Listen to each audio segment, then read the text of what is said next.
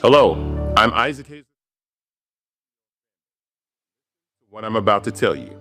The window to invest in Fanbase is closing. We've raised over $10.6 million of our $17 million goal. That means there's room for less than 6,370 people to invest in Fanbase for the average amount. The minimum to invest in Fanbase right now is $399. That makes you an owner in Fanbase today. Go to startengine.com/fanbase to invest. Why? Because current social apps have taken advantage of users for far too long, with content suppression, shadow banning, harmful racist content, and no real tools for monetization and equity. Fanbase has over 1.4 million users and counting, allowing anyone to reach all their following and monetize their content from day one. Social media is the new TV, and whoever owns the apps that distribute that content have the opportunity to own potential billion-dollar companies. While big platforms with uncertain futures are failing to serve their users, Fanbase is stepping up to fill the gap. Don't wait until it's too late. Invest now, invest for yourself and your future. Go to startengine.com/fanbase and own the next generation of social media.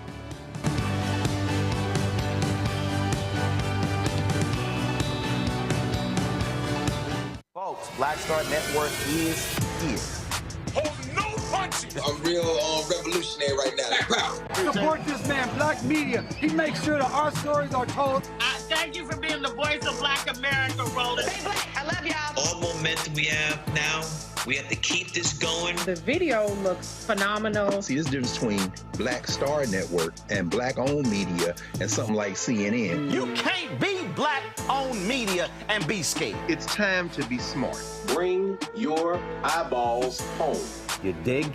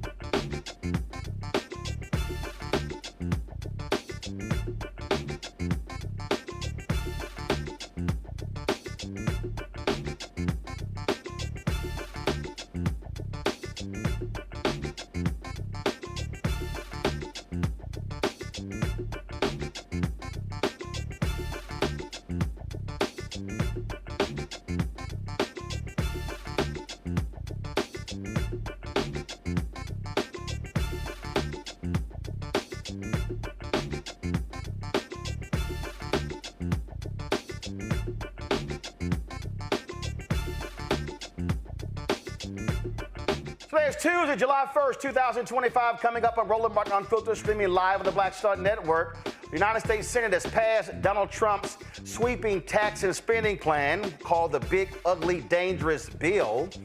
Guess what? Massive Medicaid cuts, massive cuts to food assistance, generous support for the rich and corporations. We got a lot of folks to be talking to today, including Ken Martin, who runs the Democratic National Committee. We're talking to Baltimore Mayor Brandon Scott, Ohio Congresswoman Shontel Brown, and Democratic House Leader Hakeem Jeffries. Lots for us to unpack on today's show. Folks, it's time to bring the funk on Roland Martin Unfiltered on the Black Star Network. Let's go. He's got it. Whatever the miss, he's on it. Whatever it is, he's got the scoop, the fact, the find. And when it breaks, he's right on time and it's rolling. Best believe he's knowing. Putting it down from sports to news to politics. With entertainment just for kicks, he's rolling. It's on go, y'all. It's Roland Martin, Rolling with Roland now.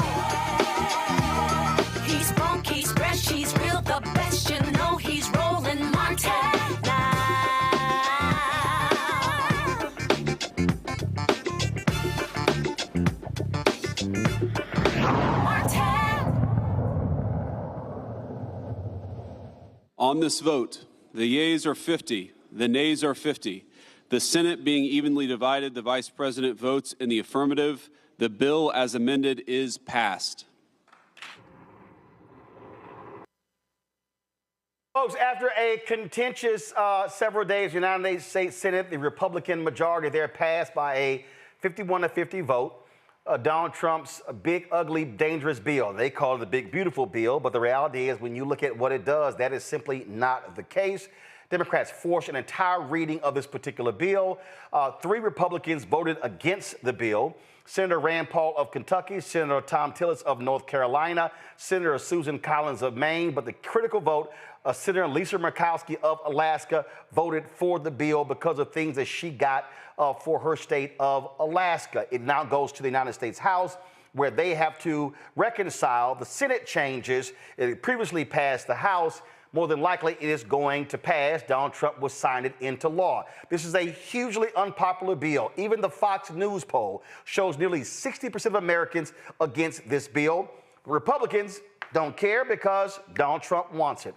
Joining us right now is Ken Martin. He is the chair of the Democratic National Committee. Glad to have you back on the show, Chairman Martin. First and foremost, it was a battle there in the Senate and now it goes to the House. But I got to ask you this here because I had a problem with this the other day.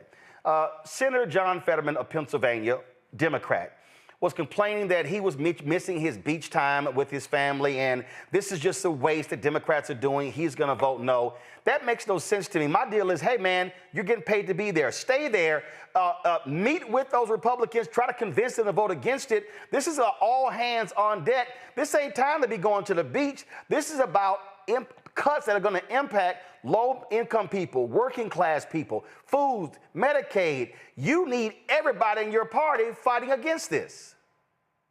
Well, absolutely. And first off, Roland, thanks for having me on tonight. And you're absolutely right. We need everyone in this fight right now at this moment. This is one of the most damaging bills that we've seen in over a half a century. As you mentioned, it's one of the most unpopular bills. But unfortunately, the damage it's going to do to communities far and wide is tremendous. And it requires every one of us to do our damn job, to show up. You know, whether you're a member of the Senate, whether you're a member of the House, whether you're elected at all, everyone right now should be rising up in unison with one voice saying what we're seeing out of Congress right now is unacceptable. And so, you know, I have no patience for Democrats who serve in any elected office right now in this moment when there are so many lives that are going to be shattered as a consequence of this big, ugly, dangerous bill, as you called it.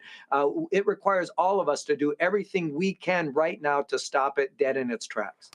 When you start breaking this thing down, Republicans keep saying, oh, no, we're not cutting Medicaid. Their own Senator Tom Tillis broke it down on the floor saying that's a lie. They are indeed cutting Medicaid. And what I don't understand, look, I'm purposely wearing this shirt right here. This is the Yellow Jackets, West Virginia State University. It's an HBCU. I was there in Charleston, West Virginia. West Virginia is one of those states where you have a lot of, I just cut to the chase, broke, illiterate, bad health, largely white conservatives. They keep voting for Republicans, voting against their interests. Places like West Virginia are going to be hurt by this bill. Alabama, where you got 2 Republican senators, they're going to be hurt by this bill. Mississippi, hurt by this bill. South Carolina, hurt by this bill. But those Republican senators don't care. They're voting for the massive tax cuts for the rich and corporations. Well, that's exactly right, Roland. And look, this is, I call it the big ugly betrayal. The reality is the Republicans have betrayed the American people. I want you to think about this as it relates to working people in this country. And we know this from the national building trades who came out opposed to this. This bill is going to cost 1.75 million jobs. This is one of the biggest job killing bills we've seen in recent memory. As it relates to seniors, they betrayed our seniors. Over a quarter of nursing homes are actually going to close because of this bill. They betrayed our children. We know that there are many children out there who rely on nutrition programs, who are starving already, who are going to starve even more because Republicans have betrayed them. They betrayed our seniors. Think about this. Over a quarter of nursing homes in this country right now, as I mentioned, are going to close down. They have betrayed the disabled in this country. 17 million people are going to be kicked off of their health insurance, off of health care. Many of those folks are disabled. They betrayed rural communities. 300 hospitals, many of them in rural communities, are going to close down, and they betrayed the Black community. 40% of the Black community receives Medicaid in some form, and they're going to be kicked off of their health care. 2/3 of births in the Black community are provided with some form of Medicaid, and of course that's going to be impacted now. So I say all of this because it has dramatic impacts all throughout this country, in rural communities and suburban communities and urban communities across the country. This is going to be a devastating bill, and that's why you see widespread opposition. It's not just Democrats who are opposed or independent voters, it's even Republican voters. This is the most unpopular bill in the history of this country, and we still have time to defeat it. If folks want to get involved right now in helping the Democratic Party defeat this bill, you can text SUMMER, SUMMER, to 43367 and join us in our efforts to organize against this destructive bill. One of the things that jumps out, I'm a firm believer in not wasting energy, not wasting time. First, before I get to that, the point that you just made there, the electricians in this country, IBEW, go to my iPad, Elise, they released their statement blasting this bill, talking about how it's going to hurt them. Same thing, you mentioned a national North America Building Trades Union. But let me just go ahead and cut to the chase here, Chairman Martin. A whole bunch of the white men in these unions, they voted for Trump. They voted for Trump because they said they were down with MAGA. And I keep making this point that, listen, Democrats are going to have some real, frank, honest conversations with white people in this country who vote against their interests. Now, as an African-American, conservatives love telling me, I don't understand, what have black people gotten from Democrats in the last 60 years? You voting against your own interests. 70% of the people who voted in the last election, white Americans. And these folks, steel workers, build trade unions, electricians, all sitting there going, Trump, Trump, Trump. Now they're crying because all of those construction jobs for clean energy, those multi-million-dollar plants that looking to build, these companies are saying, we're not going to build them now because we don't have any certainty from the federal government. So when it comes to EVs, when it comes to solar, technology created by Americans, and they keep saying, we don't want China to dominate, this is going to guarantee China to dominate. How do you tell your party, your members in the House, in the Senate, on the state level, on the county, on the city level, that they're going to have to look some folk in the eye that look like you and not me and say, why do you keep voting against your interests when we're the ones, being Democrats, who are passing the bills that actually affect their lives for the better? Well, I think you said it best. We got to be honest and have those honest conversations, because guess what? Donald Trump promised those very same voters that you're talking about that he was going to improve their lives. He was going to make their lives more affordable. It was actually going to make a difference in their communities, and he's done none of that. Actually, this bill, he is pushing forward to help his already rich friends, the richest people in this country, who are going to benefit from massive tax breaks at the expense of working people, at the expense of people who voted for Donald Trump, who thought that he actually had their best interests in mind, who thought that he would actually deliver for their families and for their communities. He's done none of that.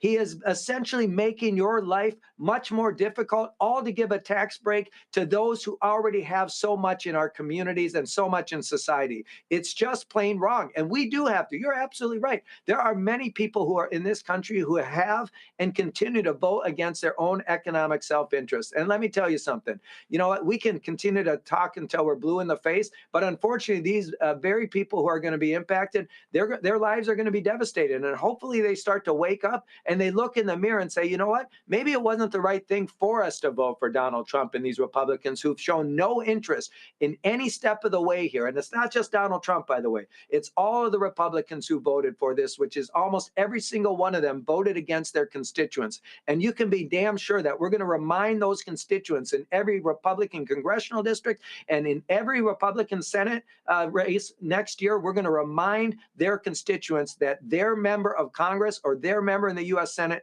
voted against them and their families. So right now, I got a couple more minutes with you. So right now, in terms of the plan, what I say to folks, it's the waste of energy right now if you're trying to call your Democratic officials. Goes to the House. You got about 12 to 17 House seats that are purple or places that Biden won.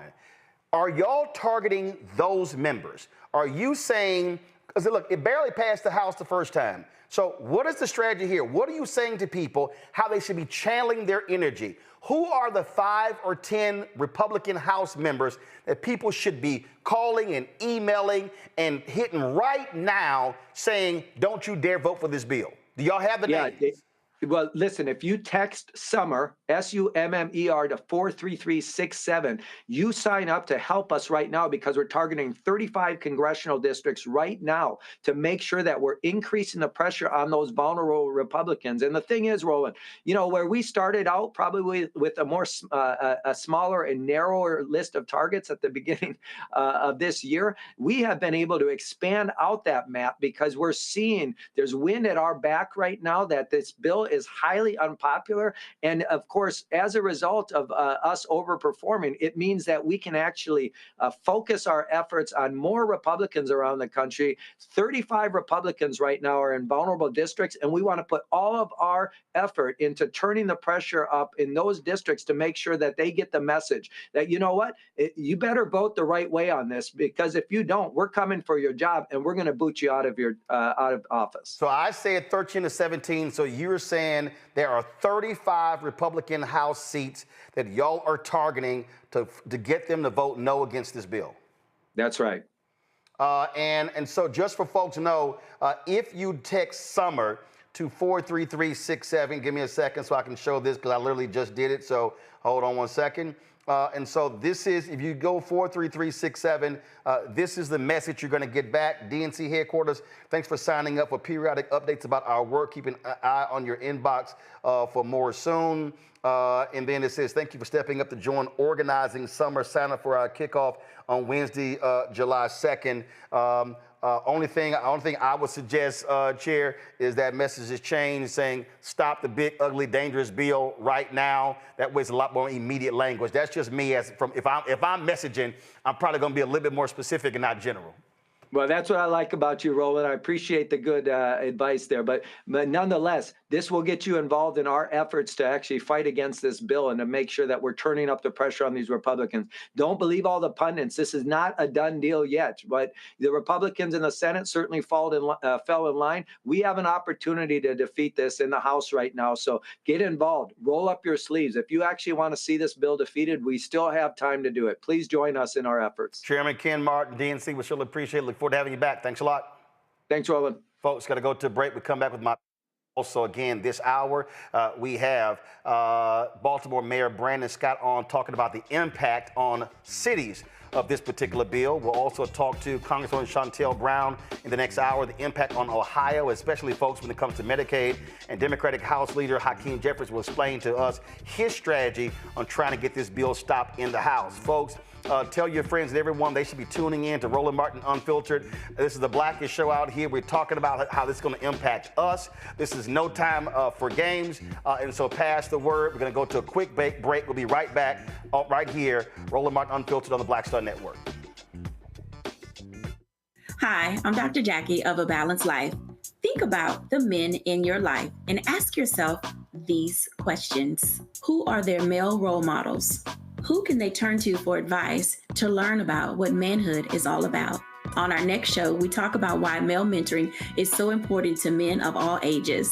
Actor Dondre Whitfield leads an all-star cast and panel to answer these and many other probing questions. A woman can't teach you how to be something that she's not. That's on the next A Balanced Life with Dr. Jackie on Black Star Network. Me, Sherry Shepard, and you know what you're watching, Roland Martin Unfiltered.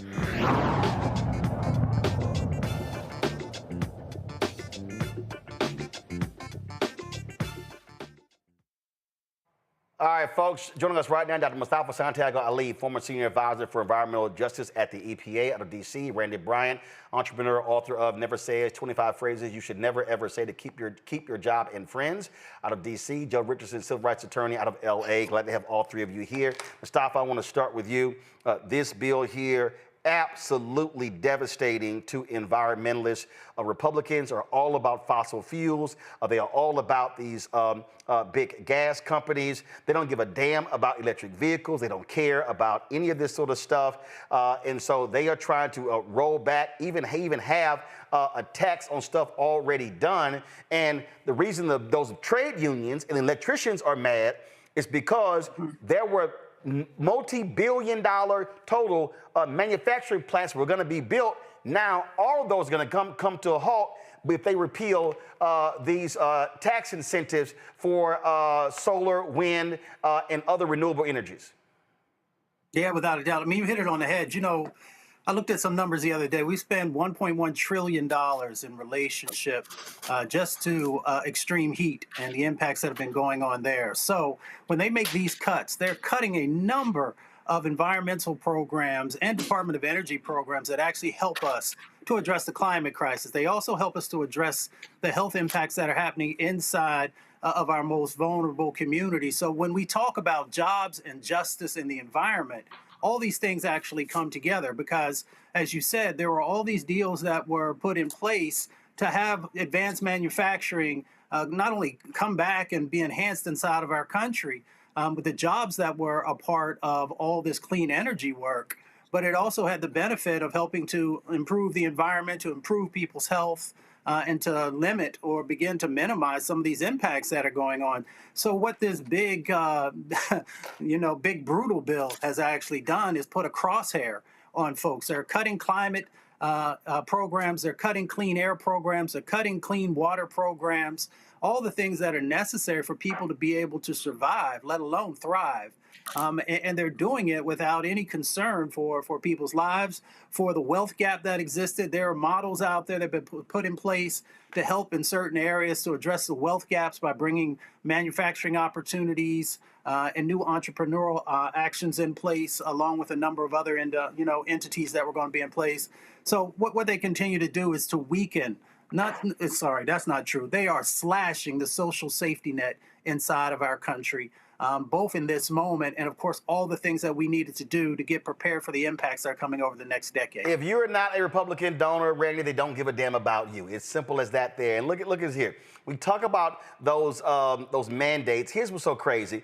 Elon Musk now is going against this bill. Elon Musk said, we should create a whole new political party and stop this whole bill. Well, guess what? We tried to tell you. You're the one who backed Trump. You're the one who spent $300 million.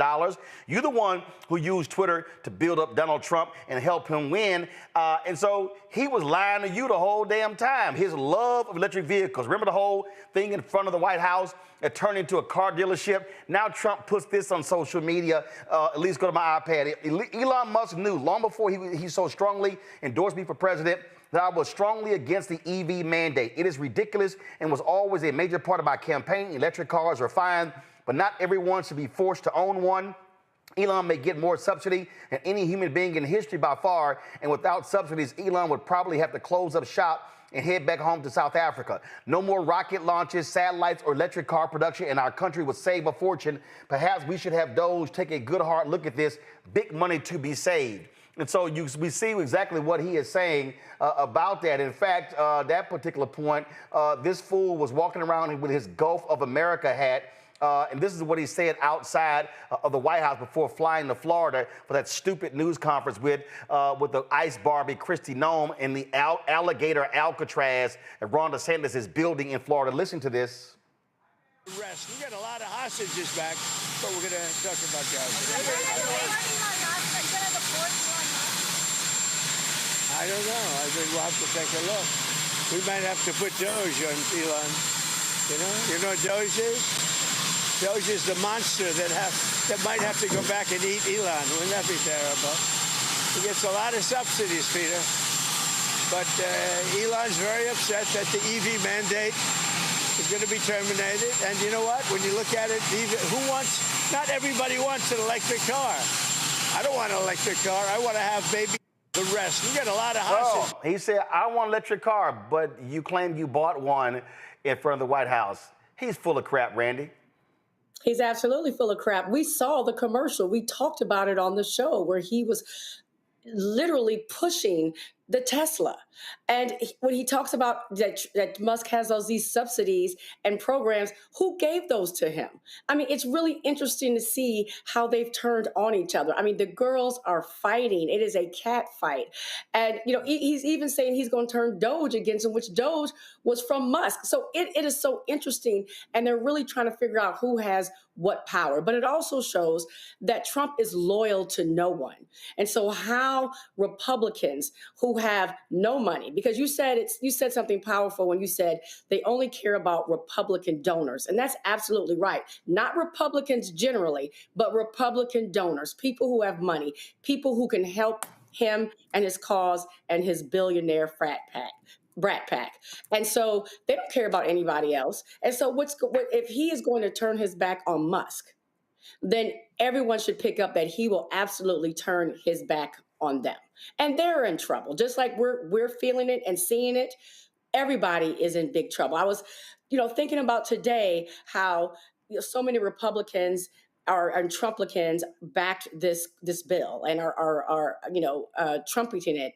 But there are more people affected by the cuts to Medicaid, more Republicans than are Democrats as a whole. But they still don't even seem to get that. They still are backing him and touting, the benefits of Trump. It's so confusing to me, the level of the lack of knowledge that these people seem to have. And it seems as if Trump is truly their daddy. If Trump says it's good, they believe it's good, and they don't need to research it whatsoever.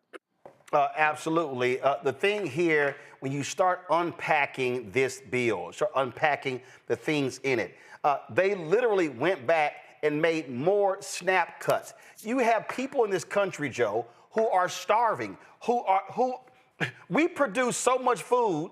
We are an obese nation, yet we have no problem letting folks starve by saying, oh no, the average $4 or $6 a day that's spent on food boxes for these folks, oh, that's just way too much. We would rather give billions in tax cuts to millionaires and billionaires. We would rather allow these companies to spend even fewer money on taxes as a result. Damn all of you people with food insecurity. Yeah, I mean, what this bill guarantees is that people on the top will continue to do well.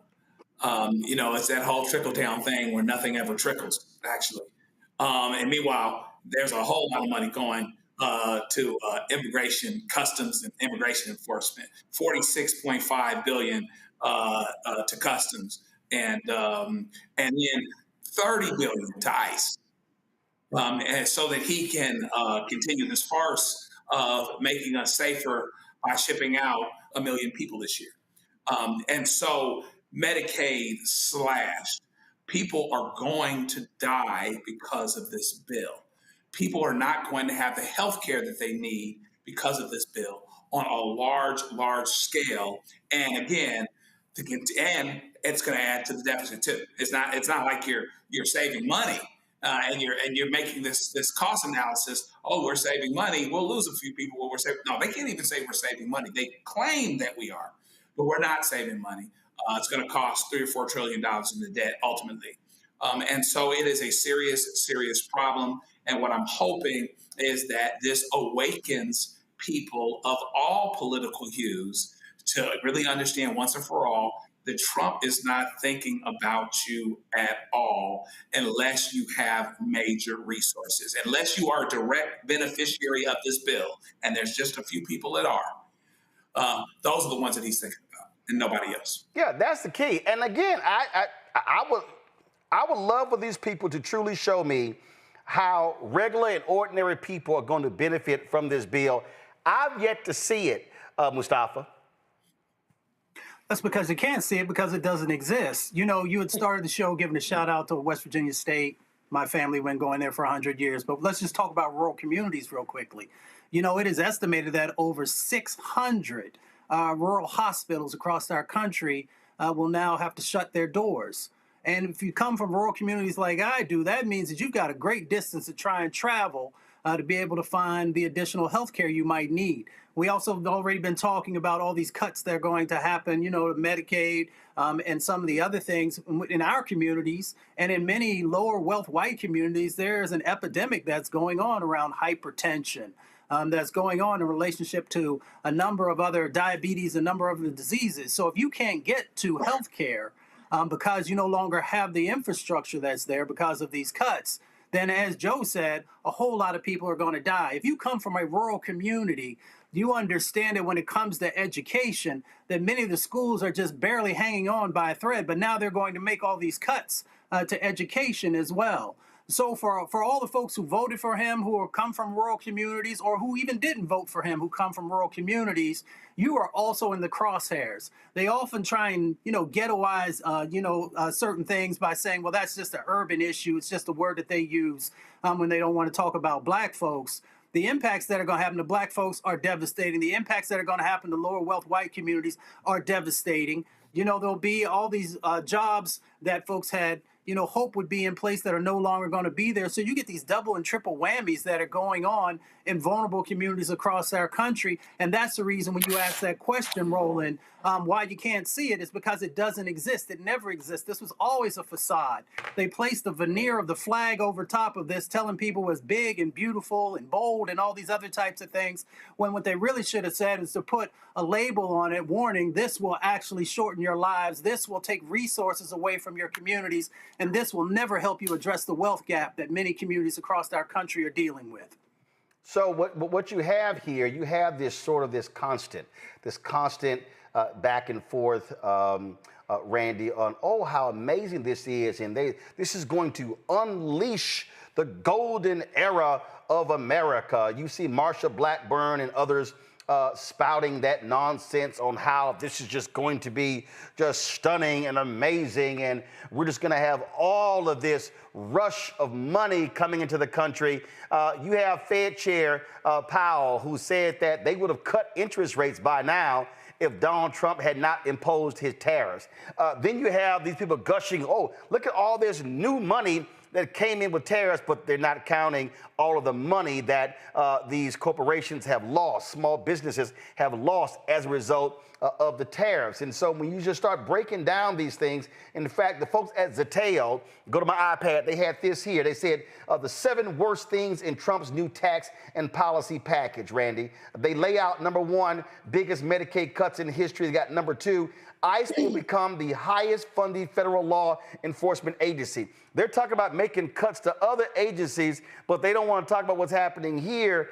And what's so crazy, when you look at the deportation numbers of Trump, Biden, and Obama deported more people in the same time span than Trump is doing, but ICE is already $1 billion over their budget. What the hell are they doing? Oh, they're kicking all this money out to bounty hunters and others who are not actual law enforcement folk. Right, and building the prisons. I mean, I don't think people understand how much money is made through these private prisons. And they want it set up that way. They want these people to make more money. ICE is not about just stopping these illegal aliens like people try to say, because like you said, he has not done more deportations than our former presidents. It's about show, but it's also about making rich people richer. And one way they do that is for the privatization of prisons and these bounty hunters. And they're also doing it to divide the country and to ensure that some people are seen as the good guys and bad guys. And so we're distracted. If you can get people to be angry about and fearful about illegal immigrants, which, calling people illegal and saying all of them are criminal, they're not paying attention to the real criminals, one of whom they put in the highest office of the United States of America, right? That's where the real criminal activity is happening. So it's very interesting to me how people are so hateful that and Trump and his people feel that hate and make us be scared of people that we should not be frightened of, and take the attention off of the people we should be afraid of. And they're just going and paying attention to these marketing efforts, like you say, saying things are going to be so great, when all they're doing is funneling money to make rich people richer. And at the end of the day, as everyone has said on this panel, people are going to die and suffer. The healthcare system already was suffering in this country, but now it is really going to hit home in a significant way. This is crazy, Joe. We've seen this before when these rural states would not expand Medicaid coverage. So check this out. This is a story from the Fox affiliate in Indiana. These 12 rural Indiana hospitals could be at risk under Trump's big, beautiful bill. This was posted just yesterday, June 30th. Now, keep in mind, the two United States senators from Indiana, Jim Banks, Todd Young, both Republicans, they voted for the bill. And look at this here. State lawmakers there are saying that rural hospitals in Indiana could be at risk due to Medicaid cuts. Now, Josh Hawley of Missouri, who was yelling and screaming about, oh my goodness, how it's going to be impacted. What did he say? Rural hospitals are going to be in bad shape. That was last week, yet he still voted for the bill. Others sent letters to Trump saying 338 U.S. hospitals will be impacted by the Medicaid reductions. And so lack of healthcare access in rural America is contributing to worse health outcomes. Now, these four senators, Ed Markey, Ron Wyden, Jeff Merkley, Charles Schumer of all Democrats, research done by the University of North Carolina, state Trump won. And so Trump doesn't give a damn, but they lay out these 12 hospitals. So Louisiana, every health system in Louisiana sent a letter to Speaker Mike Johnson saying, hey, our hospitals in Louisiana are going to be impacted, but the Republican senators and the House members don't care. This is where Democrats, you heard me say Ken Martin, they should be going all out saying, guess what? When they do this cut and the hospitals close down, they should be holding news conference in front. And every time somebody has to now travel 50, 60, 70 miles to get to a hospital and unfortunately passes away, they should simply say, Trump, you killed that woman. Speaker Johnson, you killed that man. To the Republican senator in the state, you voted, you led to that person's death. Pure and simple. We've seen it before. It's going to happen again.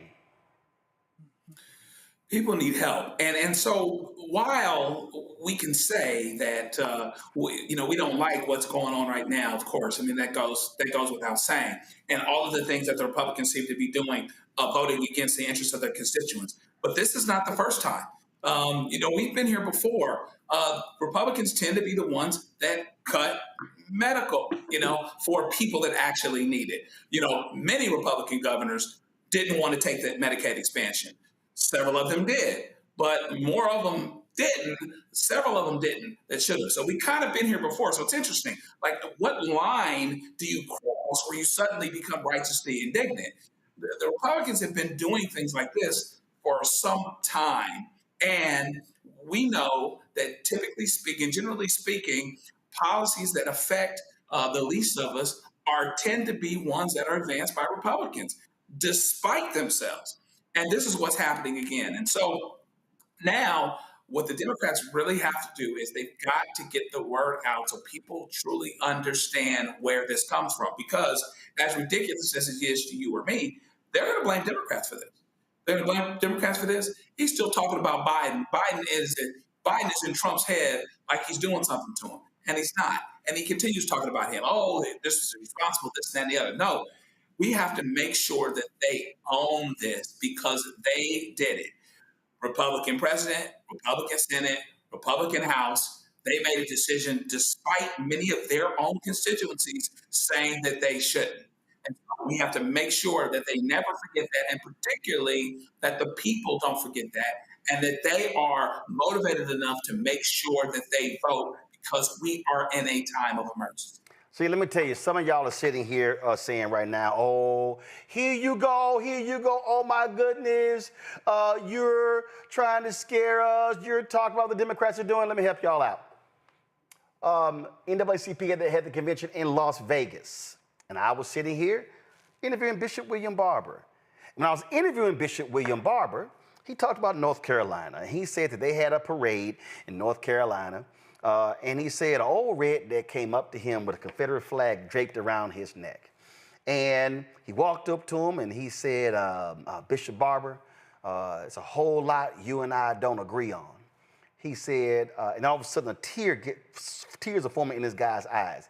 He said, but I want to thank you for fighting for our rural hospitals. He was an old redneck in North Carolina. Bishop Barber said, now, he had that Confederate flag draped around his neck. He said, now, I'm going to eventually get him to take that flag down.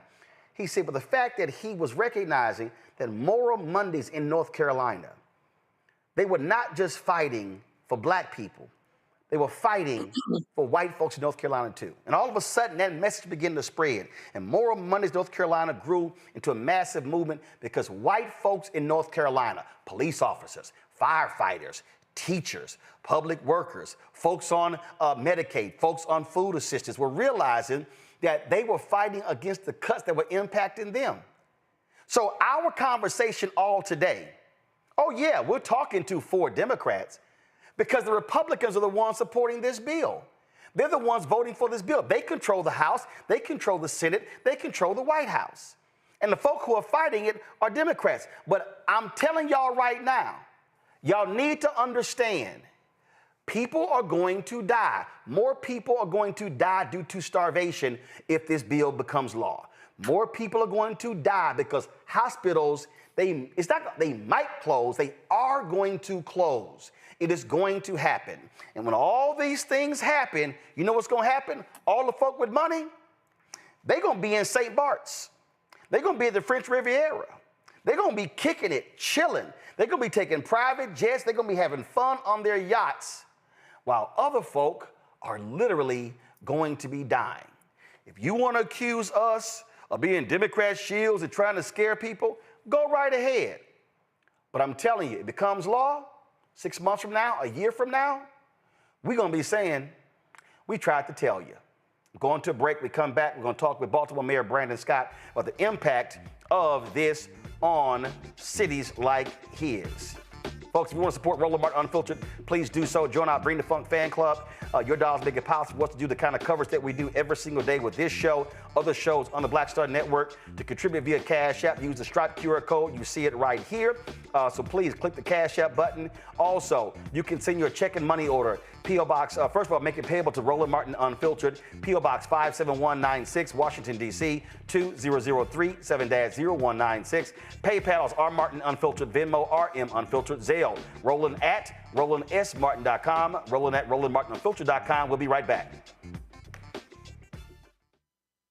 This week on the other side of change. Mass incarceration, Trump administration is doubling down on criminalization, and how it is profitable. And there's something really, really perverse about saying that we need to put people in cages in order for other people to have jobs. Like, that is not how our economy should be built. Only on the other side of change on the Black Star Network.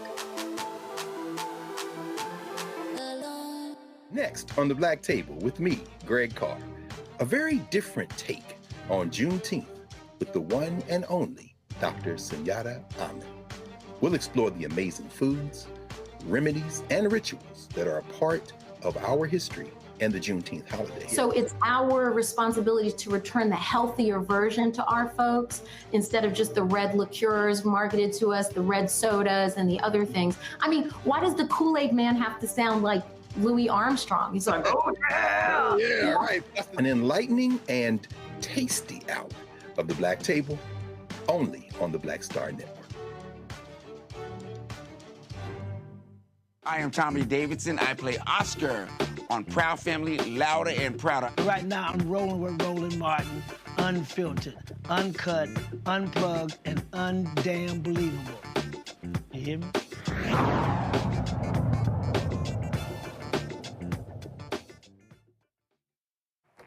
Folks, because of these cuts in this big, ugly, dangerous bill, cities are going to be impacted.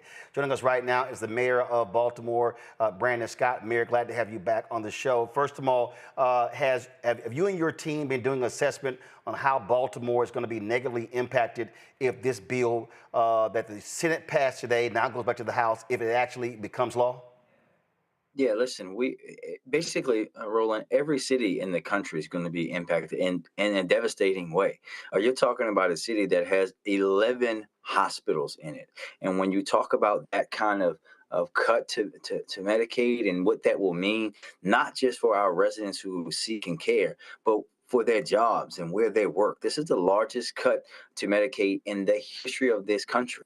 When you talk about $1.3 trillion in a cut to food and assistance and health coverage, while giving the wealthiest of the wealthy 1.3 trillion in tax breaks, you're talking about cutting people's ability off to eat and provide basic needs for their families. It's going to be a devastating thing to cities like Baltimore. And as you just said in your earlier segment, I think people need to understand how deep these cuts are and what's happening here. This isn't about right sizing the budget. This isn't about trimming the fat. This is about things that are going to literally let people die. This is about cutting the basic social service fabric of this country. Programs that have been put in place for decades. Programs, quite frankly, as you said, that benefit his base, the president's base, more than anyone else. And these things are going to be taken away. And that's on top of course, all the other pulling back of grants, pulling back of funding, challenging anything that's not kowtowed to their short, narrow-minded ways of belief. And when you talk about the public safety aspects, right? When you talk about the growth in ICE and how the other agencies are now being pulled into to do this immigration work, you're talking about something that's very dangerous for a group of people who say all the time they want to drive down crime, especially in democratic cities. You don't see them talking about that right now, because I can speak from my perspective. We have a 50-year low in violence in the city, but having federal law enforcement agents pulled off of their work that they're doing to stop gun trafficking and stop violent drug organizations, to carry out some of these deportations, is also putting people's public safety at risk. If the big hideous bill passes, it also will make it easier for people to get weapons and things that, quite frankly, they shouldn't have. This bill is big, is hideous, and is detrimental to every single fabric of American life. Absolutely. And again, when you start going through this and you start, again, looking at the various things in it, we literally are talking about the social safety net in this country. And it's utterly illogical to sit here and say, oh, yeah, folks who are in the top 1% of the country, they deserve more. And even when you look at the estate tax stuff, when you look at all of this here, then when you talk about even when they love talking about a tax on the capital gains, let's be real clear. There are people who are so rich, they live off of the capital gains because that's money that's not even being taxed. So they have the ability, I think people listen to what I'm talking about. They have the ability to go to a bank or somewhere else and live off of lines of credit because their capital gains are going to pay that off. And so they can have millions and millions of dollars that they're sitting off of and living a high life for capital gains. And then they say, well, because they're not actually paying, because they're not taking a salary. So when Elon Musk goes, my salary is zero. You can take a zero salary when your company is giving you $400 to $500 million or billions in stock and incentives. You can do that, but a lot of Americans can't, right? And you're talking about this big, hideous bill also increasing energy bills by hundreds of dollars for Americans across the country at the same time, while making it harder for them to eat and provide the things that they need for their family. Forces 1 in 4 nursing homes in this country to close its doors, right? This big, hideous bill, Roland, is unpopular with Republicans and Democrats. This is an attack on American society and democracy, and everyone should be calling it out for what it is. So like you said, people should be showing up hospitals when they close. People should be showing up at nursing homes when they close. People should be showing up when people are standing outside of food pantries and other things and saying this does not and did not have to happen. But people were cowering in fear, especially on the Republican side, in fear, doing something that they knew would hurt the people that they were elected to work for and to protect and to lift up, simply because they're scared of the president and the folks around them. A few more questions, and actually, but I'm gonna say that. Let me go to my panel with them and ask some questions. Randy Brown, you first. First of all, brother, I just want to congratulate you on all that you have accomplished in Baltimore. I was reading today about, the decrease in homicides. What did you say, a 50-year low? 50. That is ever. So This is the congratulations on that. lowest 6 months on record in homicides in the city's history. So what can you do? I mean, when you have something like this happening, what can you do to prepare to protect Baltimore? And so the impact isn't as great. Yeah, I think that, listen, we obviously here in Maryland, we also have our fabulous state government led by our fabulous Governor Moore. All of us, we have to do everything that we can to fill gaps. But if we're going to be honest, and I think this is the conversation that I had with my council before they passed my budget, and I had with my residents, that if this bill passes and goes into law, there will be things that will be very devastating to the city of Baltimore. Because no city, we have to be frank and honest, no city and no state can fill all of those gaps. That means that we're going to have to dig into our rainy day funds in some instances. That means that we're going to have to make tough decisions about programs and things that we are doing or things that we wanted to start that we might have to reset and level set to try to help fill some basic things for our residents. But this is the conversation that every mayor is having around the country. And obviously for us, when there are things that we know are direct attacks on us and things that we can do, we are not afraid to take that to court and fight it there as well. Thank you. Joe? Appreciate you, Mayor. Congratulations on the things that you are doing, very similar to other mayors, including the mayor of Chicago, whose crime is down, and people don't talk about that enough.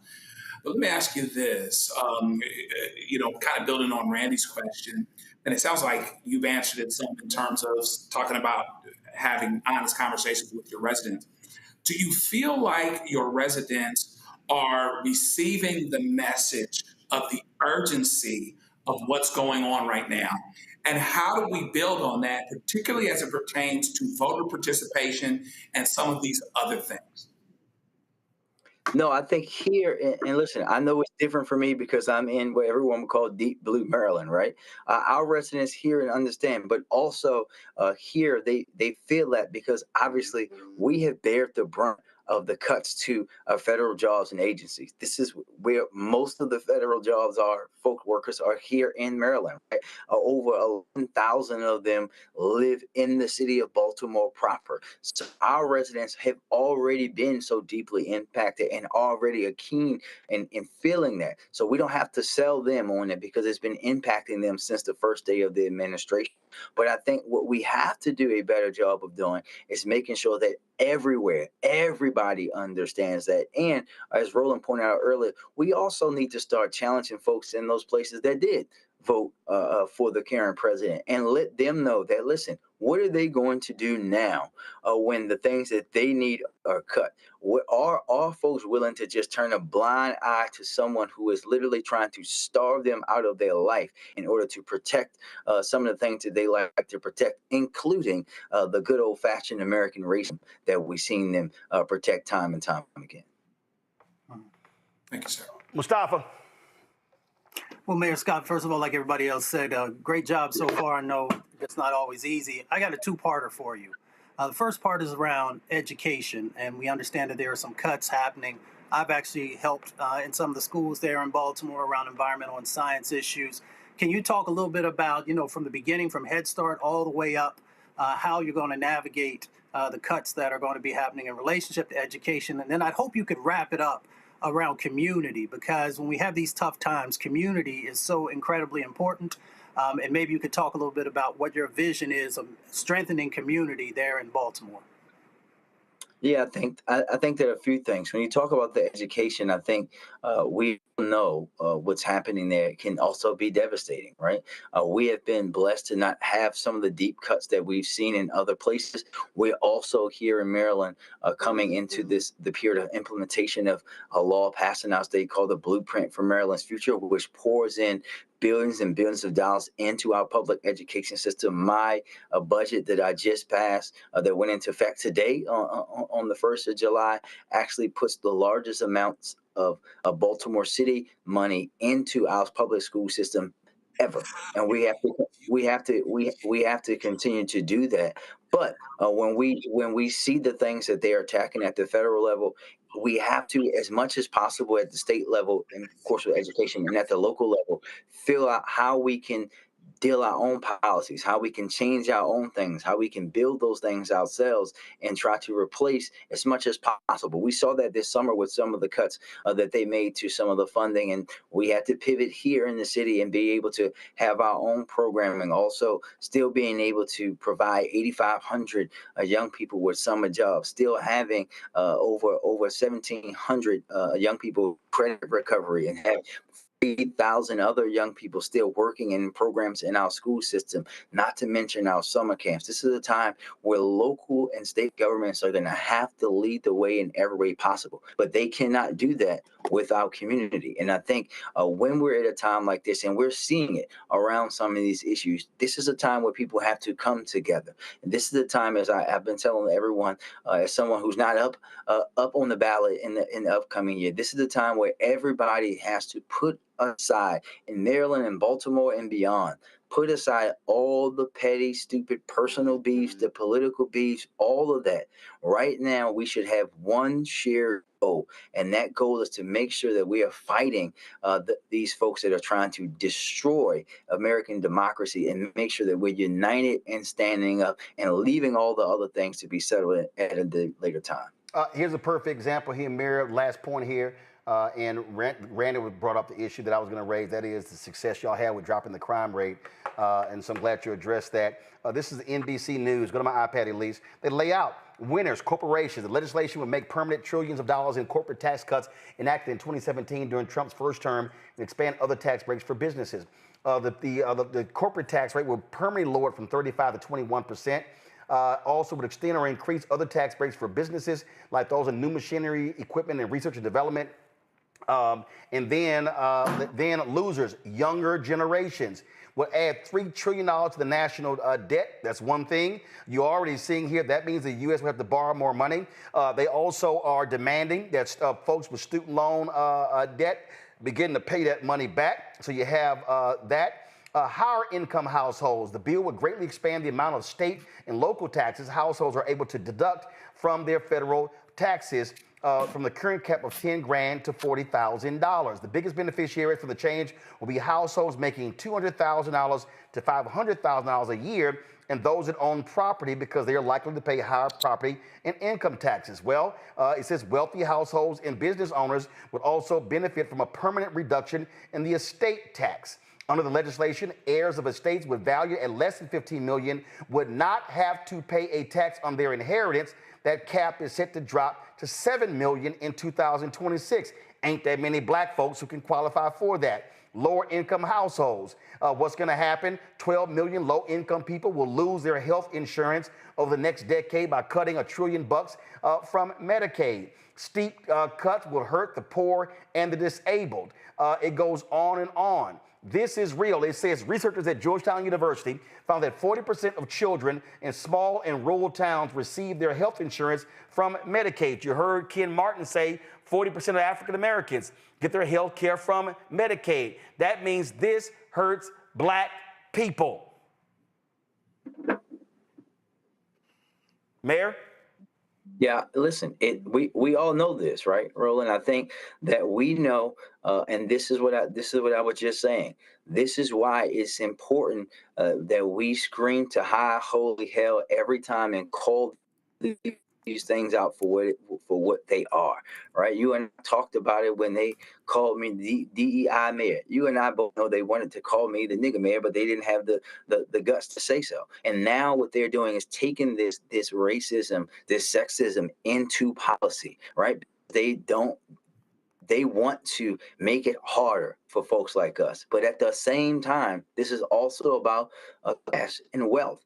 And for those, especially those poor white folks who voted for this, they are the ones should they be screaming the loudest, because you and I both know this is going to impact them just as much as, if not even more, in numbers on certain of these things. And I think that we have to continue to call that out as well and put pressure on those folks, to put pressure on their representatives who are spitting in their face every single day that they support this nonsense, that they support this big hideous bill that they're trying to pass. We are talking about allowing them to allow the most wealthy folks in the country who do not need all this extra money to have even more, while taking and cutting people who are literally struggling to eat, cutting their ability to do so. That is the most reprehensible thing that you should ever have seen from a government.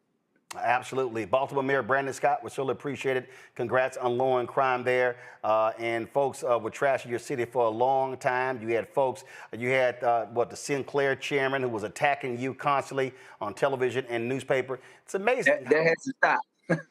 Well, has to stop, but it's amazing how quiet they are about the one thing they claimed was bad, and now all of a sudden they quiet about that, so they're trying to find something else. Listen, we're going to keep working, right? This is, and I didn't say thank you, because for us, it isn't anything to be congratulated on yet. We have a lot more work to go, and myself, everybody that has worked, from my violence intervention workers, from our police department, from everyone, our attorney general in Maryland, our state attorney, everyone, our communities play a part in this, and we're going to continue to work and ignore the noise, because we have shown that we can do it a different way. Real quick, I just remembered, tell me real quickly your plan for housing, because you're trying to take dilapidated housing and now convert that, because that is a fundamental problem in this country, affordable housing. Yeah, we've had a vacant problem in all of my lifetime, right? For 20 years, they've been stuck at 16,000 vacant properties. And now we've worked and have a very unique way, $3 billion plan to eliminate vacants over the next 15 years in the city. We now have them less than 13,000 for the first time in my lifetime. And through that program, we're actually using a TIF, a tax break that we used to use to build high income housing. We're using that to attack the vacants and have our state support as well. And we're going to work together as a team, the state, the community, the business community, to end this problem over the next 15 years. All right, Mayor Scott, we appreciate it. Thanks a lot. Thank you. Folks, going to a break. We come back. We're going to go live to Capitol Hill, where the Rules Committee is involved. We were going to talk to Congresswoman Shontel Brown, but she's introducing an amendment to deal with SNAP benefits. We'll show you that live. Plus, we'll hear from Democratic leader Hakeem Jeffries right here on Roland Martin Unfiltered on the Black Star Network. Back in a moment.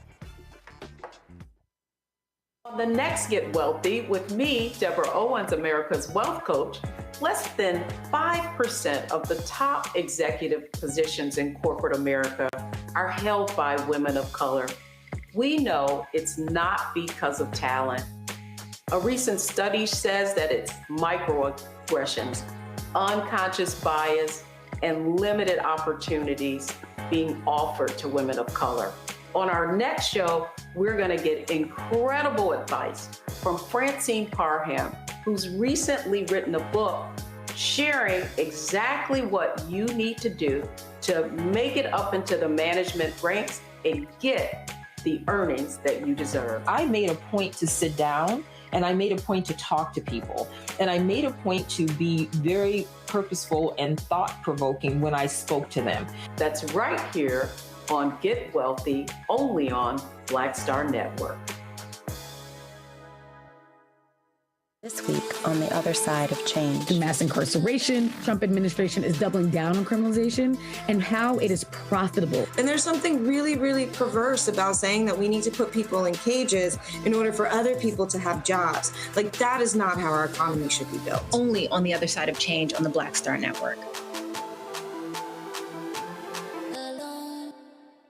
Farquhar, executive producer of Proud Family. Bruce Smith, creator and executive producer of The Proud Family, Louder and Prouder. And you're watching Roland Martin Unfiltered.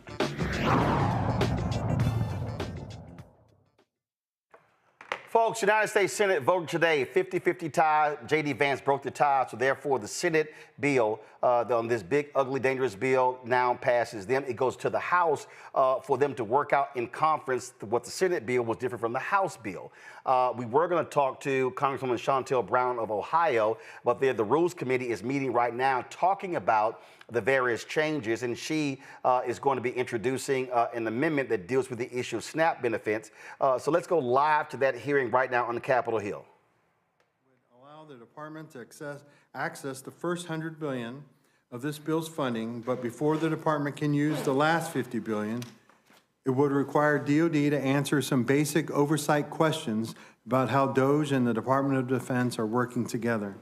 Up to this point, our questions to the department have yielded unsubstantial or non-existent answers, and the administration seems unable to explain the role of DOJ in the Department of Defense.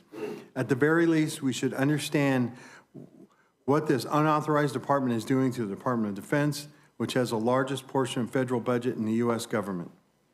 Finally, my last amendment points out what we all know, that nobody wants this bill. My amendment would revise the short title of the bill to the Nobody Wants This Act. On June 30th, ABC News reported on a poll of the big ugly bill that found the majority of voters opposing this legislation. Fox News conducted a poll of registered voters in mid-June, where a majority of voters, 59% to be exact, said they oppose this bill. Specifically, Fox News reported by a 21-point margin, voters oppose the federal budget legislation passed by the House of Representatives that the president calls the One Big Beautiful Bill. About half think this bill would hurt their families.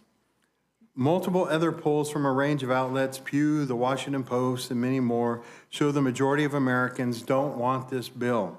Republicans in Congress don't want this bill. Nobody wants this bill. I would hope that my amendment would help my Republican colleagues see that fact. With that, thank you, and I yield back. Thank you, Mr. Cisneros.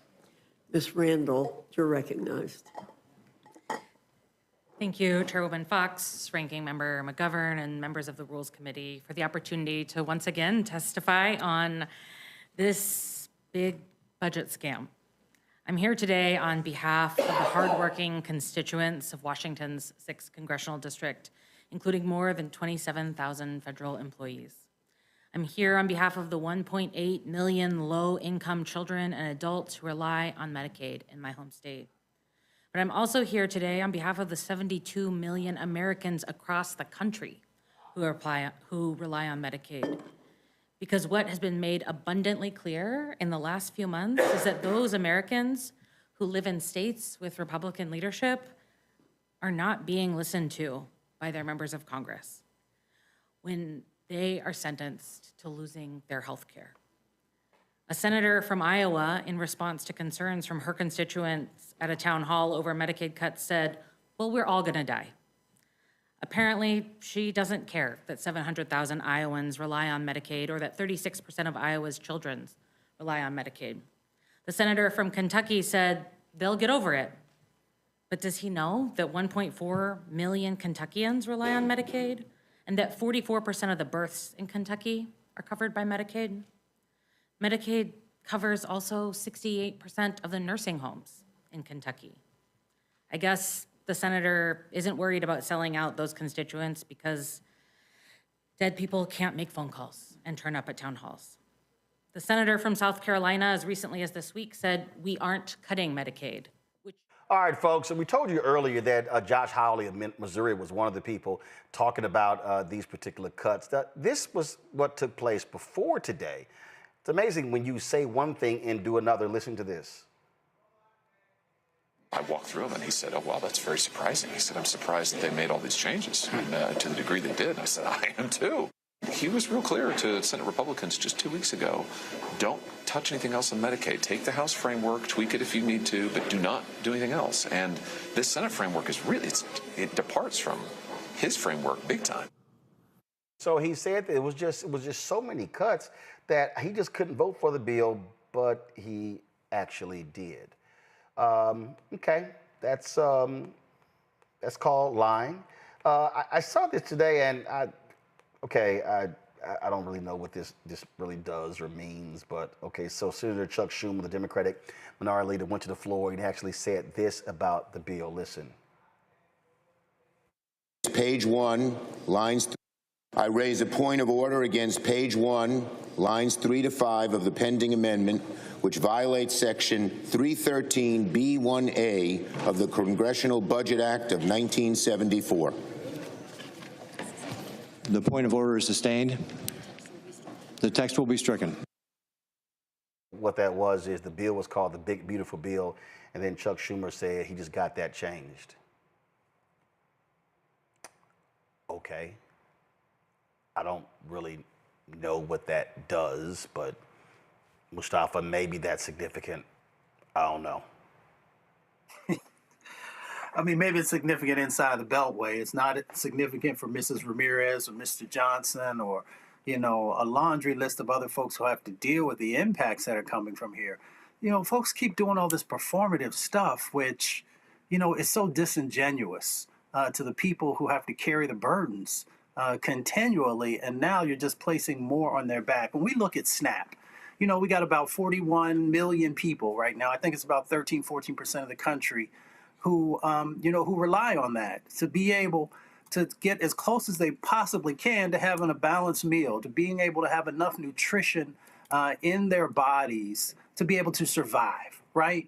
So when I see that particular action with that clip, for me, that talks about a survival mentality. And we've got too many politicians who are willing to go to the lowest possible denominator, and that's where they operate from. Where people who are in community are tired of just surviving. A great person once said, "I'm sick and tired of being sick and tired." And we have to change the paradigm. The paradigm for politicians, for everyone who votes, has to be on thriving. We should demand from our politicians the types of things that we need to be able to not just deal with the basic amenities, right? Basic amenities, air, clean water, access to food, access to housing. But you can't even get these politicians to do those types of things. And it doesn't matter if they're Democrats or Republicans or independents. I throw everybody in there until you show me something different. Until you show me that you're actually willing to stand up and fight. And that's what people are looking for.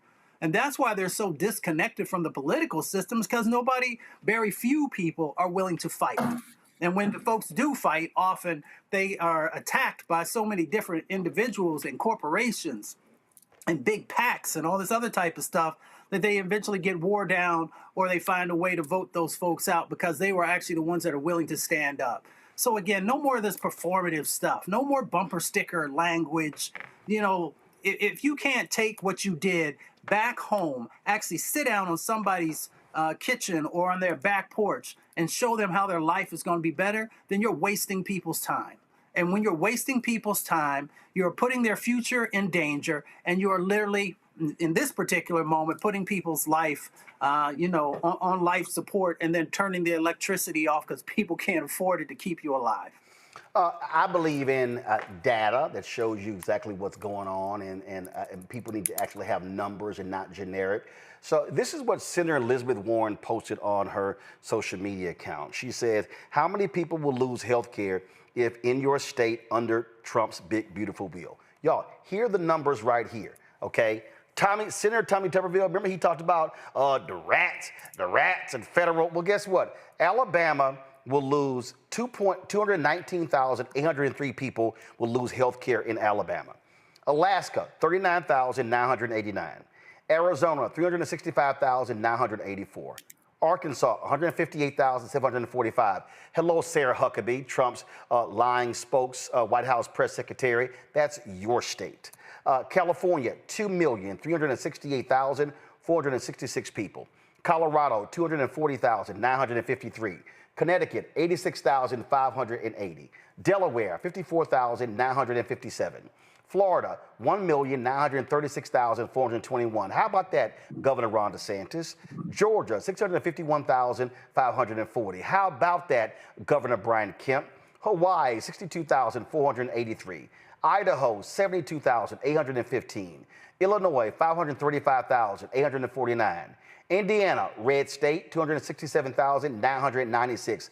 Iowa, red state, 113,979. Kansas, red state, 92,937. Kentucky, Democratic governor, red state, 184,526. Louisiana, MAGA Governor Jeff Landry, red state, 267,550. Maine, 61,488. Maryland, 245,929. Massachusetts, 326,262. Michigan, 453,101. Minnesota, 173,268. Mississippi, 153,910. Missouri, 265,298. Mississippi, Missouri, 2 red states. Montana, red state, 55,981. Nebraska, red state, 78,275. Then we go to the next one. We go to Nevada, 114,500. New Hampshire, 46,388. New Jersey, 363,330. New Mexico, 111,997. New York, 1,019,121. North Carolina, y'all voted for Trump, 651,982. North Dakota, red state, 24,488. Ohio, red state, 489,815. Oklahoma, red state, 211,794. Oregon, 198,089. Pennsylvania, y'all voted for Trump, 483,868. Rhode Island, 47,359. South Carolina, red state, 285,857. South Dakota, red state, 33,838. Tennessee, red state, 310,056. Texas, red state, 1,671,965 people. Utah, red state, 188,494. Vermont, 35,242. Virginia, Republican governor, 322,984. Washington State, 328,695. West Virginia, red state, 82,225. Wisconsin, y'all voted for Trump, 276,175. Wyoming, red state, 20,407. That's 17 million lives Republicans are putting at risk. How in the world can we talk about this country having the greatest healthcare system in the world, and we literally are taking healthcare from people because we want to give corporations more tax breaks? How can we say how great we are, how wonderful we are, when we literally are saying to people who make $200,000 to $500,000, oh, we're going to hook you up with more tax breaks? I need people to understand when we talk about how much people truly make in this country. Because I think a lot of people are absolutely confused when we talk about how much people make. And people walk around in this sort of Instagram world where they think, oh my God, I mean, I think just the average person walking around is making $100,000. Y'all see all them videos, folks talking about who they should date. Like, I ain't dating no man unless he making $100,000, $200,000, $300,000. Well, let me help y'all out. This is according to the United States Census. In 2023, this says income in the United States, all right? This is the United States Census. This is the highlights right here. The real median household income in the United States is $80,610. That's the median household income, means mother, father, and likely 2 kids. That's the median household income. It increased by 5.4% for white households. It increased 5.7% for non-Hispanic white households. There was no significant change in the median incomes for Black, Asian, and Hispanic households. Y'all, $80,610. That means if you ain't making $200,000 to $500,000, that tax break don't impact you. Oh, by the way, the SALT deduction, that's for homeowners. Black home ownership has never been 50%. So if you renting, you don't get that. You don't get that. See, these are the real numbers I'm talking about, Randy, when we start talking about these bills and how and who they impact and regular, ordinary people. So I'm not interested in having a whole bunch of talking heads just sitting here chattering. No, this is real life. We already see people having to spend so much money on food and gas. I'm going to play a clip in a second. Trump was lying today about how all these things have dropped, still lying. And they want to sit here and say, yo, if you are making 200, and 400 and 500,000, ooh, America's great for you. And while they wearing red hats, everybody else should be wearing black hats because it's going to be thunderstorm, cloudy days in their houses. Right. You know, we seem to like reality TV so much. We need to get real about our own lives. I agree with you that social media has warped our perception of how most people are living and made us feel as if we are, should be living a certain way.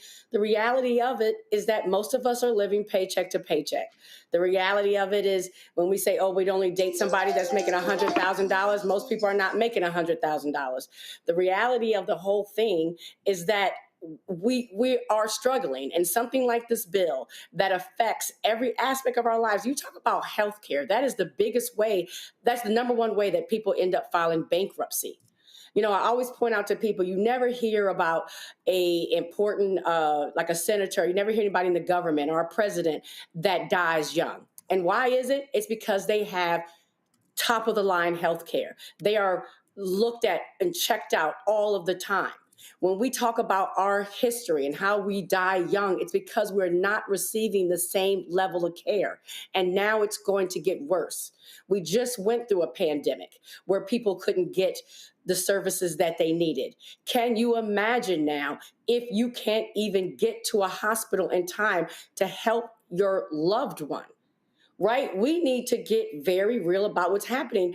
And what has been someone needs to do a psychological study on white people thinking that privilege equals money. You can have white privilege, and you do, right? If you live in America, that your race does not cause you certain issues, but it does not mean that you have more money. And so you have these broke white people who are making at or below the poverty level, and they keep voting against themselves because you have a president who has divided the company and made these people think that white is one way and everybody else is bad and poor and broke and criminals and illegals and all the words that he uses all of the time, and makes them think because they're white, they're right. And they're going to be white and sick, white and broke, white and dying.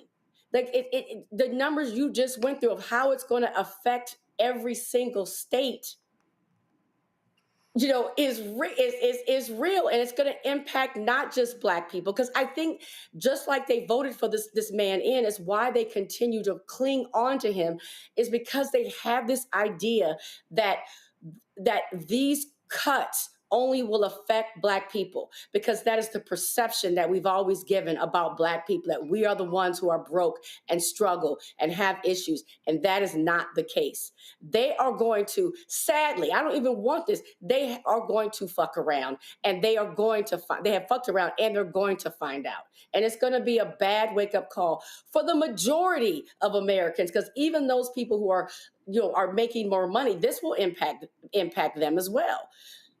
It's sad. It really is sad. And people need, they hate the word woke, but some of these people need to wake up. I mean, Joe, when you start walking through this, and again, you want things done that are going to be beneficial and help people. That's what you want to do. What you don't want is to sit here and deal with this thing. This guy sit here I mean, this is the kind of thing I'm talking about. Give me a second. When you talk about broken systems in this country, I literally, this guy, I just saw this tweet. Give me 1 second. Let me pull this up for y'all. Now, you tell me how regular, ordinary person is supposed to deal with this here. This man, Matt Van Swole, just posted, in March, my wife went to the hospital for stomach pain. They did a CT scan of her abdomen that came back negative. The bill was $9,117.42. Now, first of all, he goes, but apparently if you're an illegal alien, this is free. The system is broken. Well, Matt, you don't know what the hell you're talking about. Because see, what Matt doesn't see, that's one of these MAGA folk. That's one of these MAGA folk. Right. See, but I want people to understand why I'm exposing this. See, Matt, first of all, this was also hilarious. I'm sitting here looking at his timeline. Y'all can go ahead and pull it. He's a former nuclear scientist for the U.S. Department of Energy, ex-photographer for Apple, United Airlines, and Hyatt. Okay, so all Matt is doing is tweeting about free health care for illegal aliens, all this sort of stuff, and look at this here. Look at this. Then he's criticizing a pride parade. He's sitting called Tom Tillis is the word. Now here's what's hilarious. He's ripping. Look at this here. Tom Tillis is the worst senator. Dude barely visited us in Western North Carolina after Hurricane Helene. You do know Trump refused y'all more resources for the hurricane. He hasn't done jack shit for recovery of the area. Tom Tillis has to go. But you MAGA and you supported Trump, who ain't sending y'all no money. He goes, I'm new to the conservative movement, but have the GOP always been this lazy and ineffective? So y'all, he's laying all this thing out. He's posting about how great ICE is. Let me explain something to y'all right now.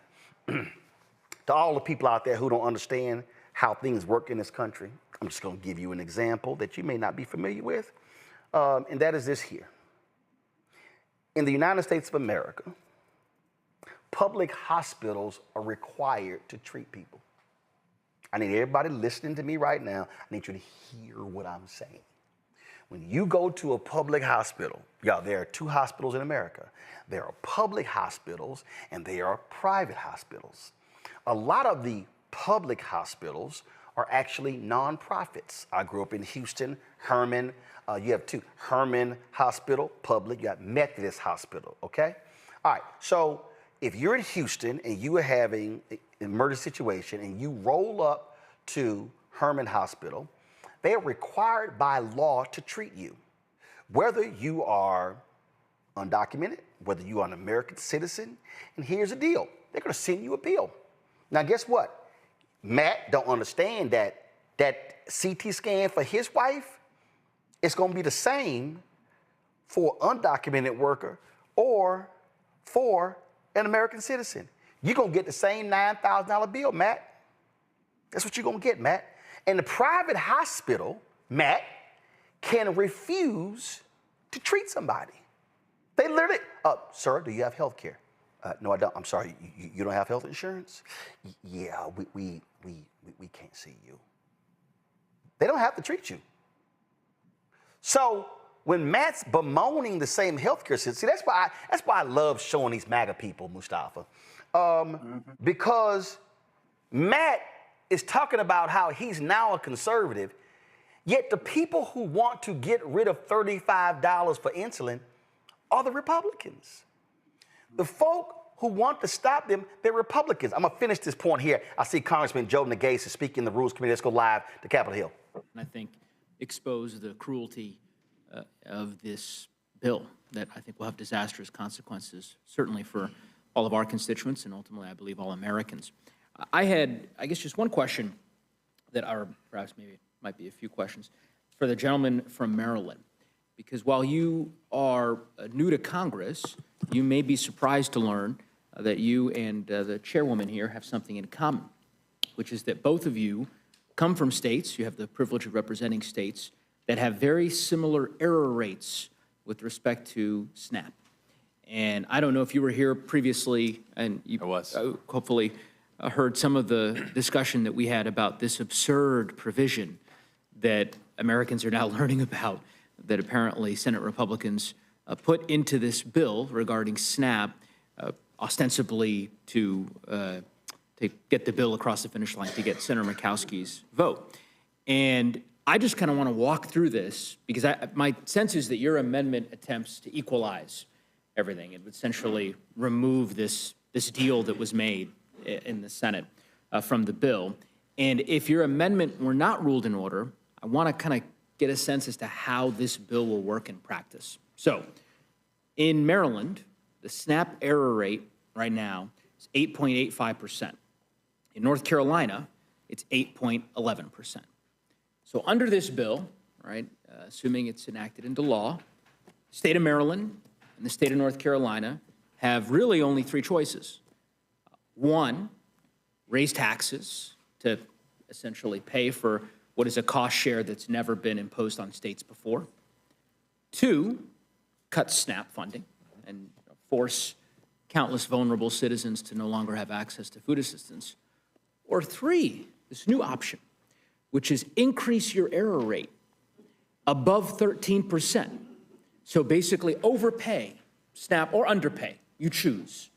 But make sure that your program is not working appropriately. And if you can get to 13%, you can join the 10 states that have such poor error rates that they're exempted from any kind of cost share for 4 years, including the state of Georgia, Mr. Scott. Actually, only a Democrat state would actually intentionally increase their error rates. A Republican state would work to reduce them. Well, that's fascinating. If that's the case. That's not an option you mentioned. Well, if that's the case, and I didn't yield to the gentleman, but in any event. But you did forget that one. I hear you. I will simply say this. If that's the case, then you could just remove them entirely. Why include these 10 states as part of this deal if apparently Republican states are so committed to reducing the error rate on their own volition? Why don't you have that cost share start tomorrow? Clearly, that's not the case. Clearly, Republicans in the U.S. Senate. What was that? I'd be fine with the. Then you should vote against the bill. You have an opportunity tomorrow to make that clear. Well, that's unfortunately, I assume that that'll be fine for the people of Georgia because, as I said, they're exempted from this, so they don't have to worry about that. But the people of North Carolina do, as do the people of Maryland. So I don't know if the gentleman wants to I thank you for the question, Mr. Neguse, and that's why we are offering this amendment. We are offering the chair and her colleagues the opportunity to not penalize the great citizens of North Carolina, to not penalize the residents of Maryland. We can create an even playing field where all states are in the same space as it relates to SNAP, where all states have the opportunity to work towards improving our error rates and not being penalized and, in fact, incentivized to go in the opposite direction. I think that is a terrible thing to be incentivizing. I thought your conversation with Mr. Roy earlier was very instructive when he agreed. And again, I'll enter in the record as well from earlier. I want to enter in the record that there's one time that I'm agreeing with Mr. Roy as well, that this is not sound policy. This will hurt our states. And so I would encourage this committee to both vote for the amendments. I don't know how you rule it in order if you're advancing a bill that already has these requirements in it.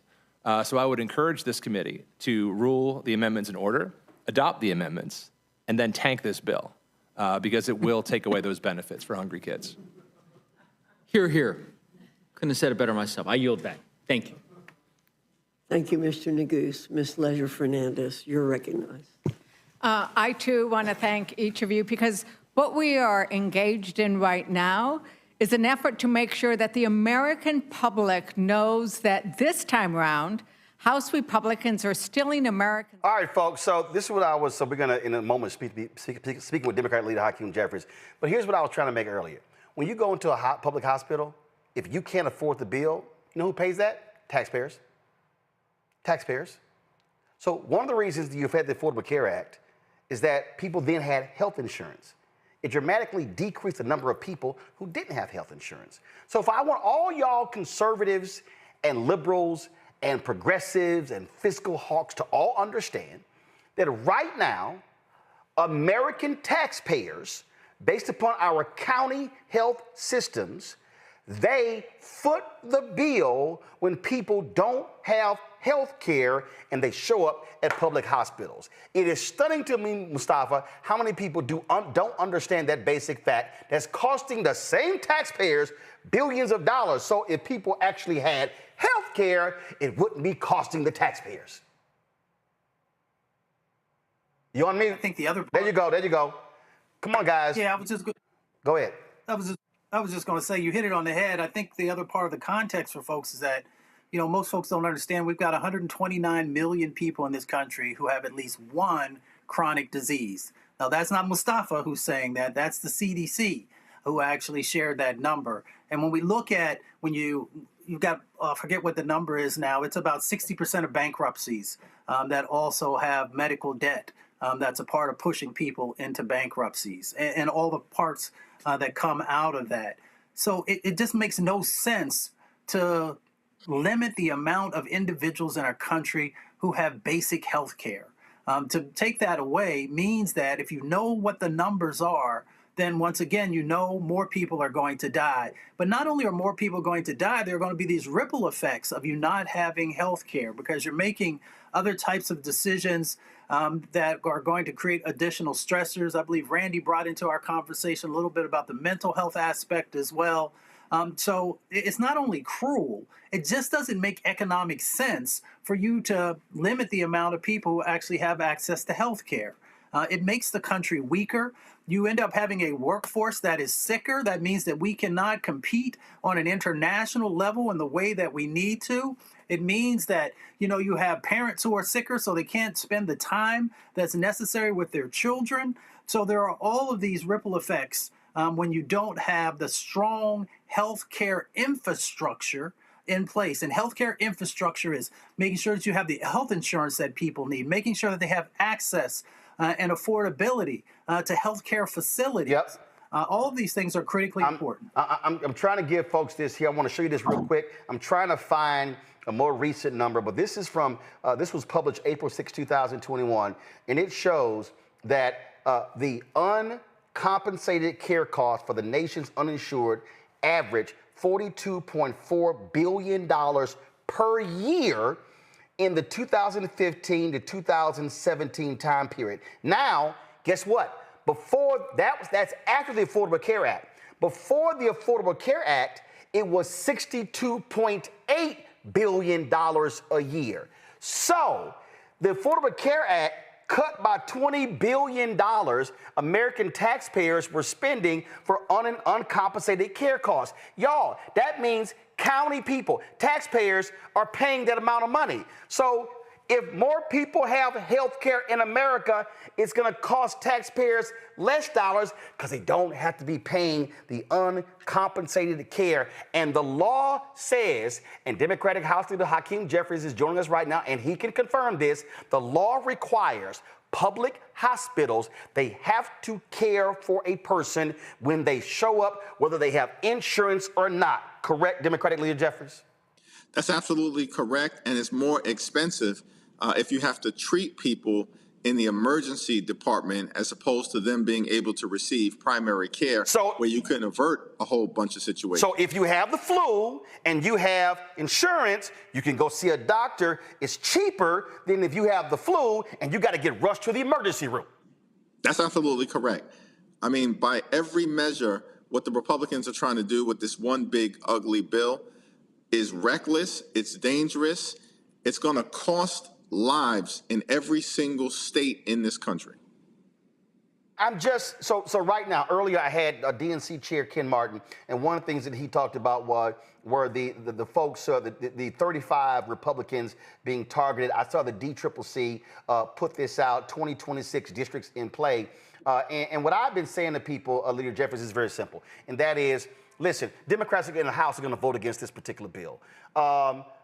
Is your strategy to target, folks, come on, go to my iPad. Is your strategy to target, tell people to call these individuals and say, you need to vote against this bill or you're going to pay the price at the ballot box in 2026 because this bill can die in the House if you get, how many people, what, 5 Republicans to vote against it or 6? What's the number?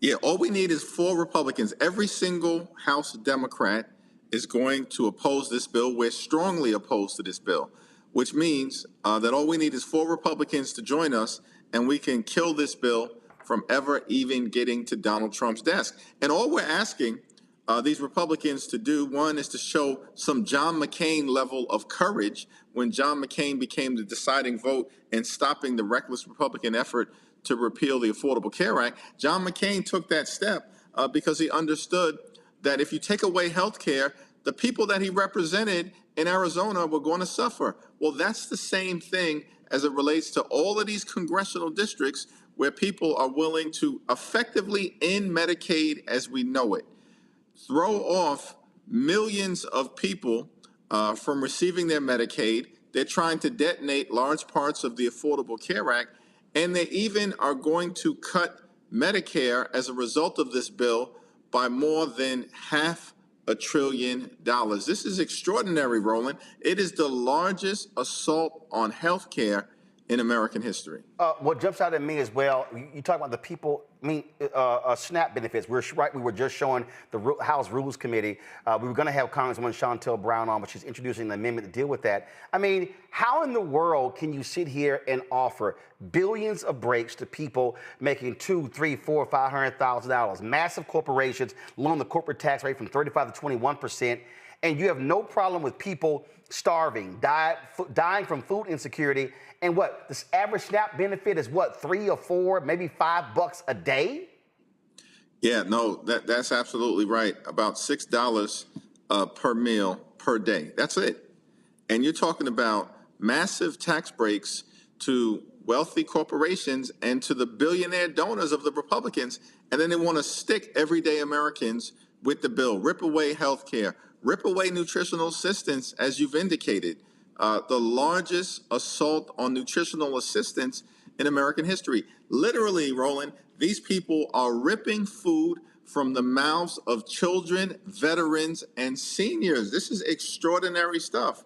And so we're going to continue to keep the pressure on these extreme MAGA Republicans in the House. The problem is that what we've seen all year is that when Donald Trump says jump, they just ask the question, how high? These people aren't functioning as they should, consistent with the Constitution, a separate and co-equal branch of government, looking out for the people that they're supposed to represent. They basically have been rubber stamps for Donald Trump's extreme agenda. So what are you saying to your caucus? What are you asking people to do? Because the reality is, yes, it passed the House, it went to the Senate, and they have to now reconcile. This bill is not guaranteed it will get passed. Will it likely get passed? I personally think Republicans are going to bend their knee, but the reality is the bill can be stopped. You don't have to have these massive cuts to hurt people. What do you want the people? We've got nearly 6,000 people watching live right now, just on YouTube, more on Facebook and our app. People are listening. What do you want people to do right now? They cannot wait. There's still time. Yeah, absolutely. You just got to make sure that you reach out to your member of the House of Representatives to share your perspectives as to whether you want health care to be cut for millions of Americans. Do you want food assistance to be cut? Or would you rather see massive tax breaks go to their billionaire donors and their wealthy and well-off corporations while everyday Americans are actually going to get hurt? The voice of the people needs to be heard.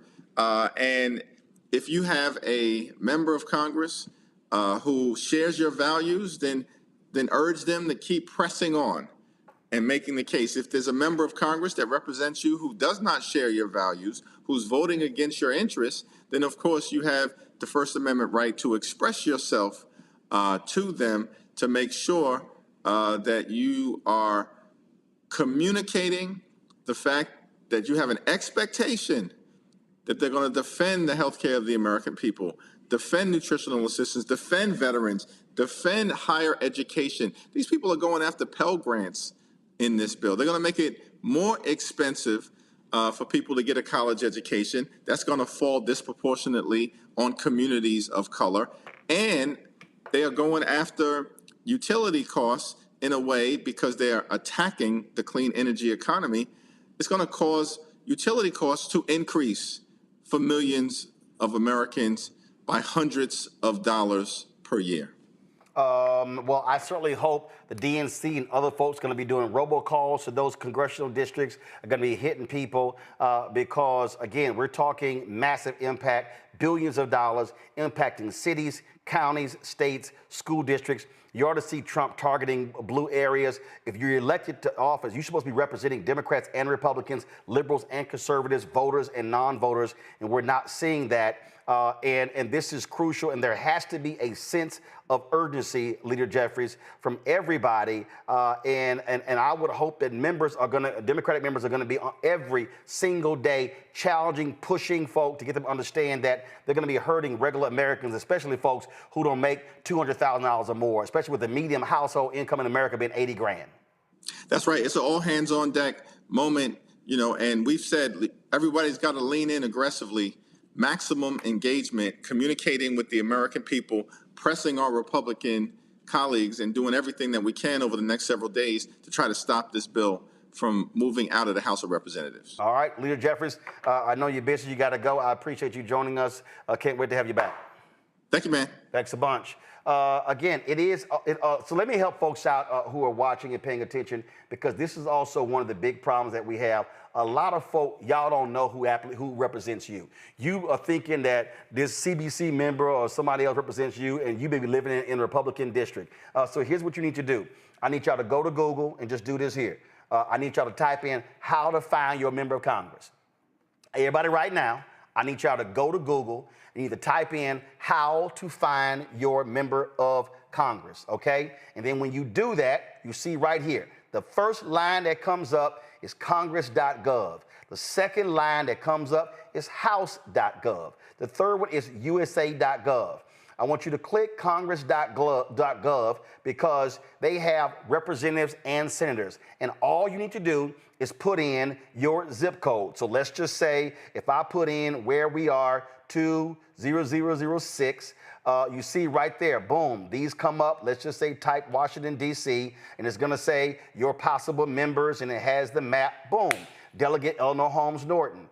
If I sit here and go back, and then I click this here, and I type in, let's say I grew up in 77029 in Houston. That's where I grew up in Clinton Park. So you see right there, it says 77029 Clinton Park, Tri-Community, Jacinto City, Texas. That's where I grew up in Houston. When I type that in, it's gonna pop up, oh, boom. Here are the two state senators, John Cornyn, Ted Cruz, and the representative is Sylvia Garcia, Democrat from Texas. And so I need everybody who's watching us right now to do that. That way you know exactly who represents you. That is critically important because now you know who to call. Some of y'all might be living in a congressional district represented by a Republican and you're a constituent. So when you call, you should say, I'm calling your congressional office in DC or local. I'm a constituent.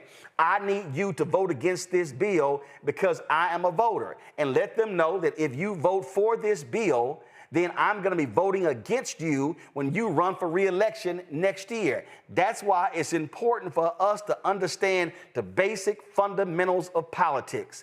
And too many people, Randy, don't understand who their city council member is, who their school district member is, who their state rep, their state senator, who their House member is. They may only know the governor, or they only may know the United States senator. Take your power. Take your power. Know who is supposed to be representing you and contact them. And let me tell you something. I think that what we've seen is that a lot of these people don't care. They cannot see the picture that many of us are living, that the future and how it scares us. But they are self-absorbed and they do care about their own interest. And so let them know, you will not be voted back into office if you vote yes and allow this bill to pass the House. You have to let them know and let them know that you have power, because we do. We do. And as we see, Congress is not working on our behalf like they should, but we can. We can force them to do it. Absolutely. That's the case. Folks, it looks like go live to Capitol Hill. It looks like the House Rules Committee is still going on. It looks like they've switched out the first group of folks testifying. Now I see a second group. I'm looking here. I think I see Congresswoman Jahana Hayes of Connecticut. I think I see Congresswoman Jasmine Crockett of Texas. I think I see there on the far left end Congresswoman Shontel Brown of Ohio. We only are seeing the back of their heads. And so once they start up, then we're going to actually go live there. And I want to carry their testimony. Truth Talks is live at 8. We're going to go over our time for our panelists have to go. I understand that. But we just missed their Congressman Trey Carter of New Orleans. So while we were interviewing Speaker Jeffries, he was talking. We're going to try to get his comments and play that later, but we want y'all to hear from these Black Caucus members who are testifying live right now. We want to show that for you because we want to hear what you have to say. I just need folk to understand that you heard the speaker say, y'all, this is absolutely all hands on deck. This is not an opportunity for us to be sitting back. Again, it's almost 6,000 of y'all watching on YouTube. If every single person watching us right now, Joe, calls 5 friends and say, I need you to call these folk I need y'all to call these 35 members. Or here's the whole deal, okay? Y'all see right here, okay? The DCCC sent this out. These are 35, you heard Ken Martin say that there are 35 Republicans districts in play. This is who they are. You see Alaska, you see Arizona, you see 3 in Arizona, California, Colorado, Florida, Iowa, Kentucky, Michigan, the open seat in Michigan. You got Ann Wagner in Missouri, Don Bacon. This seat right here, Don Bacon has announced he's retiring. That is Omaha, Nebraska. That's where a black man just was elected, the mayor of Omaha, Nebraska, beating out a white incumbent female Republican. That could potentially be a Democrat pickup seat right here.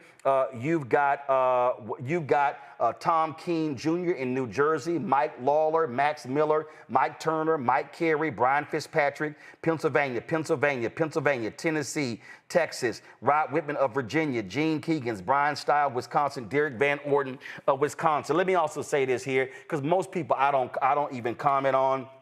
But you got somebody sitting here, sports actuary filter rolling. Why didn't you confront Jeffries about accepting corporate donations? Is it because you also are on that titty? That's not your journalism. First of all, you can kiss my ass. See, this is the stupid stuff that we also have to deal with some people who are just dumb. First of all, you got to be an idiot to say that, show me the corporate donations that we are accepting. And guess what?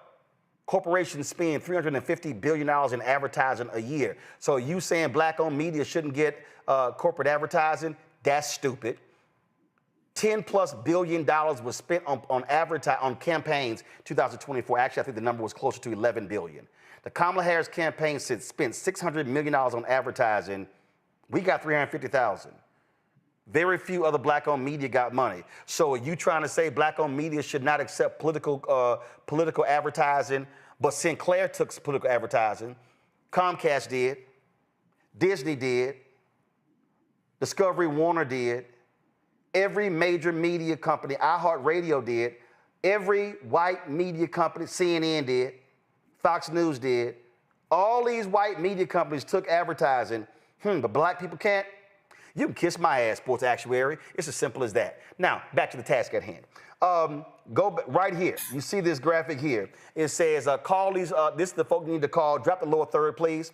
Folk, you see the number. Call 202-225-3121, 202-225-3121. If you live in any of these districts, I showed you how you need to check to see if you are represented by any of these 35 people. You heard Leader Jeffries say they just need 4 Republicans to vote against this bill and it will not pass. You should be checking to see if any of these people actually represent you. That's what the goal is. We can speak up. We have every right as constituents to tell folk how we want them to vote. And Mustafa, People need to understand you got to be in the game. You got to check in. This is not about tweeting or posting on Instagram or TikTok. It's not about being cute.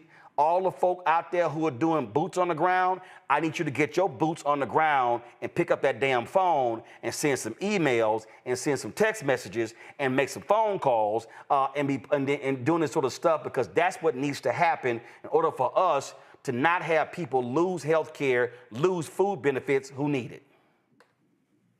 Yeah, you know, folks have heard me talk about my grandmother and one of her quotes when she says you have power unless you give it away.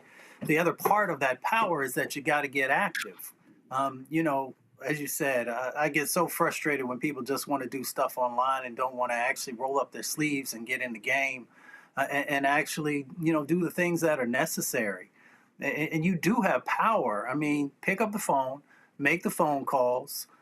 You know, send the messages as well to let people know exactly what your expectations are. But I worked on Capitol Hill. Some other folks, of course, who are on the show have as well. And it's incredibly important when they hear from you, they actually pay attention to that because, and you know, what I learned up there is that a lot of politicians only care about a couple of things. One, they care about their campaign contributions. I'm just going to have real talk with folks. And the other part of it is their constituencies and what their constituencies think. And if you are one of those individuals, you have power in this moment. And for our community, you know, I hope people send more messages to you, Roland, actually talking about health inequity that's going on across the country. And this will just contribute to that. So if you love Black people, and so many people want to talk about how they love Black folks in our community. If you truly love, then that means that you're going to get engaged in this moment because you want to help to protect Black lives.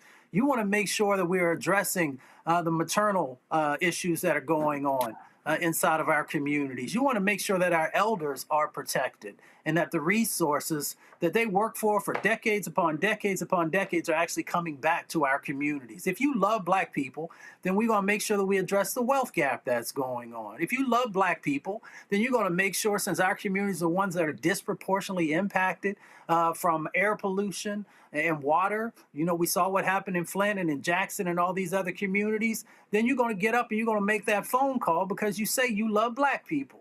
If you love Black people, you're going to also make sure that all these jobs that we had finally had an opportunity to come back to our communities with, the advanced manufacturing, all these other types of things, where we finally were going to get an opportunity, that we're making sure that people understand how we feel about this. We want to make sure that if you love Black people and if you love Black children and if you love Black babies, then you're going to make sure those SNAP benefits are there. Because we know that there's a percentage of our community that actually utilizes those, and rightly so, because each and every one of us get up every day and pay our taxes, and those tax dollars should come back to our communities. So if you love Black people, understand that you have power and utilize it. Absolutely. I had somebody in the chat say, Roland, why didn't you let the panel ask any questions of Speaker Democrat Leader Jeffries? Well, it's real simple. Initially, we had 20 minutes. He came on about 6 minutes late. As other business, our time got cut to 8 minutes. And so, hello, that's why. Y'all, this is what I do, okay? This is what I do. This ain't what you do. Randy.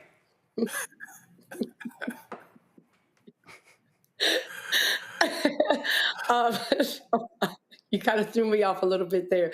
I mean, sometimes you got to let folk know that, that again, some of y'all at home watch the NBA and you think you can play in the NBA, but you ain't a pro basketball player.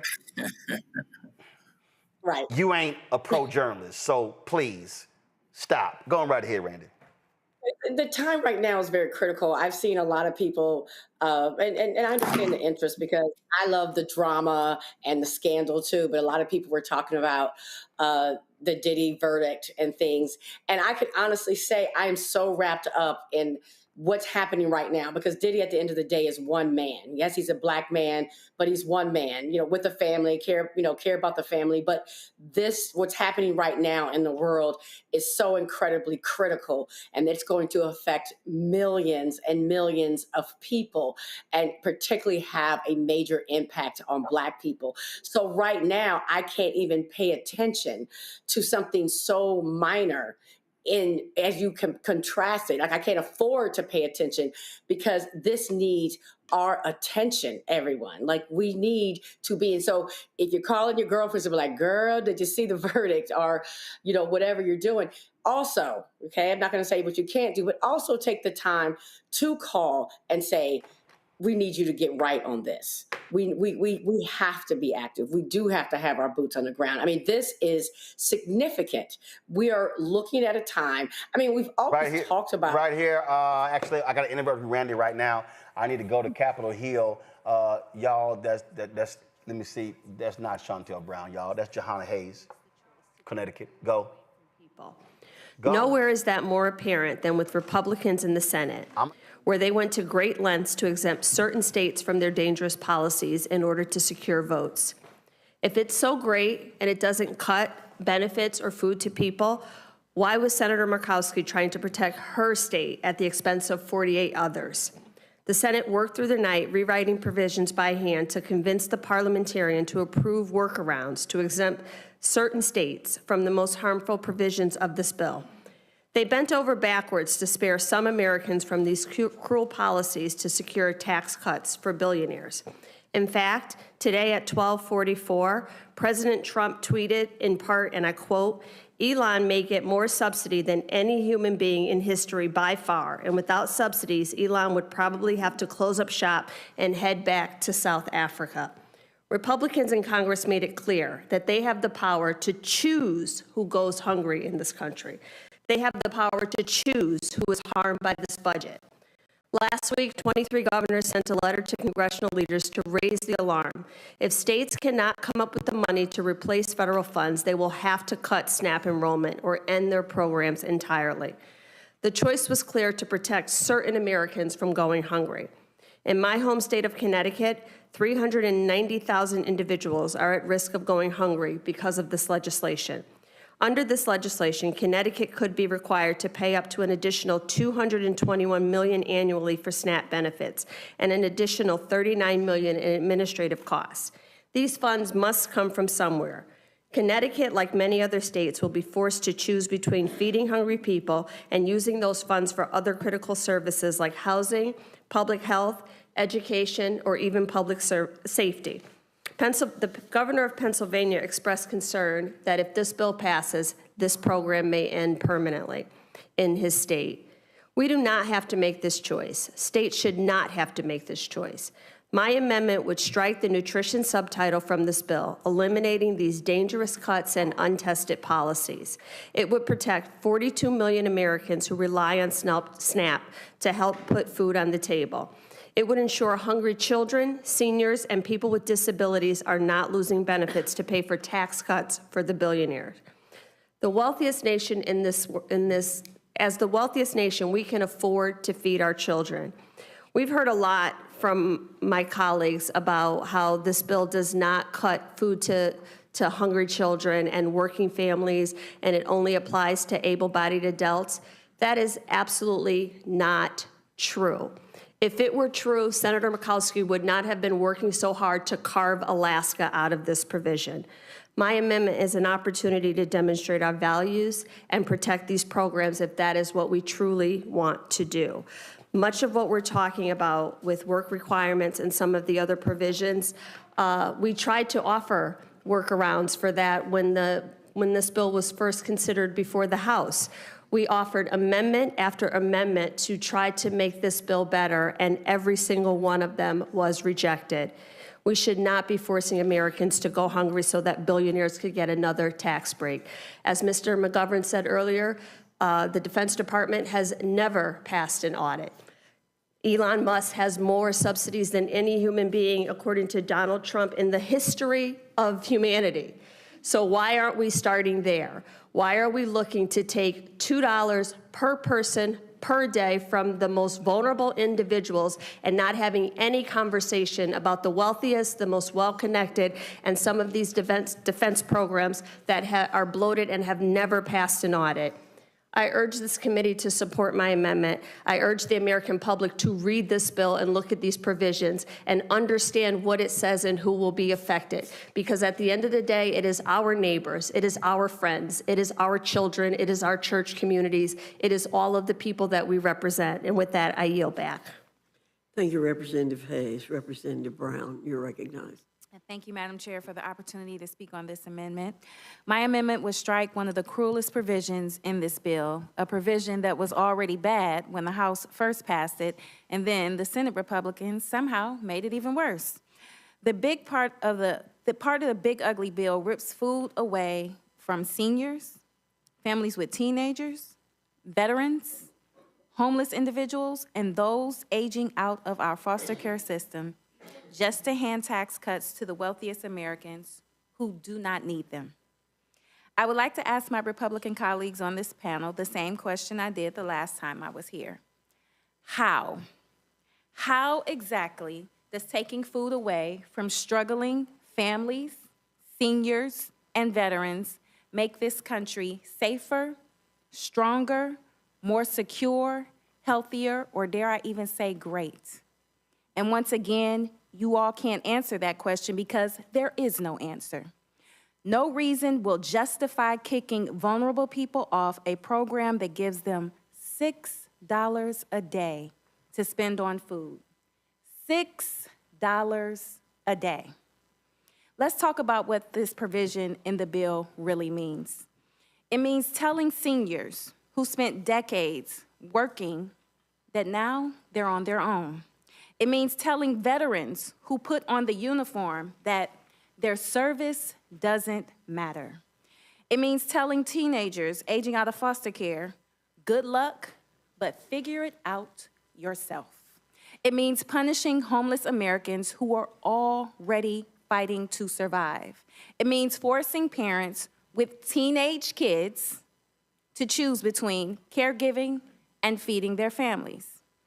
These are not faceless or nameless numbers. These are real people in your districts and in mine. Here are a few stories from Ohio and the people that I represent. Anthony visited the Greater Cleveland Food Bank just a few weeks ago. He is homeless, and he is doing everything he can to get back on his own 2 feet. SNAP isn't some line item on a budget to him. It is a lifeline that provides just enough to prevent him from going hungry as he searches for stability and work. And under this bill, Anthony would have 90 days, or he loses everything. Then there's Mary in her early 60s. She's battling serious health issues. She's worked her entire life. She's not on Medicare yet, not on full Social Security. She's caught in a dangerous gap, a gap that this bill targets. That's not reform. That's punishment. And then there's Mallory, who is caring full-time for her 99-year-old grandmother while raising a teenage daughter. Because her daughter is 14, not 13, not 12, Mallory would be forced to get a job or lose basic benefits for her entire household. We are literally telling caregivers like Mallory that if you are not punching a clock, then you don't matter. What kind of government does that? What does this say about who we are as Americans? So when they vote today, I hope my Republican colleagues remember their names: Anthony, Mary, Mallory. And let me set the record straight. SNAP is not a job program. Never has been and never will be. SNAP is a lifeline, not just a line item in a budget. SNAP is an anti-hunger program, and food should not be some sort of reward for productivity. It is a basic human right, and no amount of spin, talking points, or tax cuts for the rich will change that. And with that, Madam Chair, I yield back. Thank you. Representative Horsford, you're recognized. To the chair, to the ranking member, to the members of the committee, I'm Stephen Horsford, representing Nevada's 4th Congressional District. I want to thank all of my colleagues here today and those who have submitted 400 or more amendments to this one big ugly bill, and I'd ask the chair to make those amendments in order so that we can debate these issues on the floor in front of the American people, because they deserve to know who. Who are we here to fight for? I'm not here to fight for Donald Trump or Elon Musk. I'm not here to meet some deadline for the president. I'm here to represent the 750,000 people in Nevada who elected me to do a job, and that is to fight and to represent and to stand for the future of them and their families. And it's been months since my colleagues and I started sounding the alarm about how devastating the impacts of this bill would be. And guess what? The American people see it. They feel it. They know it, and they reject it. Just look at the polls from Fox News to Pew. The minute voters learn what's actually inside this bill, their answer is loud and clear. No way. No way to cutting 17 million Americans off their health care, the biggest health care cut in American history. No way to ripping food from the tables of women and children and veterans. No way to hiking household energy costs on working families. And no way to putting 3.5 million clean energy workers, folks who are building up America's future, out of a job, which would be the biggest job cut in history. And to do what? To line the pockets of billionaires and special interests. I don't work for them. Even Senator Lisa Murkowski said it. The House needs to recognize that we are not there yet. Well, Madam Chairwoman, let me make it plain. This bill will never be there. It's cruel, it's reckless, and it's wrong for the American people. That's why I'm offering common sense amendments to do what this bill refuses to do. Put the working people of this country first. A lot has been said about work, the dignity of work.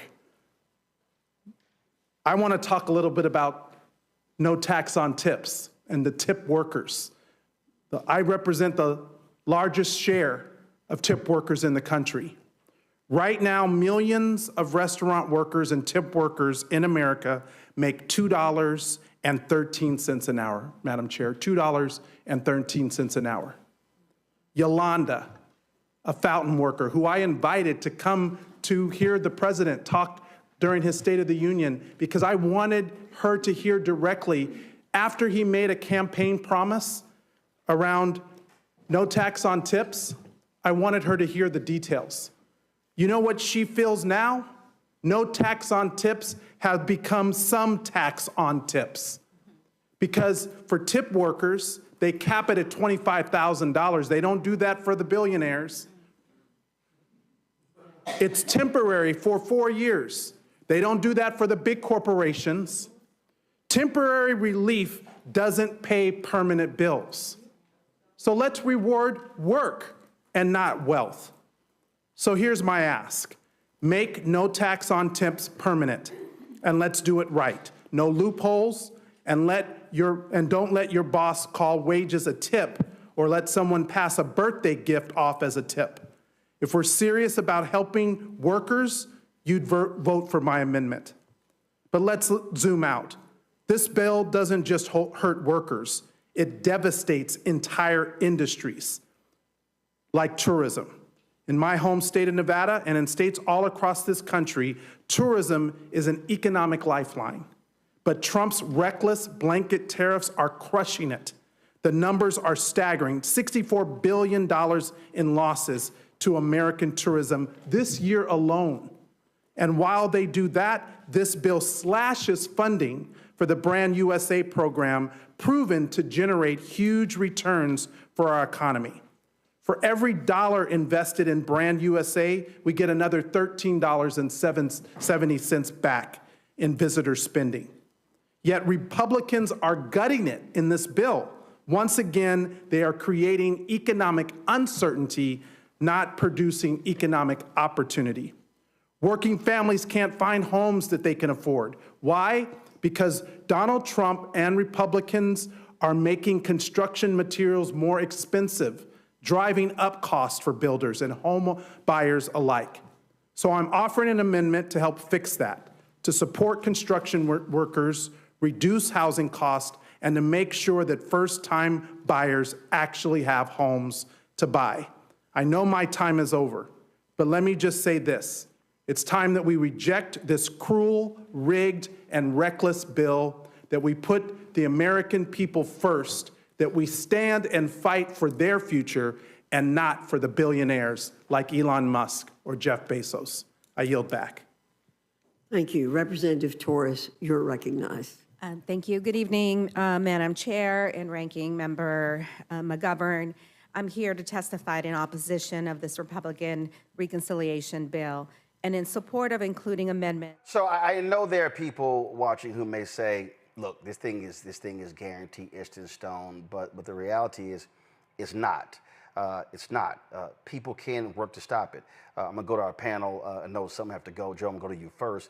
The reality is, again, what we're laying out to people and trying to get them to understand is that if you are engaged, Joe's gone? I'm sorry. Sorry, that signal was frozen, so you still look like that. Randy, it's real simple. When we talk about politics, when I always say that the election is the end of one process, the beginning of another, this is exactly what we're talking about.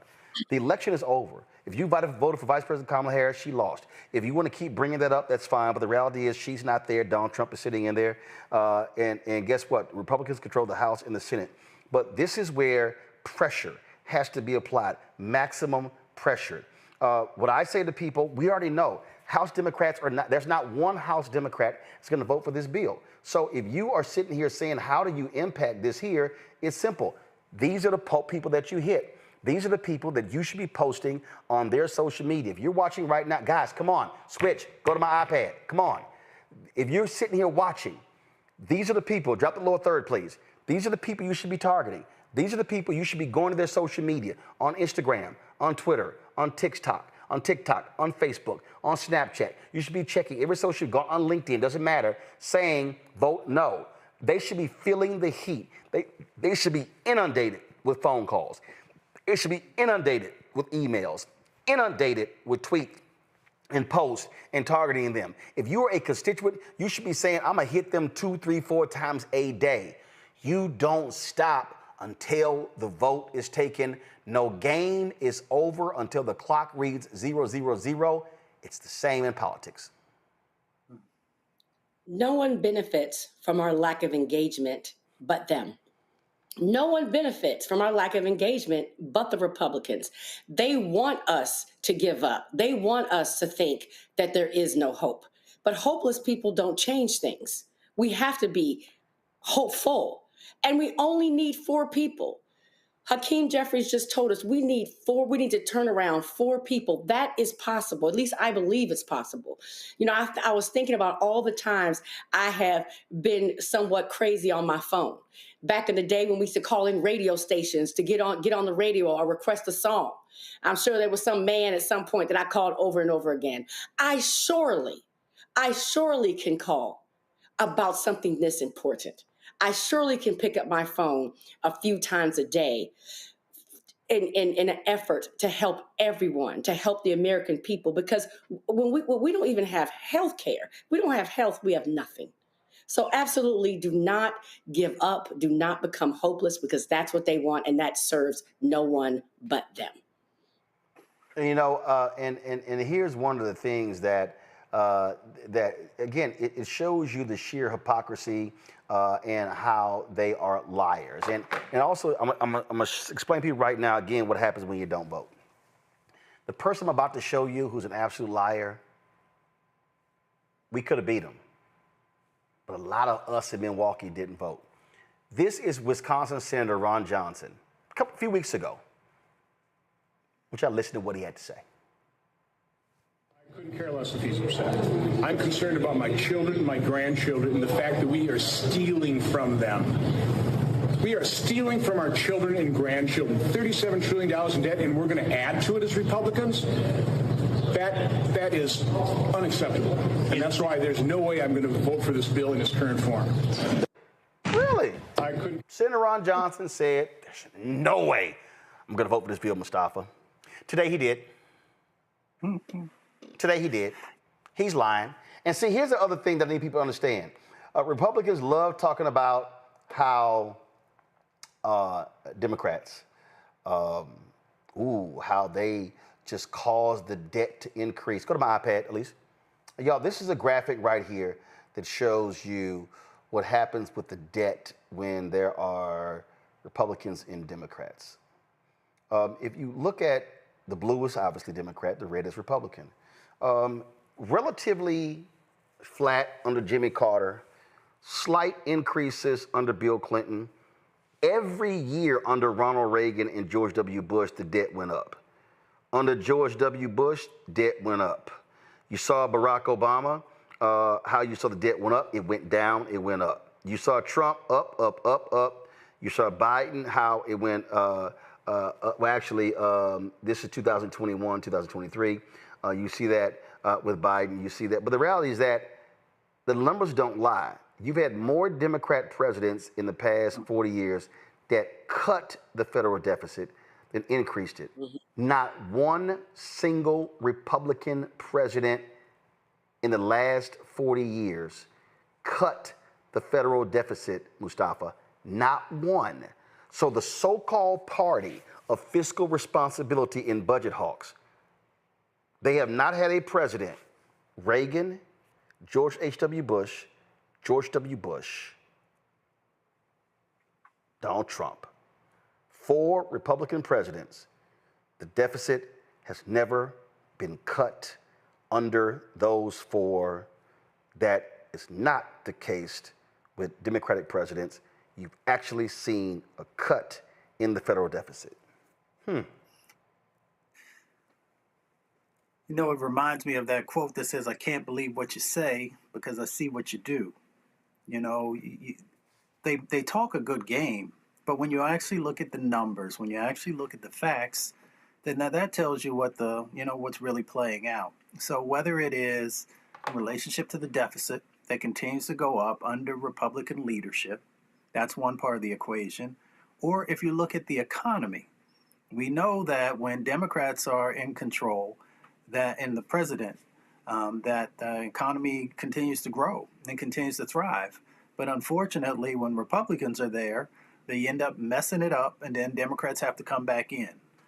So that's not, being in favor of Democrats or Republicans. That's just the facts, because people get all twisted around a D and an R type of naming instead of just looking at what do the facts tell us. And when you look at the facts, the economy is stronger underneath the Democrats, and the debt doesn't continue to increase at the same level as it does under Republicans. So that's why that quote always comes back to me, because people will talk a good game. But, whenever you actually pull back the veneer, then you find out what the truth actually is. And unfortunately, enough people are not willing to actually do a tiny bit of research to just answer the basic questions of, is what this person is sharing with me truthful, or is it misleading? Is it full of disinformation and misinformation? And we just got to change that paradigm if we actually want to be able to, better utilize our votes. There's so many people just give people their votes who say the right things without taking a look and saying, is this truthful?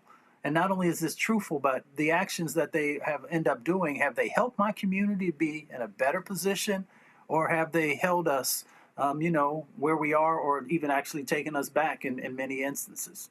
Let me also say this here before I go to Randy, and also we have another member, I believe, that is Amelia Sykes of Ohio, who's going to be coming up next, the CBC member. And that if you're watching or listening to us and you call your United States Senator, it's too late. They already voted. They already voted. Okay, unless the House bill looks drastically different, it's going to go back to the Senate. And so our focus right now is on the House, not the U.S. Senate. So right now you're wasting time calling United States Senator. We need you calling House members. That's what we need you to do. And again, this is how you are to refocus your energy Calling a Democratic House member right now, Randy, is a waste of time. You should be, but if people who are watching or listening are represented by a Democrat, they're going to vote against it. You have to target the people who could actually kill the bill, and that's a House Republican. Leader Jeffries said we just need 4 Republicans to vote no. Right.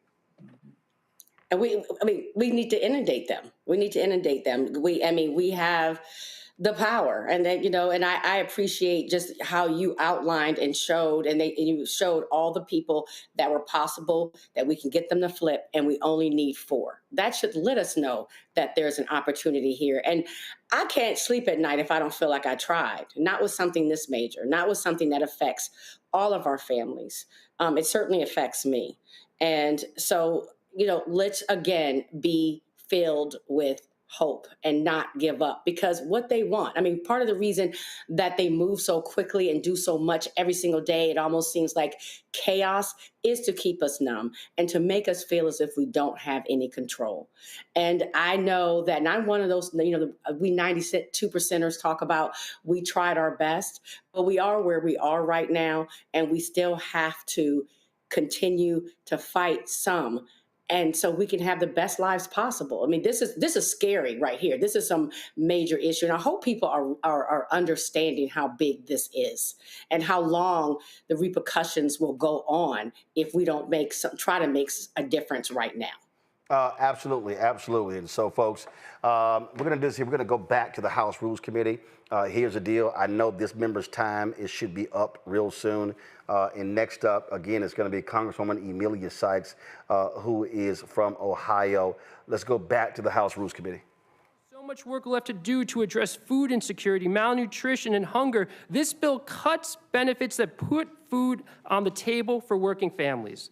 Congress authorized tax credits for clean wind and solar power because transitioning to cheap, reliable, renewable energy sources will create jobs and power our homes. During a historic heat wave that is driving up electricity costs, this bill sunsets those tax credits. And as millions of families struggle to make ends meet, this bill explodes the deficit by providing trillions of dollars in tax cuts to corporations and the Americans who need the support the least. This Republican bill will hurt workers. It will hurt the American people. It will hurt the economy, and it will set us back instead of moving us forward. It is why it is so damaging and so hurtful to everyone that we have the privilege of representing. That's why I'll be voting no against it, and I yield back. Thank you, Mr. Menendez. Representative Sykes, you're recognized. Thank you, Chairwoman Fox, Ranking Member McGovern, and to all the members of this committee. Thank you for allowing me to come and testify before you today. Just a few weeks ago, we were gathered here to debate the House version of this reconciliation bill, with many of us staying up most of the night fighting for the opportunity to advocate for our constituents. Thank you for welcoming me back for the second time to the Rules Committee.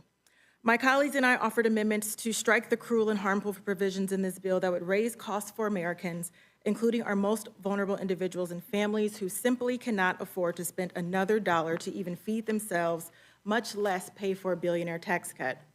A few weeks ago, the Republicans on this committee and in committees across the House voted against every single one of our amendments that would restore benefits to their constituents and lower costs, and voted to pass this legislation on the House floor. Last night, Senate Republicans voted against similar amendments despite constituents, businesses, and hospitals in their states begging them to cut these awful provisions, and yet they voted to pass this heartless bill on Senate floor. I've said before, there are no coincidences in Congress, and it is clear that this legislation and those who vote for it not only intentionally plan to cut health care for millions of Americans, but do so with determination. But we're determined too.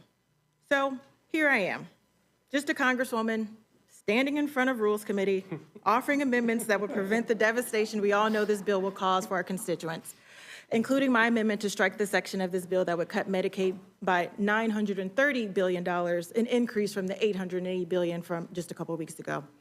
In my district, Medicaid means an opportunity to live, and that is what I'm fighting for today. Nationwide and in Ohio, about 40% of births are covered under Medicaid. And for Black women in Ohio, Medicaid covers 71.5% of births.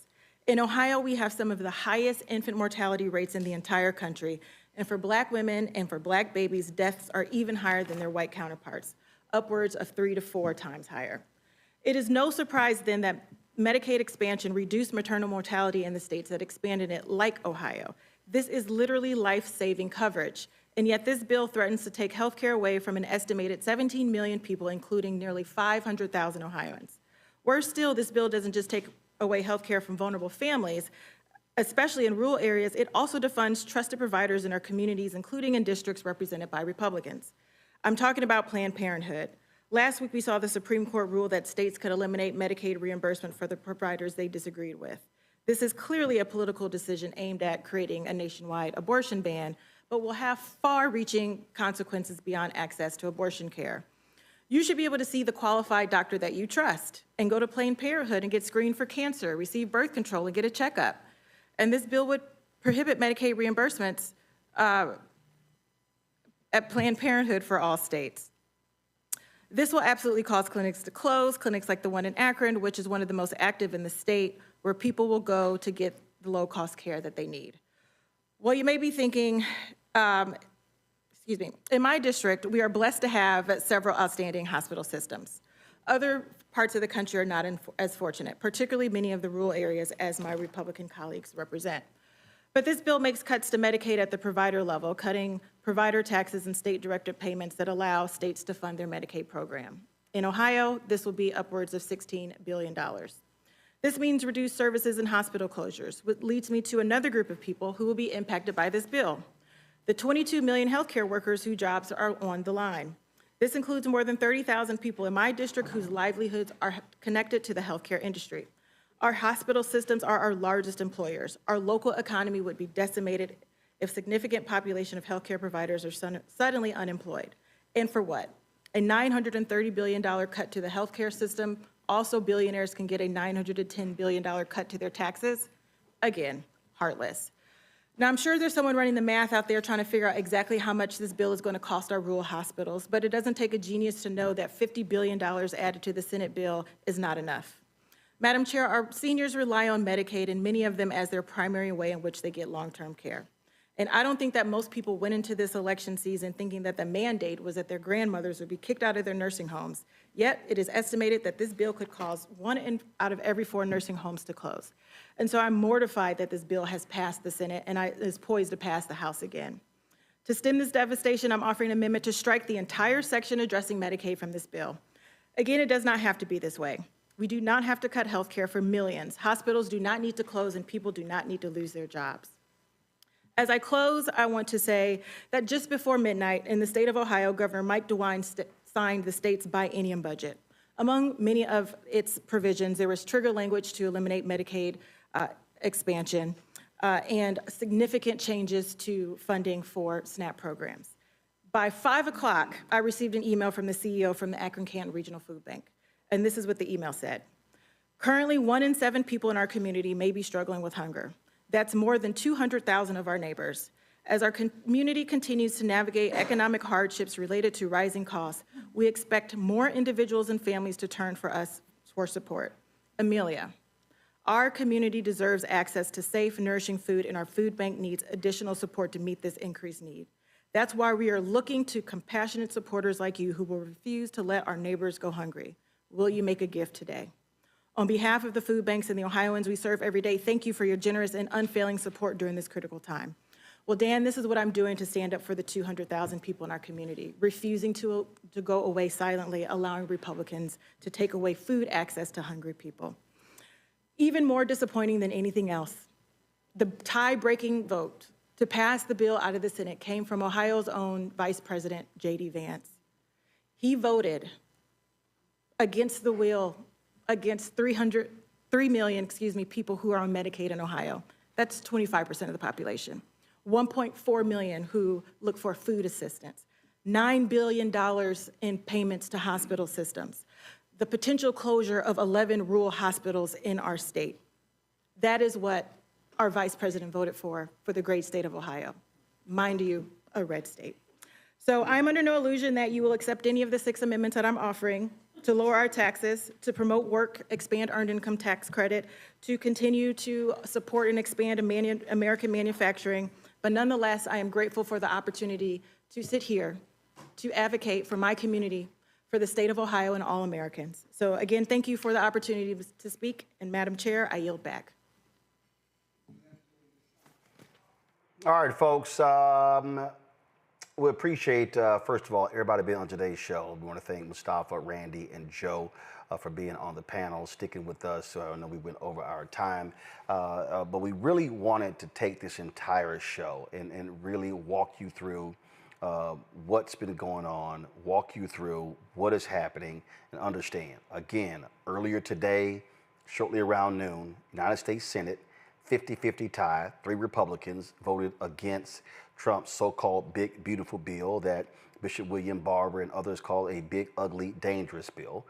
J.D. Vance comes in and breaks the tie, okay? We know that happened a lot with Vice President Kamala Harris breaking ties in the Senate. The House passed a different version. Now the bill goes back to the House. Now they have what is called a House-Senate conference where they're resolving the differences. So it's an issue in the House right now because a lot of the hardcore conservatives, they want to see more cuts from this. And trust me, they want to see more Medicaid cuts. They want to see more cuts to food. They want to see more cuts to low income and working class people. And so if House Democratic Leader Jeffries said that if four Republicans in the House vote against this bill, it is dead. Now you got to remember, Democrats are impacted because 3 House Democrats died. Okay, Jerry Connolly, Garcia, as well as Sylvester Turner. So the margins have changed, and so that's the issue. But if four Republicans vote against this, the bill dies. And so you heard DNC Chair Ken Martin as well as Speaker Jeffries say that they are targeting what they call 35 vulnerable House Republicans. And these are the 35 that they are targeting. They're targeting them because they are in vulnerable districts. And so they may want to appease Donald Trump, but they also don't want to lose their position. And so these are the 36, drop the lower third. You see the number right there. They say this is to save Medicaid, but it really is also don't hurt poor people with food insecurity. The number is 202-225-3121, 202-225-3121. You heard me say that you need to, how do you check to see who's your member of Congress? I need you to go to Google, type in how to find your member of Congress. What you then do is, what you'll see is, you see congress.gov, you click that right there, find your member right there, you type in your zip code, and then it will show you who your member of Congress is. I want to do this here. I want to quickly go back to the committee. Here's Congresswoman Jahana Hayes answering questions from Senator Jim McGovern, Congressman Jim McGovern. That could absorb the amount of cost sharing that will be put back on them. And even when we talk about, I talk about it ad nauseum, cuts to SNAP and how it will harm children. What many people don't understand is that when students lose their SNAP benefits, they are no longer automatically eligible for free or reduced lunch. So those school districts no longer get those CEP, community eligibility provision, the reimbursements that they get. So local districts will also have to absorb those costs. So it's not just one thing that governors and states have to worry about recovering funds for. It is all of these things at the same time. And I wish that there were some Republicans in the room to even listen, because even if they don't make it in order, even if they don't vote for it, I want them to go to bed tonight with that on their heart. But there's an additional issue that needs to be discussed in addition to we're going to do. First of all, give me a 2-box. So we're going to end our show. We're going to keep the feed going. If you want to see Truth Talks, there's a separate live feed going with Truth Talks. And again, I know we're carrying that, but this is too important. I need you to hear what's going on Capitol Hill. I don't know, ain't nobody else in black media covering this, and these are CBC members who are talking. So do this here. If you want to support what we do, join our Bring the Funk fan club to give via Cash App. Again, nobody else in black-owned media is doing what we're doing right now. No, give me a 2-box, y'all. Give me a 2-box. I need to hear it going while I'm showing this. And so support us with Cash App. This is the QR code to support us with Cash App. Where if you want to support us with Cash App, use this. Cash App changed the rules, so we don't have a direct account. But if you want to support us via Cash App, use the Stripe QR code. This is what you're seeing on your screen right now. Don't show me, show the hearing. Thank you very much. Now, there we go. Stripe QR code. Let's show that right now. Keep the hearing going while I'm talking. The hearing go while I'm talking. Stripe QR code, Cash App. This is how you have access to it right here. Then, if you want to support us, can we please show the Stripe? Thank you very much. So to give us via Cash App, this is the Stripe QR code. You'll see it right here. Checks and money orders, make them payable to Roland Martin Unfiltered. Then you send them to P.O. Box 57196, Washington, D.C., 20037-0196. PayPal is R. Martin Unfiltered, Venmo, RM Unfiltered, Zelle, Roland at RolandSMartin.com, Roland at RolandMartinUnfiltered.com. Also, download the Black Star Network app, Apple phone, Android phone, Apple TV, Android TV, Roku, Amazon Fire TV, Xbox One, Samsung Smart TV. So get my book, White Fear, How the Browning of America is Making White Folks Lose Their Minds. All proceeds of that book go right into the show. Get the audio version on Audible, and so get that. If you also want to get our Black-owned products, please do so. Do so by going to shopblackstarnetwork.com. Support our Black-owned products. Get your swag. Roland Martin Unfiltered Black Star Network gear, rolandmartin.creator-spring.com. If you ordered shirts and you have not gotten products, go to rolandsmartin.com, send us an email so we can follow up with you to help you get your products, okay? And don't forget, download the app Fanbase. If you want to invest in Fanbase, Isaac Hayes III announced today they've hit $12.5 million. The goal is to raise $17 million. To get more information, go to starengine.com/Fanbase. I'll see you tomorrow right here on Roland Martin Unfiltered.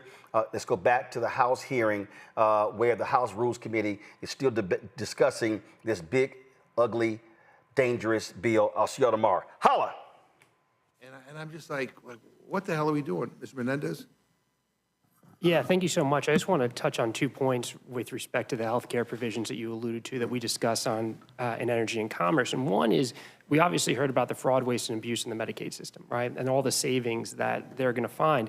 What I find so frustrating is if they really believe that's the case, why would you not reinvest it into the program? Yeah. Why would you not reinvest it into Medicaid or other healthcare programs so we can have healthier outcomes for all Americans? To use those savings, which I frankly don't believe exist, but to use those cuts and the 16 million people that lose access to healthcare to pay for tax cuts for individuals who don't need it is just nonsensical and inhumane in my opinion. 2, with red tape. Right? We've already seen in Georgia what these red tape requirements do. 1, it adds to administrative costs, so we're spending more money on administrative burden, less money on health care, and all it does is just knock people off of health care in addition to them not being able to qualify for some of the expansion tax credits. The last thing I want to say is you started with process, right? And you've seen how rushed this process has been on arbitrary deadlines. When we first voted on this bill, the day after, our colleague from Georgia said that if she had known there was a 10-year moratorium on AI, she wouldn't have voted for it. So how can there be any assurance that the folks who are pushing this harmful bill through have full awareness of everything that's in it, given the tight turnaround from when the Senate passed a much different version to when they're going to be voting on it on the House floor? It's too important to rush. And for that reason alone, we should take a deep breath and a deep pause, and they should really consider the harm that they're going to do to the American people. And the other, the final thing I'm going to say is, again, the people who are going to be hurt are the most vulnerable in our country, right? I mean, our seniors, our children, struggling families, and veterans. I mean, there was an exemption. I said to the chairman of the Agriculture Committee, they had an exemption for veterans from some of these new red tape work requirements. And in committee, he bragged about how he worked with the previous administration to get them in place. And then here, he said, oh, no, he's in favor of not providing exemptions for veterans and kids who are from foster care and, and a whole bunch of other categories. But, I read him his quote back, and he said, well, I may have said that. But the bottom line is that we're supposed to be about helping people, right? And so we're hurting people who, quite frankly, are looking for our help. And we're helping people who don't need our help. I mean, when you look at the tax benefits in this bill, I mean, it is, the top 1%. The top 1% get 22% of the benefit. The top 5% get 43% of the benefit. The top 10% get 52% of the benefit. the top 20% get 66% of the benefit. I mean, and that's fair? I mean, and people are saying that with a straight face, you know, and again, you know, the Lisa Murkowski, I mean, voted for this bill because she got some stuff that, quite frankly, most people don't know she got, but then said, I'm counting on the House to fix it. And I was like, have you been paying attention? I mean, the House of Representatives is like dysfunction on steroids. I mean, we don't fix things here, unfortunately. We don't solve problems. The idea that somehow this leadership here is going to come to the rescue, I mean, what should happen is that they should go back to the drawing board. There should be a conference. There's too much in this bill to just, you know, take everybody, you know, even I said earlier, Donald Trump doesn't even know what's in this bill. I mean, this morning he said he doesn't like cuts. Well, that's what this bill is, right? It's cuts and at the same time, and here's where kind of the people on the progressive side and the conservative side come together, and that is, after all of this, you know, you are increasing the deficit and the debt by over $3 trillion. Like, I don't get it, but yeah. So thank you, and to add to that, talking about requirements as if they're very simple. It's just very simple. You just have to prove where you live, which is difficult if you're transient, right? If you're getting kicked out of your apartment. I know I have a family member who I help fill out her Social Security requirements because she's not able for it, and it is not easy. And so if you're going to add those requirements, and then say, well, if they make one mistake, they're then thrown off their safety net, whether it's food or Social Security or Medicaid. This is not a small thing. And then finally, because we have Medicaid expansion in Oregon, and we have managed to, you know, before the Affordable Care Act, my county had a 21% uninsured rate. And a lot of those people that were uninsured were farmers and small business people. You know, these were people that couldn't access health care or they had previous conditions. And you know who ends up paying for that? We end up paying for that. Because then they end up in the hospital, they end up in the ER, and the fact of the matter is this is going to break our system. But when we say these are very, very simple things that somebody could just fill out and just show us that they qualify, it's a trap. I'm not saying that we shouldn't have, we should absolutely have requirements for who qualifies for these benefits. But to say that we're just simply going to make sure that only deserving people, when you're throwing up barriers, that people who are struggling or people who are cognitively impaired or people who are under stress or people like in my district who had their post office keys, they got stolen, and it's going to be a year before they can have a postal box near their house, so they can only go on Saturdays because they work full-time to get their mail. I am sorry. That is not easy. That is not simple. And I think we have to stop kidding ourselves. If you really want to make sure only people who qualify for these things get services or get benefits, then let's make it simple. And that is not part of this plan for a reason. And the final thing I'm going to say, and I think my colleagues on the Agriculture Committee know this only too well, if you don't comply with the red tape that's and the new burdens when it comes to SNAP, you have like 3 months to be able to fulfill the new requirements and comply with the red tape.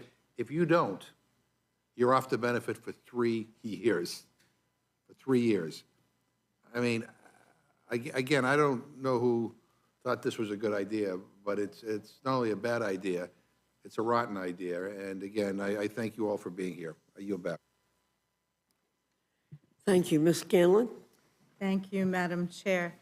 I really thank all of you for coming and for offering your amendments. I know that the House Democrats have offered over 400 amendments to this big bad bill, despite the fact that you only had about an hour in which to draft them. and dozens of you have come to testify about those amendments in the hope of limiting some of the harms of this bill, which has been produced without our input. But it's also really interesting that people are coming to the Rules Committee from all different committees because you start seeing the aggregate impact, and there's been a little bit of discussion about that.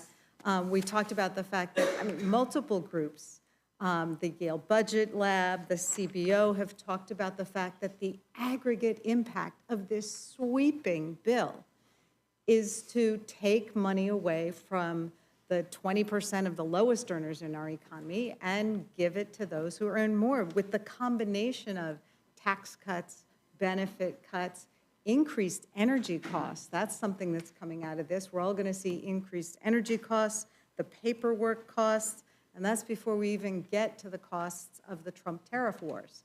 So this has a huge impact, particularly on the most vulnerable people in our economy. And I was really grateful, speaking of aggregate impact, when Rep. Hayes started talking about what happens with SNAP and how the decoupling of SNAP and the student lunch program is going to impact our student lunches. But let's think about the other part. If people are losing their Medicaid coverage, and we're talking about kids with disabilities, can you talk a little bit about what it's going to mean when schools are not getting reimbursement for the health care that kids with disabilities need in order to access special education? Well, I think it's all of these things. I mean, all of these programs are intertwined. When you talk about families who receive Medicare or even SNAP benefits would qualify for LIHEAP heating services. In Connecticut, that's a big deal. But to your question, students with disabilities receive many services at school. Their occupational therapists, their speech pathologists, mental health services. Many of those funds are cut in this bill. So the idea that students don't receive any preventative care or any sustaining care, that they don't have the certified professional staff on site in schools to help not only identify these issues, but get them early supports and intervention so that they can stay in a classroom alongside their non-disabled peers where they can thrive. This bill cuts in so many different ways, so it's not just one thing. I think we operate on all of these different committees and everybody is focusing on the thing that applies to them, but there's an intersectionality between everything in this bill, and the common thread is that the most vulnerable people are affected. I just saw that the president has withheld billions of dollars in grants that were already awarded to local school districts for after-school program, for summer programs, for all of these things, money that has been allocated, appropriated by Congress, and they're stopping them with no explanation. So most school districts, by April, you're already planning your budgets for the next year. They don't have a July 1st deadline.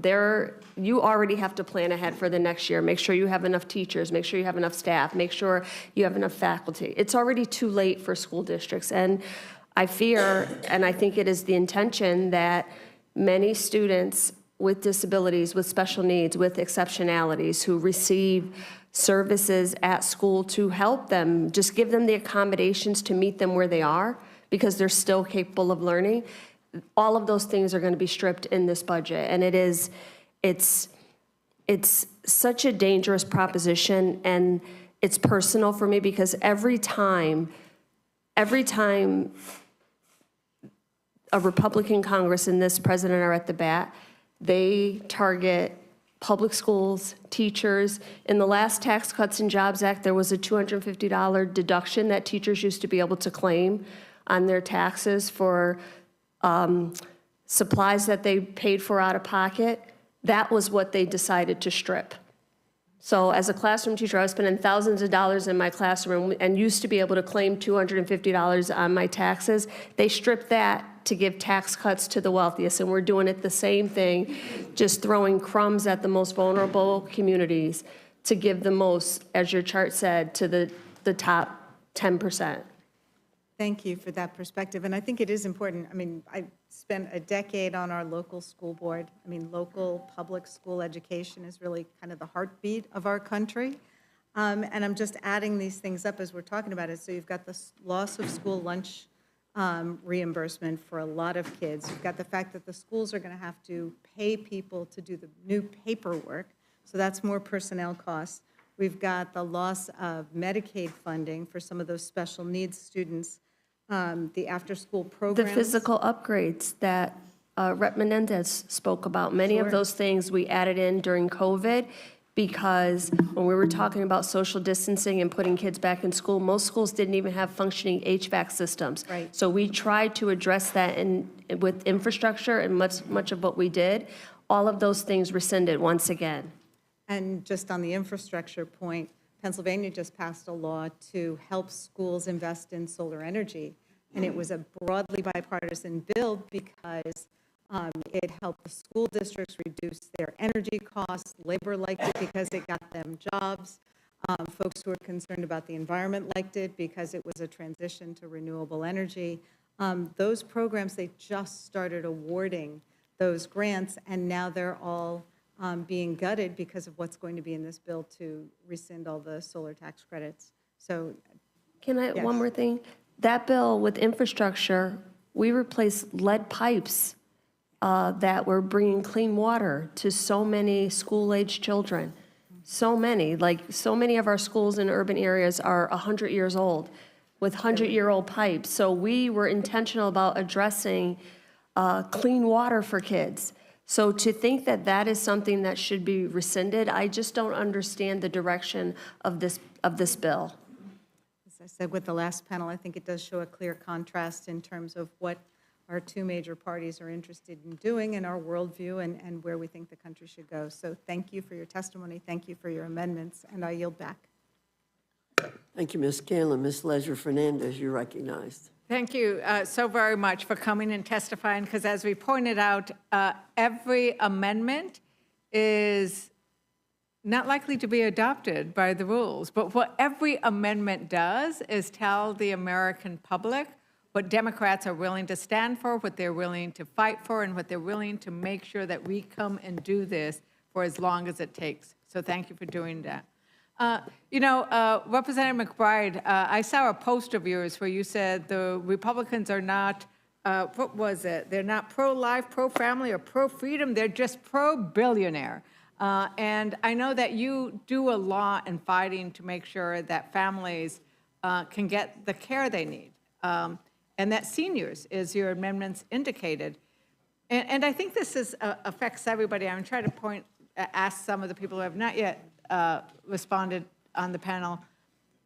It's all a web. I mean, in New Mexico, one of our legislators said, when you touch one part of this intricate network that is holding up America and American working families and Americans with disabilities, the veterans, and the middle class, it affects the rest of it, right? And the Medicare cuts are particularly harmful for seniors, $530 billion of Medicare cuts. Medicaid cuts are also pretty darn difficult. Can you just talk a little bit more about why your amendments are so key when you think about everything being connected? Well, thank you so much, Representative, for that question. What is clear is that this legislation is a fundamental remake of the American healthcare system. This is Trump care. And Trump care means 17 million Americans losing coverage. It means rural hospitals closing. It means patients paying more out of pocket and having to drive further to get care. This is a fundamental and dangerous rehaul of our healthcare system, which, to your point, is a delicate system, and all of the different aspects work together. But what's so incredible is that so much of this bill is inserting waste into that system. It's inserting waste into the Medicaid program and the Medicare program by adding excessive paperwork, excessive bureaucracy. They are importing the worst parts of the private healthcare system into Medicaid and into Medicare to make it more complicated, to push people off of care, to make people just give up entirely around getting care. I think this big ugly bill needs to be doged. They need to remove the waste from this bill because it is excessive. And to your point, this is all about tax breaks for billionaires. The entirety of this bill is about tax breaks for billionaires, and to just partially pay for it, They are handing the bill to Medicaid patients. They're handing the bill to Medicare patients. They're handing the bill to hungry families. They're handing the bill to state governments. They're handing the bill to healthcare providers. They're handing the bill to future generations. I understand why this majority doesn't want to have their fingerprints on these cuts. They're trying to push off the difficult choices to state governments. They're trying to make it the fault of patients who can't keep up with the paperwork. This is trickle-down cruelty. And I know this president loves gold things. This is a golden shower of benefit cuts toward the American people. So we'll continue to fight for it. And I would rather us be here fighting to expand coverage, fighting to pass paid family and medical leave, fighting to pass affordable child care so it's actually affordable to start a family and raise a family. But this bill makes it harder to raise a family. It makes it harder to get care. And people will not only lose coverage, people will die. People will die. 52,300 is what the estimated is. It's a policy choice. And then to your point, earlier this evening, we presented the fact that they have repealed the rule which was intended to simplify the application process because they don't want it to be easier. The purpose of the paperwork burdens is to kick people off, especially when we know that more than 92% of those who can work are already working on Medicaid, and that's why it is so unpopular. And the fact that in Ohio, people don't want to see this bill happen, right? You pointed that out very clearly about what people are worried about in Ohio, and what do you do when you have leaders like you do in Ohio? Well, thank you, Madam Congresswoman, for the question. You know, Ohio was one of the states that expanded Medicaid under a Republican governor, under a Republican state legislature, and yet here we are, our Republican vice president voting to put the nail in the coffin to get rid of health care for over 400,000 people in the state of Ohio. It is exceptionally devastating that the leader, the second person in command in this country, would do that to his home state. But the reason why I brought up in particular, as the Congresswoman from Pennsylvania mentioned, the compounding impacts of this was states have government budgets, state budgets to pass. We have a 2-year budget in Ohio. And there is so much burden shifting from the federal to the state government, which really is just going to the lowest earners in all of our communities. For example, you know, we're talking about the changes to SNAP, where one of the 10 states, including Ohio, is one where the counties who deliver SNAP benefits are going to be impacted. Counties collect property taxes, and in our state, property taxes are higher than they have ever been. Folks have been trying to get property tax relief, but they may have to add some type of levy in order to pay for the administration of the SNAP benefits. That's a compounding way in which we're going to impact particularly seniors and keeping people from being able to live their American dream because they won't be able to afford a home. We also will have an issue, as I read, about food banks. The state budget in Ohio cut 25% of the funding to food banks, plus on top of that, the food trucks that have not been delivered to our community food banks, and there's more coming in the cuts from this bill. Those are more compounding impacts that are going to be left on the backs of middle and low income individuals, and not to mention the uncompensated care from our hospital systems. Just because people don't have health care does not mean they stop having chronic diseases. Diabetes does not go away. The pregnancy does not go away, and especially not in many of these states who have banned abortion and other maternal health coverage. But they are going to show up in emergency departments looking for health care, and it's going to be uncompensated, and these hospitals are going to suffer.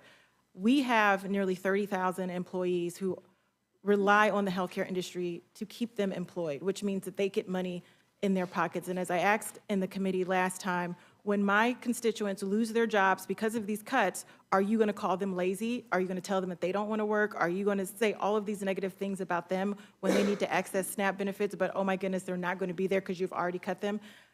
This is just a circular firing squad amongst the most vulnerable people, all while in the backdrop, Jeff Bezos is in Italy with a $50 million wedding with the most lavish of lavish entertainment, and it is to his benefit that this bill is going to pass so that after his lavish wedding, he will now be able to take a 2-month-long honeymoon. Meanwhile, the folks back in my district are suffering, struggling, and hungry. Right, 489,815 Ohioans will lose their health care under this bill. And it goes on. And thank you so much, Representative Horsford, for mentioning the impacts of the tariffs and the trade wars, because it is all connected, right? And I bring up in front of this committee almost every, I'm not offering the amendment now because Democrats already have over 400 amendments to try to make this bill better.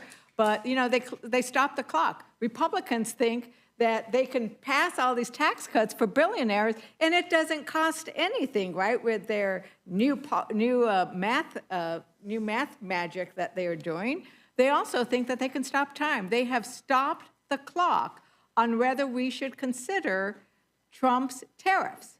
It's Congress's duty to take them up, and nobody on that side of the dais is willing to say, I will debate and vote on the tariffs.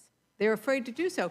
And those tariffs hurt your workers, and they probably hurt your workers a whole lot more than any value they'll get from no taxes on tips, because those no taxes on tips aren't lasting very long, and they don't really count, as Representative Hoyle has pointed out before. They don't really count if you're not itemizing, right? And they go away in 4 years. And you know what? Like 68 cents. 68 cents, guys. That's what, if you're making less than $50,000, it's all you get a day. Will the gentlelady yield? I would just add, today is July 1st. I got constituents that are focused on covering the rent, making their mortgage payment. The rent is too damn high. The cost of health care, the cost of child care, the cost for families to make ends meet is too high. Donald Trump and Republicans promised that they were going to focus on bringing down cost. That is not what this big, beautiful, bogus bill for billionaires does. And for tip workers in Las Vegas and elsewhere, you cannot, on one hand, say you're helping workers by giving a temporary tax relief that's capped when you're taking away health care, when you're taking away access to nutrition, when you're taking away access to child care. Those are the fundamental costs that drive a family's budget every month. And they're not capping the cost or the tax, for billionaires. Why not apply the same tax cap that you're proposing on tip workers to the billionaires? Why not make the tax cuts for billionaires temporary like you are for tip workers?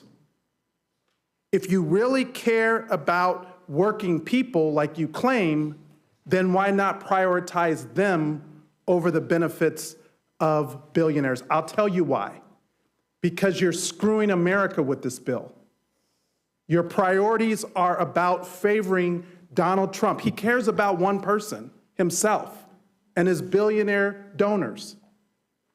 And what is so enraging to me is that my constituents are going to pay the price. All of our constituents are going to pay the price because they're cutting on the backs of the American people to give tax cuts to the very wealthy, and all in the result will also add more than $3 trillion to our federal debt that we're all going to pay for.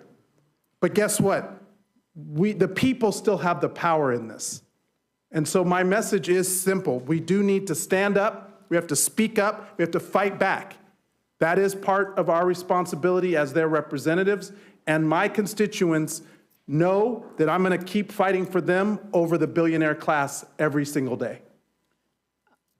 Representative Hoyle. Yeah, thank you. And further to that point, I worked 2 jobs putting myself through college. I was a Pell Grant student, was on the TRIO program, and was the first in my family to graduate from college and had opportunity. And I worked as a waitress before they raised the tipped wage to $2.13. And I can tell you, never once did I itemize my taxes Because when you're making that kind of money, you don't itemize your taxes, you take the standard deduction. So all this no tax on tips, you know, it really doesn't work for normal people who use the standard deduction. So it's just a talking point. And my constituents, the constituents who are going to lose their jobs in my rural communities, who are working on the wind farms, who are working on the infrastructure projects that just got canceled, who work in tourism, because tourism has really gone downhill because of tariffs and because international visitors are afraid to come to the United States. So our tourism industry is being crushed. All of those people can't eat a talking point. They can't pay their rent with a talking point. They can't buy birthday presents for their kids with a talking point. That's all this is a talking point. But still, we got the richest 1% that are going to get. They're going to make bank. I think trickle-down cruelty is probably the best way I've ever heard to describe it. And we all know it has been proven over and over again. Trickle-down economics doesn't work for working people. So thank you so much for bringing that forward. Again, I think we have to make this clear. That is a talking point, and that's all it is. So, and Representative Shontel and Representative Torres, you also pointed out, and I know that from your very different perspectives in the communities you represent, why this doesn't make sense, and your amendments are needed to fix this bill, right? And what's interesting is Senator Murkowski wants us to fix it, even though she could have voted no, and we'd be done and we'd be home, right? But no, she had to send it over to us. But so many of the representatives, when we sent it over there, they said, oh, would you fix it over there in the Senate? Well, they didn't fix it, they made it worse. So our amendments would fix it. And Representative Torres, Representative Shontel, I don't know if you wanted to add a little bit more to that discussion. The only thing that I would add to this discussion is it's compiling of injustice, where we have tariffs, where we have terrorizing ICE raids in the community, violently beating up hardworking people at their workplace, storming into work facilities. While all of that is happening, children that need to feel safe in their school don't feel safe in their school. Grants are being canceled to our local governments because of this hateful agenda against the state that pays for your constituents to have a meal on their table. Because California is a donor state. And while you cancel our grants, how do we respond to the need to have running water in school, to fill the potholes?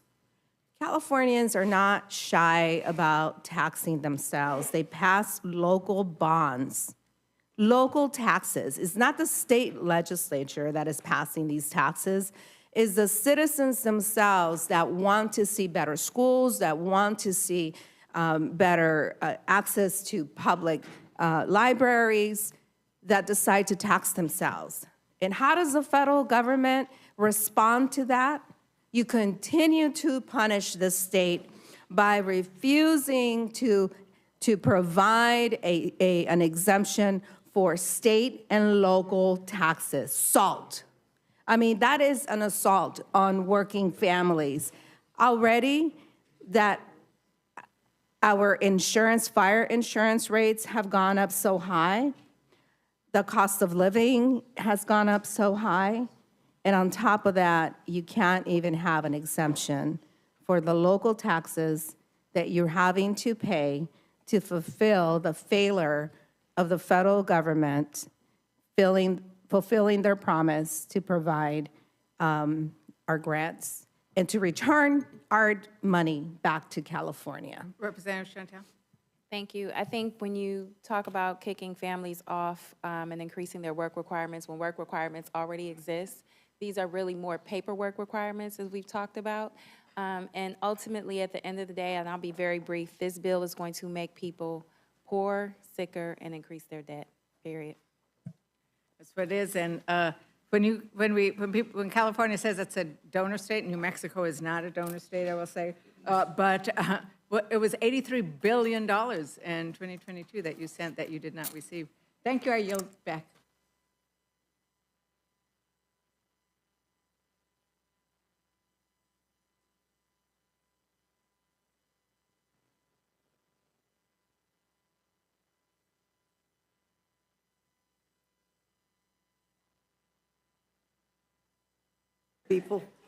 Tell people, if you'll let me tell you, we have Representative McGarvey, Representative Scott from Virginia, Representative Min, Representative Delaney, Representative Crockett, Representative Supermoya, Representative Sewell, and Representative Liccardo. And if you'll come in the line, it would be helpful. First seat over here.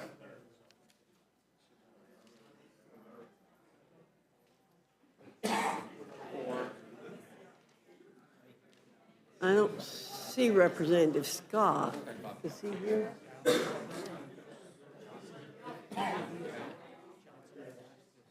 I don't see Bobby Scott. Yeah, I don't either. Yeah. I don't see Bobby Scott, so I would announce Johnson. Mr. Johnson. Johnson? From Georgia. Well, how about we do Suzanne? Wow. No, okay. They gave you the list? Yeah. Okay. Johnson? Yes. Mr. Johnson of Georgia, would you come and take Mr. Scott's place?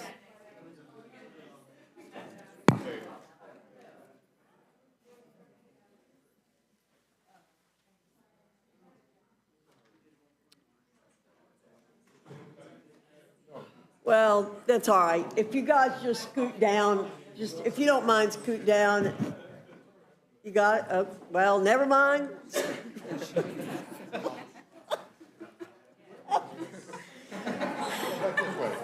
You're all members of Congress. Come on.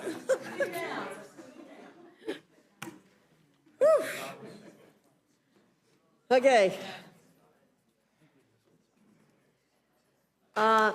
Most of you have been here. You know the drill. We ask that you submit your written comments for the record, and I ask that you keep your comments to 5 minutes. And if you get asked questions by the panel members, answer them in a short way. Thank you very much. We'll start with you, Mr. McGarvey. Thank you, Madam Chair. This budget hurts people. Kids, families, seniors, veterans, young and old, and for what? So that the richest 0.1% of Americans can pay less in taxes, and while they're driving our nation's debt up by $3.3 trillion to do so. It's wrong, it's cruel, and it's a choice. Republicans wrote it this way. That's why I'm offering 3 amendments.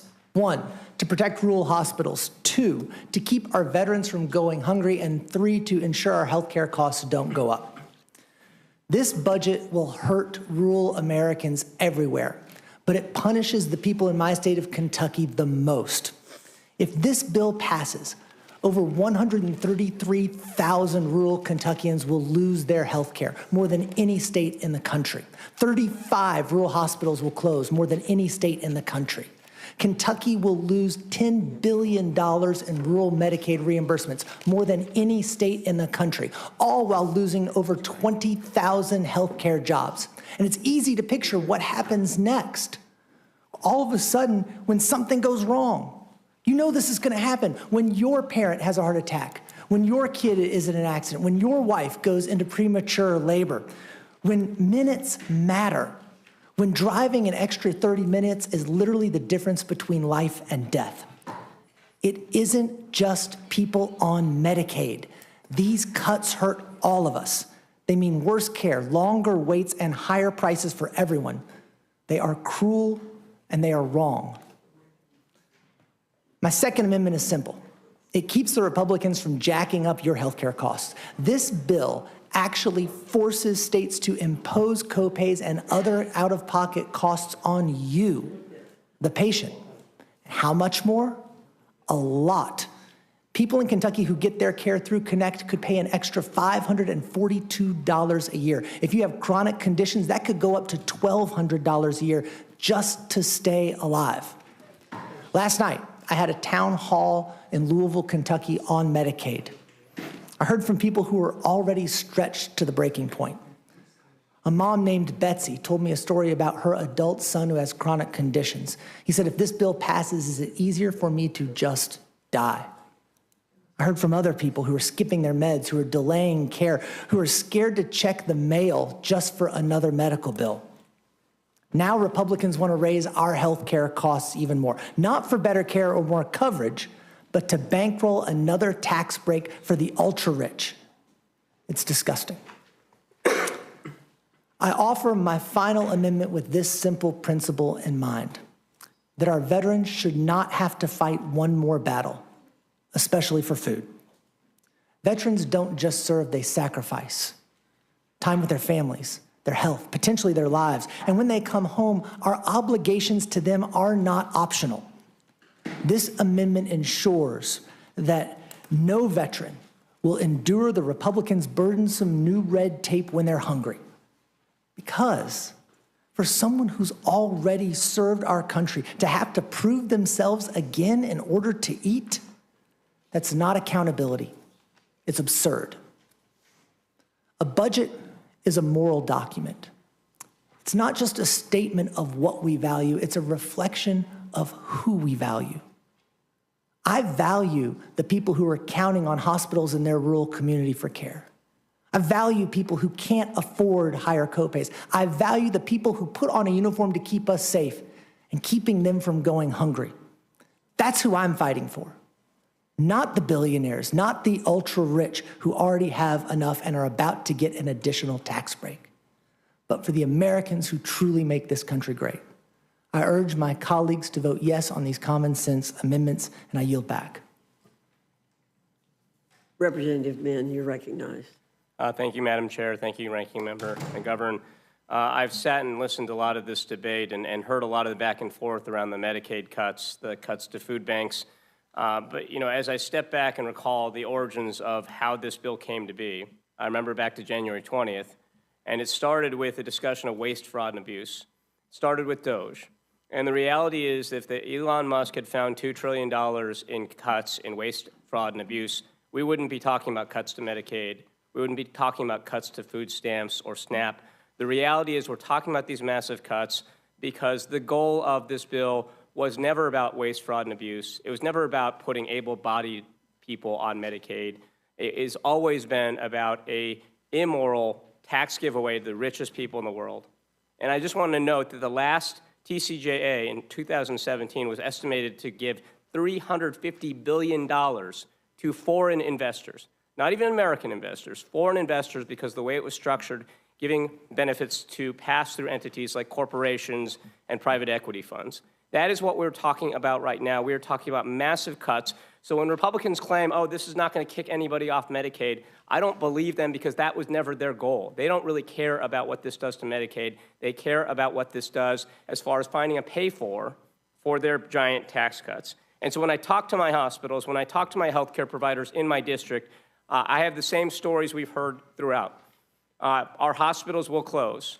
Our pediatrics departments will close. Quality of care will go down. People that are struggling right now to find care are worried that they will die. And that is the reality in districts across America right now. And that is what is happening with this horrendous abomination of a bill that is the most immoral bill I've ever seen in my lifetime. And I will just note that while our families are struggling across this country, what this effectively means is that if Jeff Bezos decides to get a divorce, marriage doesn't work out, he can get married like 10 more times and have 10 more weddings like the one he just had, all on the dime of American taxpayers. That's what this is about. Immoral. Now, I've got 7 amendments. I will try to briefly go through them. They're more targeted. I've got 3 relating to the environment. The first is number 76, oil and gas financial assurances. And this bill amendment would prevent the ugly bill from reducing oil and gas royalty rates until there's a full accounting of the industry's untold environmental liabilities. We know that big oil has gotten away with a ton of liabilities that they're leaving on the backs of taxpayers, including off the coast of California, which I represent. And what this bill would do is ensure accountability for the oil industry. My second amendment, number 114, wind and solar in national energy policy, would prohibit the Secretary of the Interior from conducting any fossil fuel lease sales under this bill until the Trump administration's national energy policy no longer discriminates against wind and solar energy. If Republicans are honest about their claiming that they want an all-of-the-above approach to energy, we should not be getting rid of the cheapest and most effective forms of energy, particularly when they're already online. Adding penalties of the kind that this ugly bill purports to do kneecaps us. And it kneecaps us in a way that is backward-looking, not forward-looking. Everyone around the world knows that the economy of the future is going to be built on clean energy, not fossil fuels. We could be investing in 8-tracks and beta, VHS players and the fax machine as well, but that would be terrible economic policy. By doubling down on fossil fuels and abandoning the clean energy economy of the future and ceding it to China, we are making a huge economic mistake, a huge foreign policy mistake, because this is a national security matter as well. And at the very least, we ought to make sure that the playing field is level. My third amendment is number 160, fitness to operate for offshore drilling. And this amendment would establish a fitness to operate standard and prohibit offshore oil and gas leases from being awarded to companies with outstanding environmental liabilities, previous noncompliance with federal laws and regulations, or those that lack the means to mitigate environmental risks. Too often, offshore leases are resold to wildcat companies that are not able to pay for the liabilities that are incurred. We've seen this happen time after time off the coast of California. They leave taxpayers holding the bill. They declare bankruptcy, give dividends right before then. We need to put a stop to that. This amendment would effectively hold those oil companies accountable. Number 197, this amendment would block federal funding for special government employees in DOGE, including former employees like Elon Musk, until the Departments of the Interior, Agriculture, and Commerce determine that these individuals have not violated financial conflicts of interest law. We have seen too many people playing too fast and loose with the rules. We don't have any full accounting or transparency, whether Elon Musk or Big Balls or any of the other people associated with DOGE have actually complied with the rules that they're supposed to comply with. Do they have conflicts of interest? Have they cut spending in ways that, or reallocated spending in ways that have benefited their own pecuniary interests? We don't know the answers to that. It's about damn time we figure this out. This is a question of good government. And at the end of the day, the rule of law still needs to hold in the United States of America. My next amendment is number 231. And this is based on a bill that Representative Liccardo and Representative Vindman and I have put forward, the POCA bill, which would create a private right of action for violations of the Impoundment Control Act, potentially with the ability to sue perpetrators personally if they act in bad faith. And this is important because what we've seen right now is a blatant disregard for the rule of law by members of this administration, including Elon Musk, Big Balls, and the people involved with DOGE. For too long, they have just sat there and decided that willy-nilly they're going to ignore the law, cut funding in ways that harms real people, including people I represent, people that you represent, and it's about time that we had accountability here. Okay, sure, I'm trying to. Okay, I'll two more amendments here. My next amendment is very simple. This is number 232, no new tax cuts for Americans earning $100 million. And this would basically just say that there would be no new tax cuts for anyone making $100 million or more. My last amendment is number 285, and this would prohibit ICE agents from wearing masks and require them to identify themselves. We have seen in my district and across Southern California, ICE agents wearing jeans and sneakers and masks.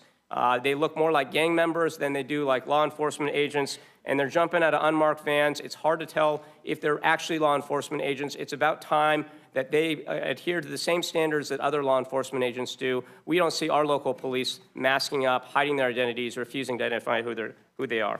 Thank you very much, Madam Chair. I yield back.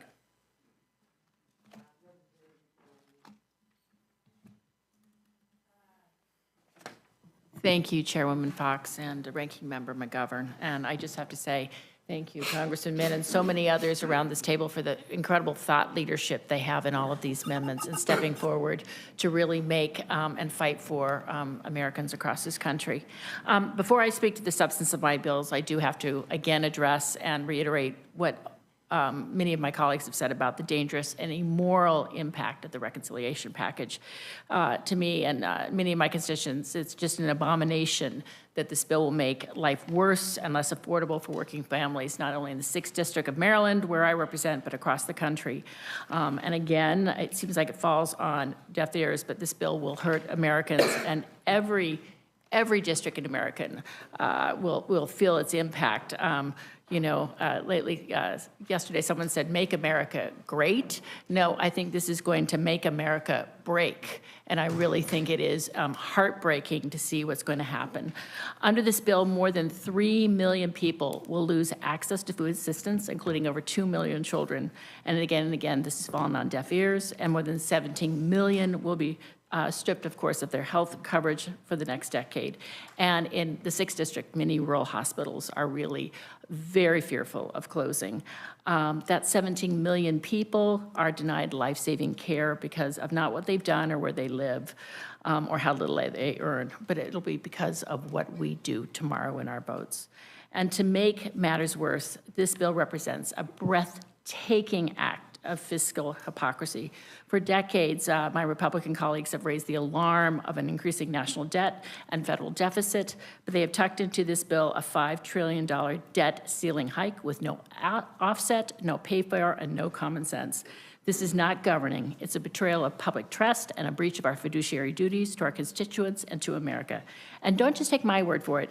Let's listen to some of the Republican colleagues. Senator Tillis said that this would force states to consider eliminating Medicare coverage and cutting services for our most vulnerable.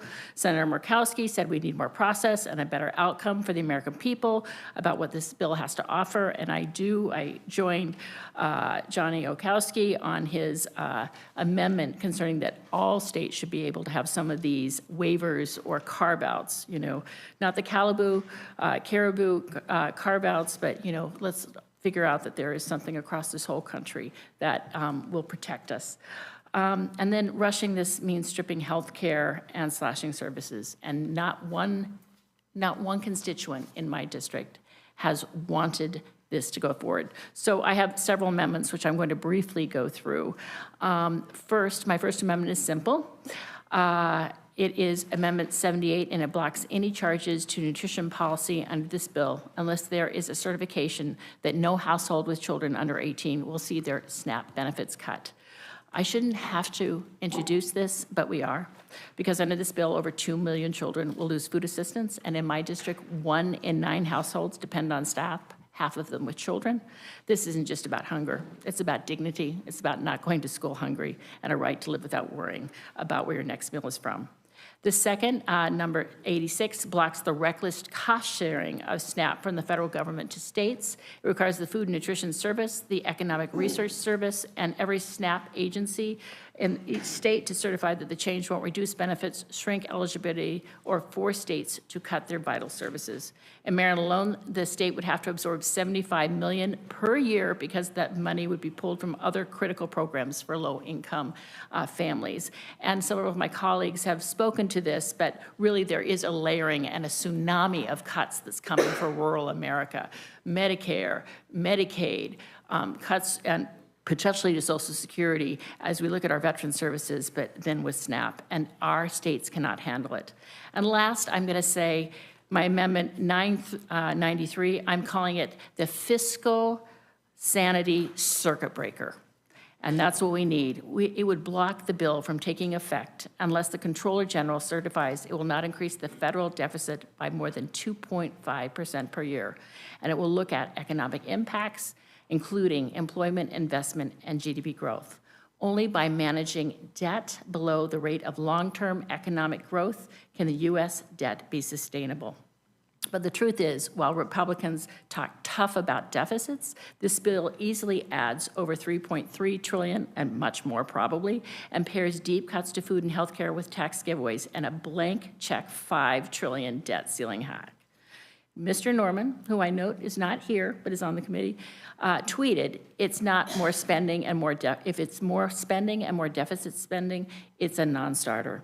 Although I might not always align with my Republican colleagues, I appreciate that some of them on the other side are talking the talk and voting no, highlighting the need for fiscal responsibility.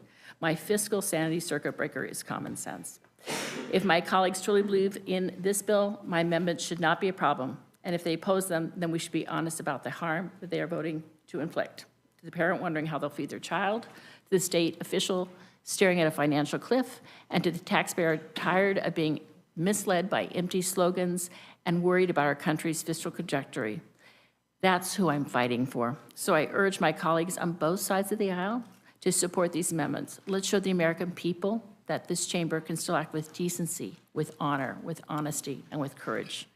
I urge support on them, and I will last say this vote will be one of the most important, if not the most consequential vote of our entire public service careers. This vote will follow us always. It will define us, our priorities, and our values, and our country will remember it.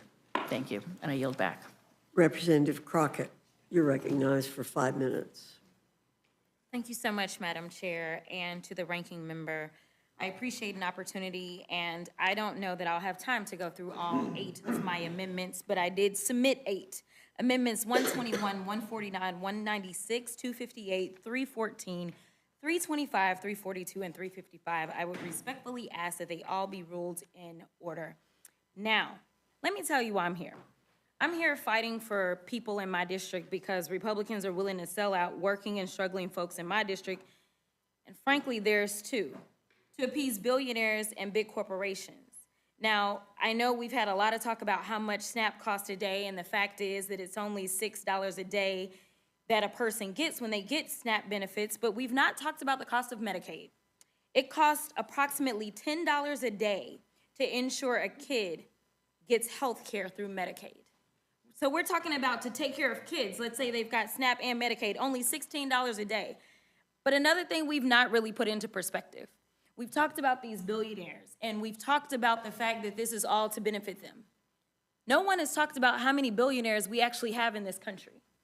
We have more billionaires in the United States than any other country, but the total number is 83.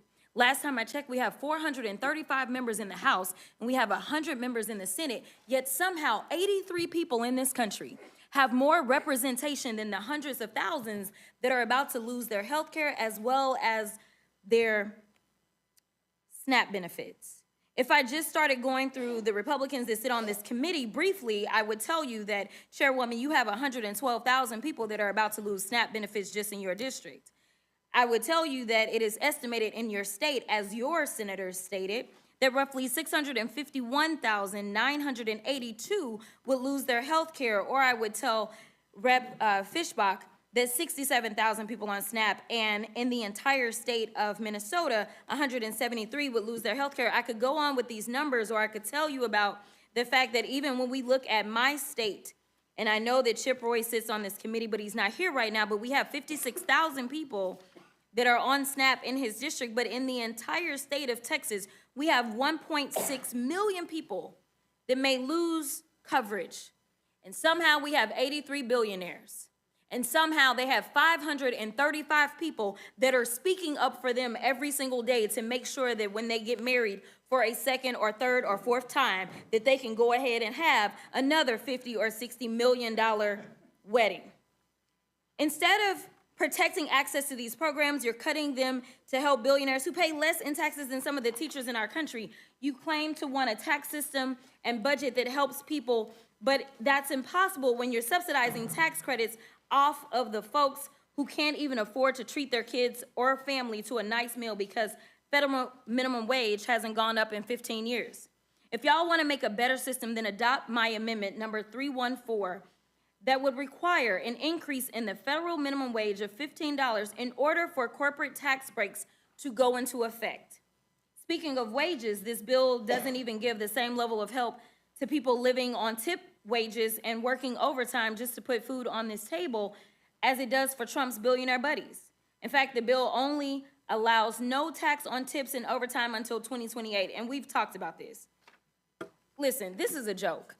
This was nothing more than a campaign scheme. This was about saying, you know what, I'm gonna make this promise to you. And we can talk about the fact that there have been a lot of promises made, yet a lot of promises broken. In fact, that was one of the reasons it seems like that, you know, Senator Tillis has decided that he's done. And he's gonna get out because he understands that there's nothing but broken promises that are being made. Broken promises that look like, say, I'm going to deport the bad guys only, and then we end up with children with cancer or Americans or undocumented taxpayers that contribute more than $100 billion in taxes. Those are the ones being thrown in cages and sent to other countries. Or we look at the fact that there was a promise made and broken that DOGE was supposed to be the magic trick. Now Elon is being threatened with deportation and the cancellation of his own contracts, which historically have been estimated at a whopping $38 billion after he decided that he was going to spill the tea about the Epstein files. And frankly, the truth is that we know that we could cut a lot of those contracts to Elon, but somehow that hasn't been done.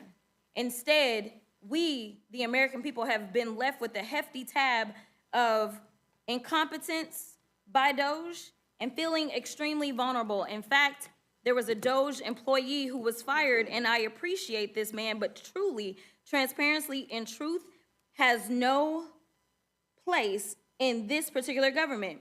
This former employee of DOGE says that during his short time embedded with the Department of Veteran Affairs, he did not find levels of waste, fraud, and abuse that he had expected, and it was pretty surprised, actually, at how efficient government was.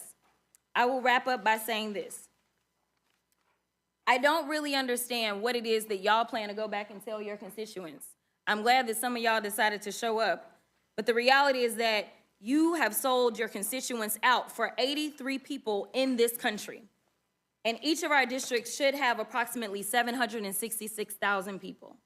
How is it that you can explain that we still are running up the credit card and we have nothing to show for it except for the fact that we won't have food on the tables and we won't have health care? And with that, I will yield. Thank you.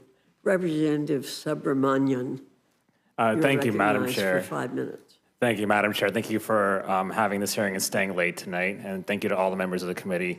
I want to just talk about a couple of things. First of all, there's a lot of wasteful stuff in this bill. When you have a bill this big, you're going to end up with a lot of bad provisions that people may not hear about. And so a lot of my amendments are actually aimed at bad provisions or provisions that aren't there that should be there that are hurting Virginians and especially my region. These are amendments 108, 113, 144, 235, and 269. And the first one is a real whopper. I mean, because the Texas delegation in the Senate wanted to have their vote bought and paid for, they decided that they would actually spend hundreds of millions of dollars in taxpayer money to take the space shuttle that's in Northern Virginia at the Air and Space Museum at the Smithsonian and move it all across country to the Space Center in Houston. Now, I actually grew up next to the Space Center in Houston, and they already have a full replica model of that space shuttle. They also have 6 other flight vehicles as well. So this isn't going to increase visits to the Space Center in Houston, where my family is. It's actually going to take away people's opportunity to, for free, see a space shuttle and show off American dominance in space for the past 50 years. And that's going to cost taxpayers hundreds of millions of dollars just to buy a couple of votes in Texas. Next, for some reason, and no one's been able to explain it to me, last year the Metropolitan Washington Airport Authority, which owns the assets at Dulles Airport and DCA, which many members of Congress fly out of, actually renegotiated their lease with the federal government at a rate where they could afford to make improvements to those airports and make sure that we can also make flights affordable and airlines be able to use those facilities. And what happened is in this bill, we're actually blowing up a lot of those agreements, and we're doubling, in some cases, the amount that they have to pay. And that's going to be passed on to anyone who flies in and out of DCA and Dulles, and that includes all of you, all members of Congress in this room as well. And so that's going to cost everyone money, and certainly in my region, where we all fly out of Dulles and DCA, it's going to cost us a lot of money. And we have a toll toll road that is meant to pay off some of those expenses, and those tolls are going to go up on every single person who uses those tolls. I'm talking about the Dulles Toll Road. And so we have a lot of issues with the fact that we already have very high tolls in our region in Virginia, and they're just going to go up because of this bill, and no one's been able to explain to me why that is. And then finally, one of the president's branded golf courses is in my district, and he likes to come out there and golf, and that's fine, but then he golfs a lot, and I didn't realize this. He golfs almost more than 20% of his free time, his time actually, and not free time, his actual time, he's awake, is spent golfing. And he comes golfing so much that it's costing our region a lot of money, and it's costing our local sheriffs and local police a lot of money to make sure that that area is secure for his golf trips. And so what I'd really like to do is just make sure that we can at least reimburse my region for all the golf trips that the president is costing us. And so finally, there's a 9-figure slush fund for Doge as well, and for Russell Vogt and the OMB. And no one's been able to explain to me why, to capture waste, fraud, and abuse, we need a 9-figure slush fund for them. Now, the last time I checked, some of the stuff that they were using money on was to set up sleeping pods in the GSA's building while firing half the people in that building. And so these are a lot of examples of waste and fraud. They hurt my region, but I can assure you that everyone can look through this bill, and I've read through most of it, if not all of it at this point, and you'll find that your region will be hurt by some of the waste in here. And the second thing I'll say is, I agree with this notion of this bill, this big, ugly bill, being about broken promises. I mean, just look at what some of the stuff the president has said. He said about Medicaid and cuts to Medicaid, we're not going to touch it, right? And he said he would veto a bill that would cut Medicaid, and yet this bill kicks millions of American citizens off of Medicaid, 17 million, nearly 17 million. And he said that cuts to food assistance program are going to give everybody more food, but this bill puts 5 million people at risk of losing some or all of their food assistance. That includes 300,000 children in Virginia. And let's be clear, this bill is also going to make energy more expensive. He said that, the president said, we're going to get your energy prices down by 50%, but the studies have shown that this bill is going to spike energy costs up to $250 billion nationwide. In Virginia alone, we're going to see an 8% increase in energy costs. And finally, the biggest whopper of all is that this bill is supposedly going to reduce our deficit, and we know that that's not true. In fact, it's going to add $3 to $5 trillion to our national debt. It's going to hurt our deficit, and it's going to mortgage our children's future. This bill is bad. Our Virginians and Americans deserve better than these broken promises. I yield back. Thank you. Representative Sewell, you're recognized. Thank you, Madam Chairwoman and Ranking Member. My amendment would extend the Affordable Care Act's premium tax credit to Americans who are caught in the coverage gap, as well as Americans who will lose their Medicaid coverage as a result of this horrible bill. We must extend the premium tax credits for low-income citizens below 138% of the poverty line. I have heard from countless constituents who fall in the coverage gap, and they are desperate to keep their health care. I recently spoke with one of my constituents. Her name is Kiana, and Kiana was caught in the coverage gap. She lost her Medicaid coverage following the end of the COVID public health emergency. When she tried to qualify for Medicaid again, she was told that she made too much money. She made more than the $295 a month to qualify. In my state of Alabama, we have a bare bone Medicaid program. It's so bad that you have to really be P-O. You can't afford the O or the R. So people like Kiana are really scared about this cost shifting. The cost shifting will mean that Medicaid will not happen in the state of Alabama. The fact of the matter is they're not going to pay for it. They're just simply not going to pay for it. Madam Chair, I firmly oppose this so-called big, beautiful bill that has come to us from the Senate. Let me be clear, there's nothing beautiful about stripping health care from working families. There's nothing beautiful about taking food off the table of our most vulnerable neighbors. And there is certainly nothing beautiful about putting rural hospitals on life support. Madam Chair, this bill will gut Medicaid as we know it. It will slash funding for millions of children, seniors, veterans, and people with disabilities. Medicaid is a lifeline. This bill will cause 17 million Americans, including 170,000 Alabamians, to lose their health care. And it doesn't stop there. This bill will also gut SNAP benefits, a program that puts food on the table for hardworking families, for children who need breakfast before school, for seniors who are choosing between groceries and their medicine. In Alabama, it means 750,000 Alabamians could lose their nutrition benefits or worse, see them reduced. The cuts in this bill are not just numbers on a page. They are empty cupboards and shuttered clinics. There are hospital wings closed in small towns already struggling to keep their doors open. They are parents lying awake at night wondering how they're going to be able to afford medicine for a sick kid. We should be strengthening the safety net, not shredding it. We should be investing in the health care and well-being of our most precious commodity, our people, not ripping it away from them in order to pay tax cuts for billionaires. This bill is not a blueprint for prosperity. It is a roadmap for further inequality, for deeper poverty, for rural communities left to fend for themselves while the powerful walk away with more. Madam Chair, we were sent here to stand up for those people, not to abandon them. Let us stand together and reject this careless, heartless bill. Let us build something truly beautiful, an America where health care is a right, not a privilege for the few. A right. No child goes hungry and no community is left behind simply because of their zip code. I oppose this horrible bill, and I ask that my amendment, which will make it a little bit better, is considered by all. Thanks. I yield back the balance of my time. Thank you, Ms. Sewell. Mr. Liccardo, you're recognized. Thank you, Madam Chairwoman. I have 4 amendments to H.R. 1, and I appreciate the committee's consideration.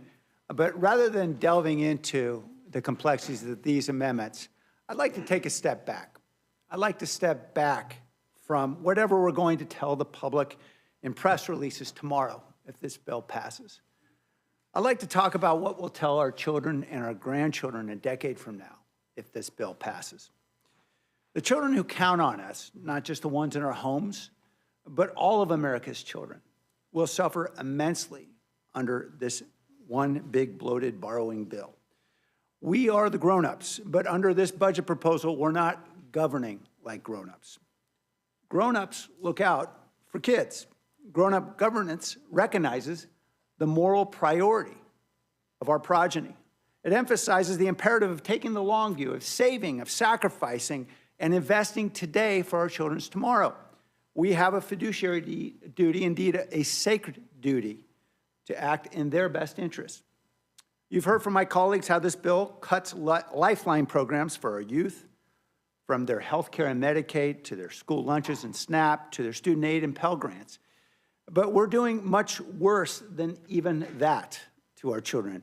That is, we are spending their money and borrowing from their future to pay for our present. Now, many Americans could be forgiven for believing that with all these cuts, the GOP leadership must be proposing a budget that will actually reduce our monstrous $1.9 trillion deficit. But they would be wrong.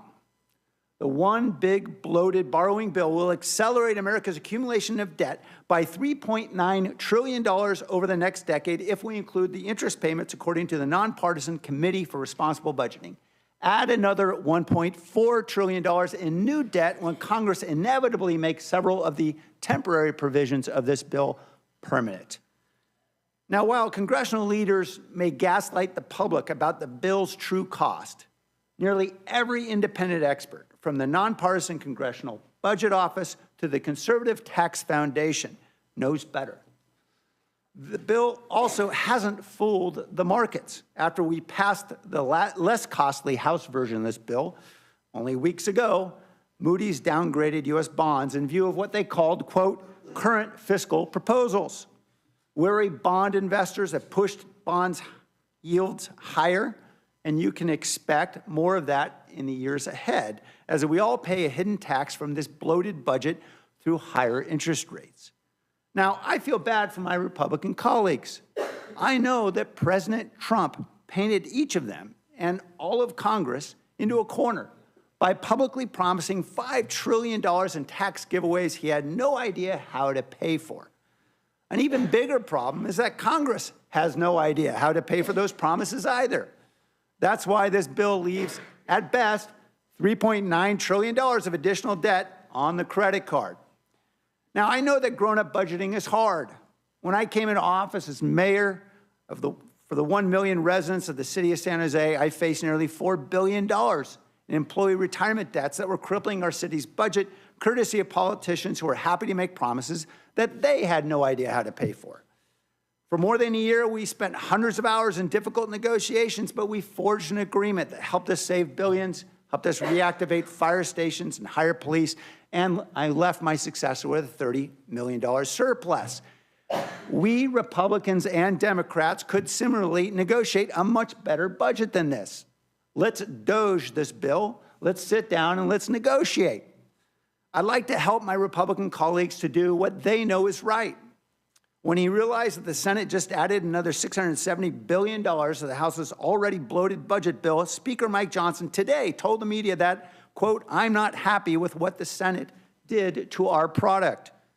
He shouldn't be happy, nor should any Republican member of this House. Let's fix this bill to make Speaker Johnson happier. Let's fix this bill for Republican Senator Murkowski, who today publicly urged us to do so. Let's fix it for Marjorie Taylor Greene, who today called it a shit show. Above all, let's fix this bill for our children. Thank you. I yield. Thank you very much. Representative Johnson, you're recognized. Thank you, Madam Chair. What has been called a big and beautiful bill is as cruel and ominous a piece of legislation as I have ever seen in my many years on this earth. The big ugly bill cuts access to health care for 17 million Americans, so tens of thousands each year will die prematurely and will die preventable deaths because big shots in government want to give their multimillionaire and billionaire donors, like Jeff Bezos and those who attended his $50 million wedding in Venice, another huge tax cut. $3.8 billion in tax cuts, the lion's share going to folks like Elon Musk, Jeff Bezos, Mark Zuckerberg, and yes, the king of crypto, Donald Trump himself.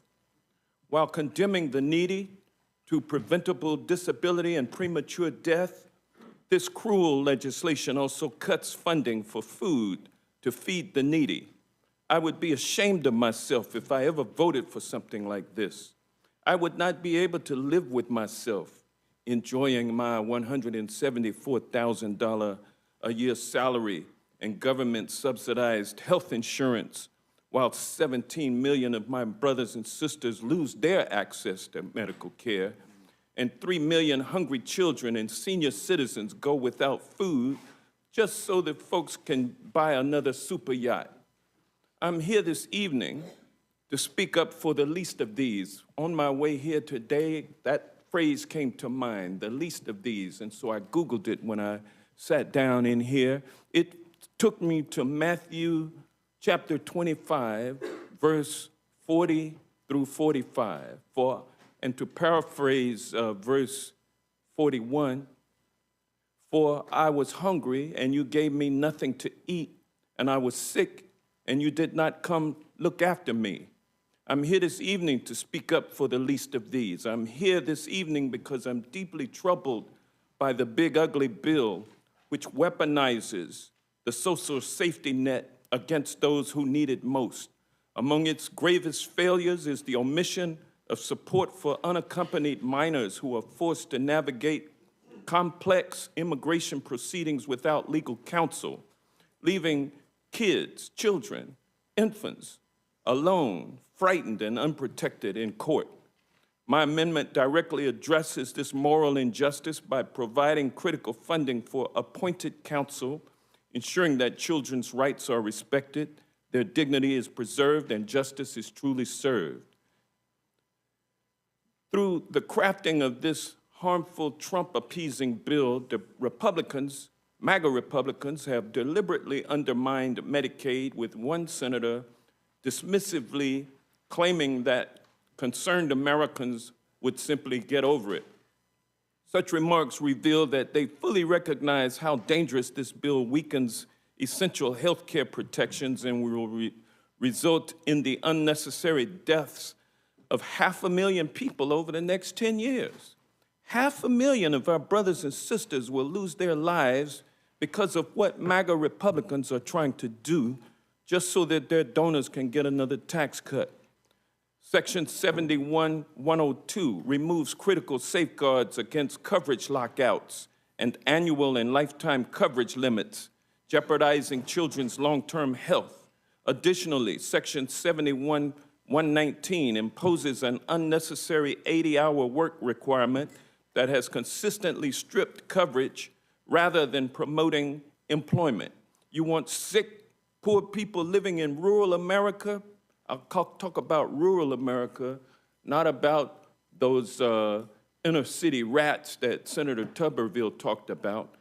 I'm going to talk about my brothers and sisters in rural America who would be forced to get up from their sick beds and find a way to get to town or out to the field so that they could find a job and work a minimum 20 hours a week, 4 hours a day, 5 days every week before they could become eligible for coverage that would enable them to get well so that they could work again. Healthcare should be a right and not a privilege in the wealthiest nation on earth, and access to a doctor must never be weaponized against the sickest of us. My amendments strike these harmful sections, restoring compassion, equity, and common sense to Medicaid. We watched as this bill rushed through under the cover of darkness, likely because it recklessly cuts critical funding without transparency. My amendment requires transparent public reporting, ensuring communities have visibility into how their resources are managed while protecting vital investments in climate resilience. Lastly, Madam Chair, whatever you did not do for one of the least of these, you did not do for me, is Matthew 25, verse 45. I think we should all keep that in mind as we go about our business today. And with that, I'll yield back. Thank you, Representative Johnson. I think most of us on our side of the aisle think about those verses and others every single day. Mr. Langworthy. Mr. McGovern. First, I request unanimous consent to insert a statement from Representative Houlihan in support of 4 amendments, number 8, 19, 28, and 37. Taken together, these amendments would make significant progress in ensuring that this legislation will not harm Americans across the country. Without objection. And I just want to thank all of the panelists for being here. I mean, I support all of your amendments. I share your concerns. I mean, I really am deeply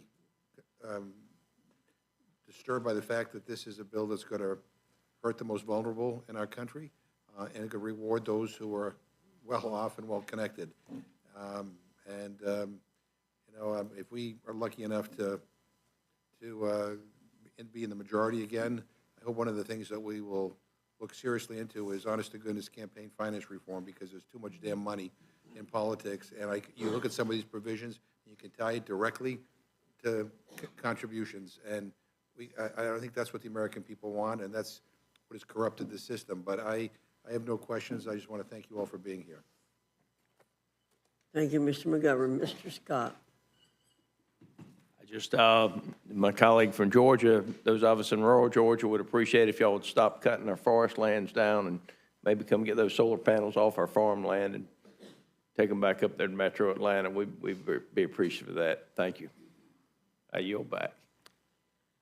Ms. Scanlon. You're recognized. Just want to thank all of the panel members for their thoughtful amendments, for their testimony, for their patience in waiting to testify tonight. I think collectively, you've told quite the story of both the harm to our communities that this ugly bill will inflict, as well as the real hypocrisy and the real underlying purposes for why these cuts are being made to justify giving to those who have the most rather than those who need the most. So thank you. Appreciate all of you. I yield back. Mr. Jack. No questions. Thank you. Thank you. Ms. Leisure Fernandez. Thank you very much to the panel once again. And I'm, ditto on everything that was said, on everything you said. Something that we haven't talked a lot about, and we have a Ways and Means member here. And, Ways and Means, right? And the means or the ways is how do we get tax revenue? And I just wanted to ask a really quick question because it seems that the tax cuts are one thing, but we also, under Trump and this administration and the budgets, really seen an opening door for the tax cheats, right? And right now, it's the estimate that the cuts to the IRS are going to lead to $1 trillion in revenue loss, $1 trillion in revenue loss. There's already been a $500 billion shortfall in what we got from last year. Like, we don't have to cut Medicaid and SNAP and everything else if we would just make sure we made people pay their taxes. Madam Chair, I'd like to enter into the record Trump pardoned tax cheat after mother attended $1 million dinner from May 26, 2025. Without objection. And Representative Sewell, I think that this issue goes to the ranking members of there's way too much campaign money flowing in so that tax cheats can get away with stuff. I don't know if you have any thoughts on that.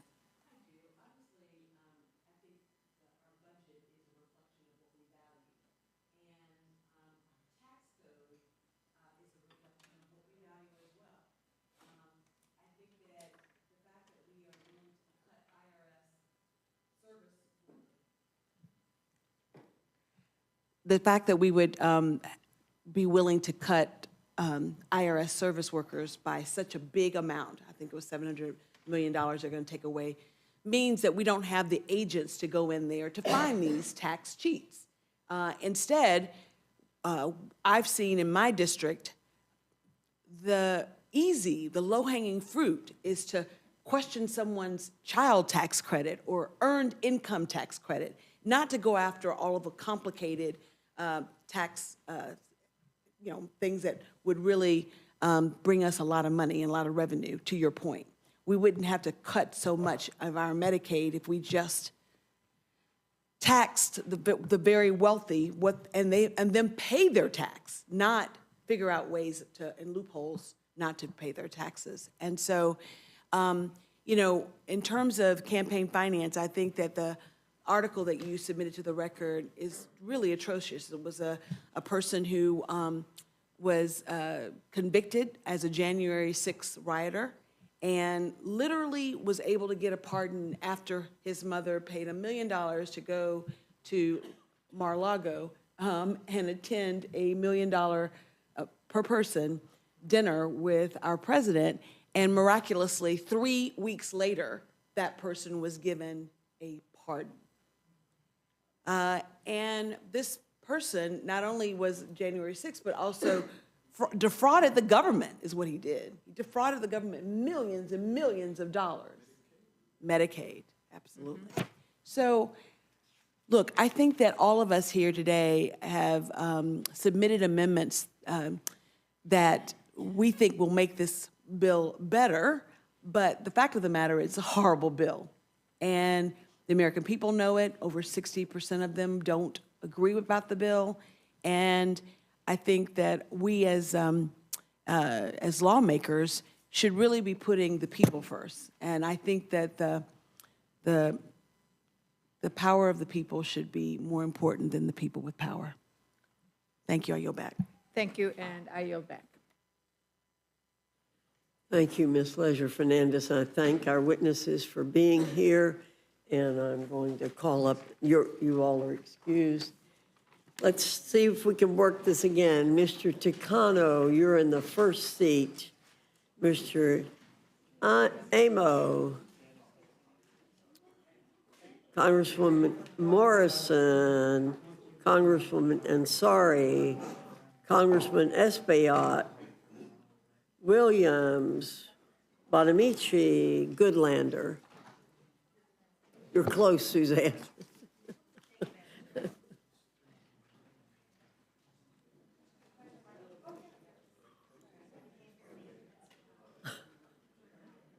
You didn't have to move far. You might.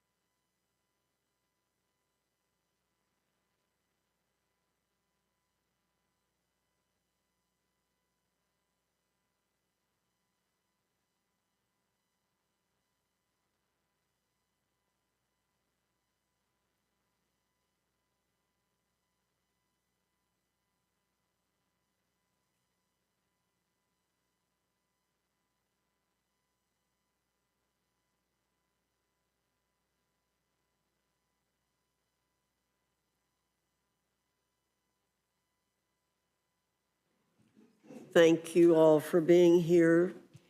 Your written comments may be submitted for the record, and I ask you to keep your spoken comments to 5 minutes. Mr. Takano, you're recognized. Thank you, Madam Chair. This 900-page bill is a travesty and a gut punch. It puts the interests of the richest and most connected billionaires, polluters, and tech companies over every other American who is just trying to get by. It decimates health care. It literally takes food off the table of the vulnerable, and it even stoops so low that it actively harms veterans. This big, ugly betrayal undermines our shared American values and allows this administration to continue its brazen efforts to strip our great nation for parts to be auctioned to the highest bidders. It boggles the mind that the Republican Party wants to deny 17 million people health care. Republicans have chosen to decimate health care infrastructure in rural and underserved communities. Republicans have chosen to harm seniors by forcing them to choose between basic necessities and health care. Republicans have chosen to callously hurt disabled people who need long-term care. No one is spared from this monument to greed, and that includes veterans. To allow my colleagues a modicum of course correction, I'm offering several amendments to try and blunt the impact of this devastating billionaire handout, to blunt the impact on our veterans. First, I've introduced an amendment to exempt veterans from the new Medicaid work requirements. This is something that Senator Murkowski tried to achieve for all the people of Alaska. She only was able to achieve waivers of work requirements for SNAP recipients, but she did indeed she was concerned about both. And it was because of the obstrusities of the Byrd rule and the workarounds that they could not achieve that. But nevertheless, her concern is something that I think all Americans should also share, that these terrible work requirements that are really, as my colleague Sarah McBride called them, trickle-down cruelty, a golden shower of benefit cuts. You're trying to impose this paperwork, this intended inefficiency, intended government inefficiency in order to cause people to not get their benefits because we'll just lose many, many people through the cracks. Currently, 1.6 million veterans rely on Medicaid. And while the bill may exempt veterans with 100% VA disability ratings, it would still subject as many as 1 million other veterans to bureaucratic red tape just to keep their health care. We shouldn't be doing this to our veterans. We shouldn't be doing this to anybody who is going through a complicated set of life experiences, whether it might be taking care of a loved one, being a caregiver, or any number of different things that we could imagine. People who are lower income are facing tremendous life choices, and our veterans, you know, we can all imagine what sorts of trials and tribulations our veterans are going through. Veterans with disability ratings other than 100% may still have service-connected disabilities that present significant impairments to employment. Singling out veterans with 100% disability ratings is not reform, it's cruelty. Our veterans have sacrificed enough at the altar of freedom. We should not be forcing them to sacrifice even more. Second, if you're going to rip away veterans' health care, the least we should do is tell them. My amendment would require HHS to notify veterans who are losing Medicaid coverage due to this bill. Third, I've offered a similar amendment requiring USDA to notify veterans and service members if they're being kicked off of SNAP. Over 1.2 million veterans live in households that receive food assistance through SNAP. Again, this bill takes away from those who served and gives to those who stockpile wealth without sacrifice. And if I had had enough imagination, I would have offered an amendment to provide a waiver to our veterans who are on SNAP in the way that Senator Murkowski was able to get a waiver for the people of Alaska, got the waiver for those work benefit, for those work requirements for those Alaskans who are in need of SNAP. We should have done the same for our veterans. Fourth and fifth, I propose creating websites through HHS and USDA to help veterans navigate the fallout, to provide information about alternative health care and nutrition resources for those losing Medicaid and SNAP coverage. It's a modest effort to clean up the mess this bill creates.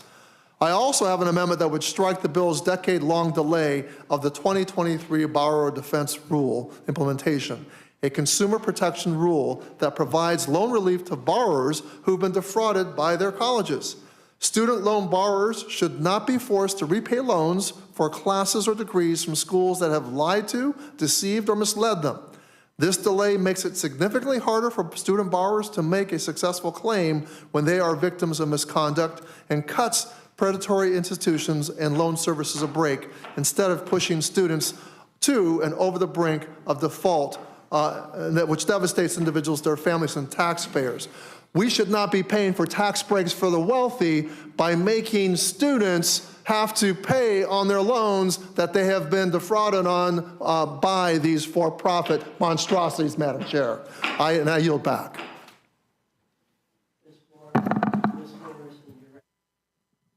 Thank you, Madam Chair, Ranking Member, members of the committee.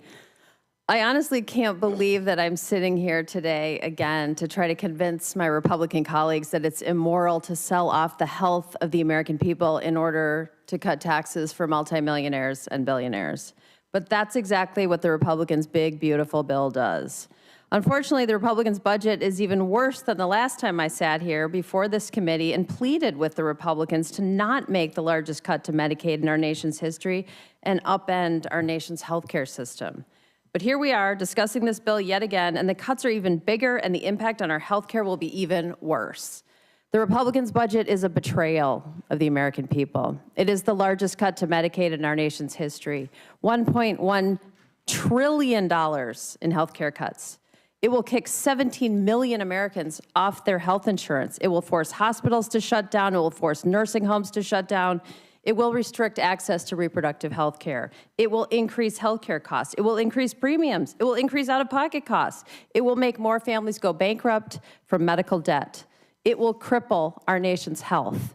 And that's not even getting into any of the rest of the disaster of this bill. The largest cut to food assistance in our nation's history, killing more jobs in one single bill than ever before in history, increasing consumer energy costs, raising property taxes in all 87 counties of my home state, exploding the national debt. The list goes on. But I'm a doctor, and I'm thinking about people's health, and today I want to talk about the unconscionable disaster this bill is for Americans' health and our nation's healthcare system. One thing I want every single American to know is that even if you don't use Medicaid, even if you don't know anyone who uses Medicaid, The Republican budget will affect you too. It doesn't matter what insurance you have when your local hospital closes. And with this budget, hospitals will close, clinics will close. This will be a catastrophe for all of us. We will all have less access to health care. It's incredibly dangerous. But I don't want us to lose sight of the human impact of this. As this bill gets closer to becoming the law of the land, I can't stop thinking about my patients. I see their faces, the faces of the mothers and the families I've taken care of who got their health insurance through Medicaid. Do they not matter? Are they somehow less important? Where are they supposed to go to get health care? 80 million Americans get their health insurance through Medicaid. Almost half of all American children get their coverage through Medicaid. What are you doing? Where is your humanity? What is the most chilling and soul-crushing part of this entire process is that the Republican majority doesn't care. They don't care. And this isn't speculative. It isn't being presumptuous or guessing about their intentions. They are literally telling us. The Vice President of the United States, J.D. Vance, called gutting Medicaid minutia and kicking millions of Americans off their health insurance immaterial. Republican Senator Mitch McConnell said Americans who are concerned about losing Medicaid will, quote, get over it. Republican Senator Joni Ernst defended the life-threatening gutting of Medicaid by saying, well, we're all going to die. As we sit here today, I am outraged by what Republicans are doing to future generations. I never want to hear Republicans say that they are the party of families ever again. Half of all children in the United States of America get their health care coverage through Medicaid. 1 in every 4 children in the United States of America get food assistance through SNAP. Republicans are taking away health care and food from our children in order to prioritize billionaires and perpetuate wealth inequality. It's wrong, it's immoral, it's unconscionable. We haven't even begun to unpack all the ways in which this bill is a moral abomination and honestly an embarrassment of a piece of legislation. If you were serious about putting together a good budget for the American people, you wouldn't try to shove it through on an artificial deadline. You wouldn't force debate through the dark cover of night. You wouldn't vote on it without even reading the text of the bill. But the Republican majority is just unquestioningly doing the president's bidding. They have ceded all of their power to the president, who is beholden to his billionaire class. The more the American people learn about this bill, the more they hate it. You've seen the polls, you've received the calls and emails. You know the American people don't want it. That's why I'm submitting an amendment to scrap the whole bill. Listen to the people you were sent here to represent. Let's start over, write a bill for the American people, not the billionaires. Thank you, Madam Chair. With that, I yield. Thank you. Mr. Amo, you're recognized for 5 minutes. Thank you, Madam Chair. Thank you, Ranking Member and distinguished members of this committee. Look, we all know the saying. We've heard it a bunch of times today, probably. Budgets are a statement of values. You know, this has guided me through this process, this long process that we've been on, and a big, bad process I think it's been. 126 days ago in February, 82 days ago in April, and 40 days ago in May, the House voted on some form of this Republican scheme that would take the health care and food assistance away from millions to pay for tax breaks for the rich. Republican members in this chamber have had opportunity after opportunity to debate how to avoid hurting millions of people. You've had a chance, countless chances to improve this bill, to state values.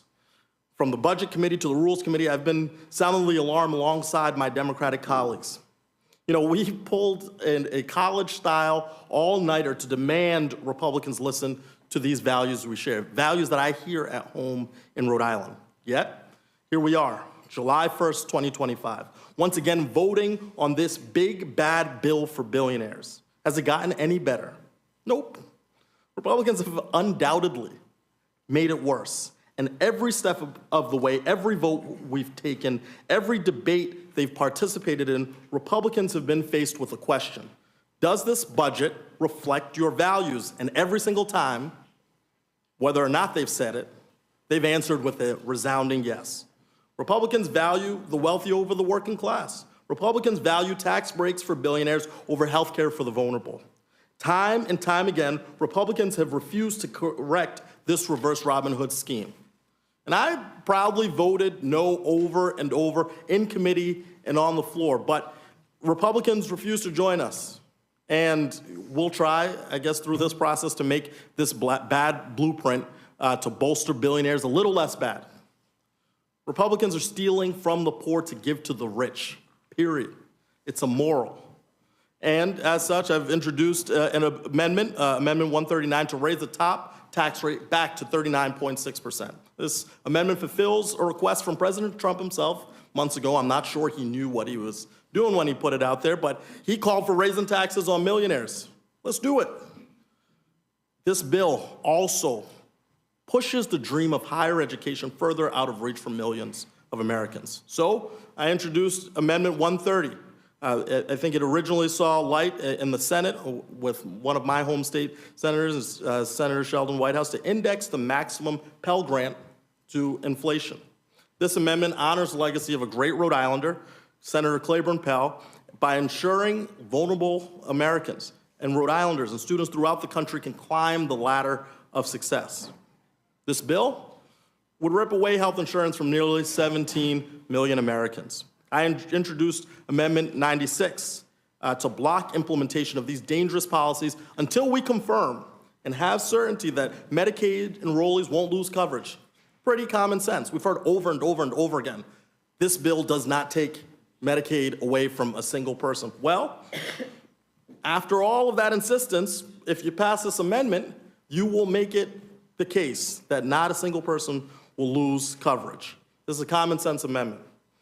But let's be very clear, with no ambiguity, this bill takes 17 million Americans off of Medicaid, no matter how you slice it. Now, we also know that this bill would gut the tax policies that spurred a clean energy boom throughout the country. This will increase Rhode Islanders, people in the Northeast, people across this country already sky-high energy bills and eliminate thousands of jobs. So I introduced Amendment 106. I know this also was led in the Senate by another one of my senators, Jack Reed, and it blocks bad policies from taking effect until we confirm electricity prices will not be increased for any American household. Make a commitment to the American people that the priorities that Republicans have put forth for months and months and months that they've articulated actually have a potential of seeing the light of day. But I don't think that will be the case. And this bill would eliminate two taxes on gun silencers, short-barreled rifles and short-barreled shotguns. This would make Americans less safe from gun violence and cost $1.7 billion over 10 years. There is no better definition of a lose-lose. And yet, this found its way into this big, ugly bill. So I'm proud to co-lead Congressman Mike Thompson's Amendment 146, which would strike this dangerous and expensive provision.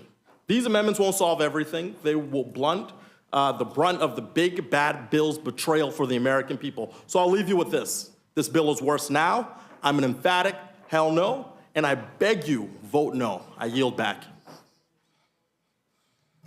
Thank you. Representative Ansari, you're recognized. Thank you, Madam Chair. Since 8 a.m. this morning, I have been leading a read-in for our future, joined by students, joined by labor unions, joined by advocates, other members of Congress, to read the almost 1,000 pages of the big, ugly bill and expose just how cruel and egregious it is.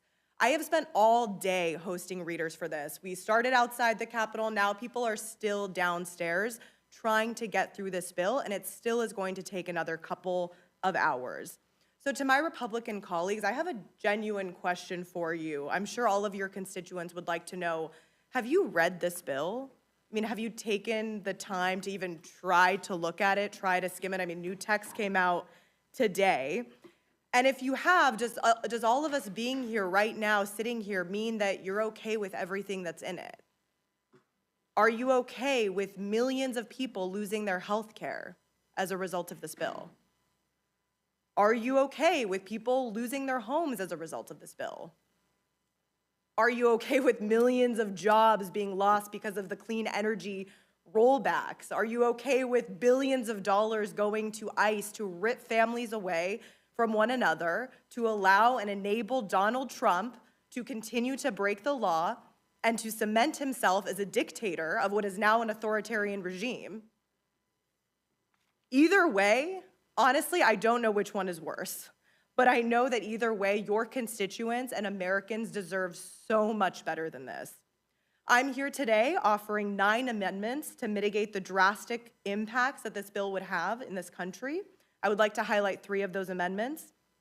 My first amendment would prevent the natural resources title of this bill from taking effect until all subsidies for the fossil fuel industry are eliminated from the federal government. By even the most conservative estimates, the federal government gives $20.5 billion of fossil fuel subsidies to big oil annually. But Americans are not getting a fair return on their investment. In fiscal year 2022, direct subsidies to big oil exceeded revenue by $2.1 billion. Beyond dollars, the human toll of the climate crisis is staggering. Extreme heat, which is a deadly issue in my district, is already claiming 1,300 lives annually. By the way, extreme heat actually kills more people than tornadoes, floods, and the majority of natural disasters combined. Researchers estimate that if we continue to heavily rely on fossil fuels, extreme heat deaths could rise to 26,575 lives lost annually. We have to turn away from fossil fuels. They're a bad investment for our future, both from a fiscal and a human health perspective. I'm also offering an amendment that would require the Secretary of Interior and Comptroller General to ensure that this bill would not result in increased energy costs for Americans. Instead of investing in clean, renewable energy, Donald Trump and Republicans in Congress are using this big, ugly bill to continue giving handouts to big oil and fossil fuel polluters at the expense of working families. I serve on the Natural Resources Committee. We have had a number of hearings titled Unleashing American Energy Dominance. But then when you get into the weeds of it, there's no discussion of renewable energy. There's all of this talk about unleashing oil and gas all across the country when we already produce more oil and gas than any country in the world at any point in our history. At a time when energy prices are soaring and so many Americans are struggling to pay their bills, the last thing that we should be doing is enacting policies that will increase energy prices even further. Unfortunately, that's exactly what this bill does. If my Republican colleagues are serious about lowering costs for Americans, they should have no problem supporting my amendment to ensure that this bill does not result in higher energy costs before it takes effect. And lastly, I'm submitting an amendment that would utilize any alleged savings made by cuts to education funding to fill budget shortfalls in the Pell Grant program. The Congressional Budget Office projects that the Pell Grant program will have a shortfall of about $2.7 billion at the end of fiscal year 2025, which would widen to $9.9 billion by the end of 2026. It would then widen by $7 billion every year. This big, ugly bill tries to solve this problem by stripping Pell Grant eligibility from single parents and workers who need to go to school part-time. Pell Grants make getting a degree possible for people, for rural families, working families, students who are the first in their families to ever be able to go to college. These are future teachers and nurses and doctors and innovators. We cannot make school even more unaffordable and out of reach for them. This bill is a massive step backward for our future. It sells out our communities, guts our healthcare, and slashes programs that millions of Americans depend on. Letting this bill pass will be a death sentence for many in this country. And the fact that you can all sit here so callously, not caring at all, and doing whatever it is that Donald Trump tells you to do is disgusting. I yield back. Representative Espaillat, you're recognized. Thank you, Chairwoman Fox, Ranking Member McGovern, and members of the committee. The American people will probably see this exercise and consider it to be an exercise in futility, that dozens of members of Congress come before this committee, they present meritorious amendments to make this bill better, and they're not heard. But in fact, I don't feel that. It is a collective testimony of where we stand on this bill. And this bill does not live up to the promises that Republicans made to the American people. Americans were told once twice, 3 times, forever that Medicaid was safe from cuts. Instead, we see provisions that will cause millions of Americans to lose their health care and millions more to pay higher premiums and copays. Americans were told that Republicans were putting power back in the hands of states, but we see policies that would attempt to control how states decide to use their own state funding.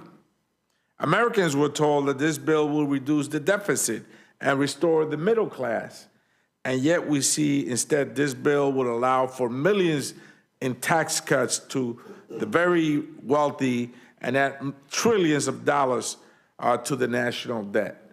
So this is a collective testimony that we're putting forward today that shows how the Republican Party has failed the American people. And several hundred amendments have been brought forward, including 112 amendments from members of the Congressional Hispanic Caucus, which I'm proud to chair. I have introduced 3 amendments, Madam Chair. Amendment 312 will require a study on how Medicaid cuts will impact safety net hospitals and federally qualified health centers that provide services to medically underserved communities. And that's so important because they will get disproportionately hurt by these cuts. These safety net hospitals will potentially have to close. And so we must measure the level of hurt that this betrayal will perpetrate against the American people. Medicaid cuts are not just obviously harmful to patients, but they are also detrimental to healthcare facilities that predominantly serve Medicaid and Medicare recipients. Now, I have 488,000 Medicaid recipients in my district. This will severely hurt more than half, much more than half of the district. Many of them are seniors, children, women that relied on Medicaid and will see this program gutted.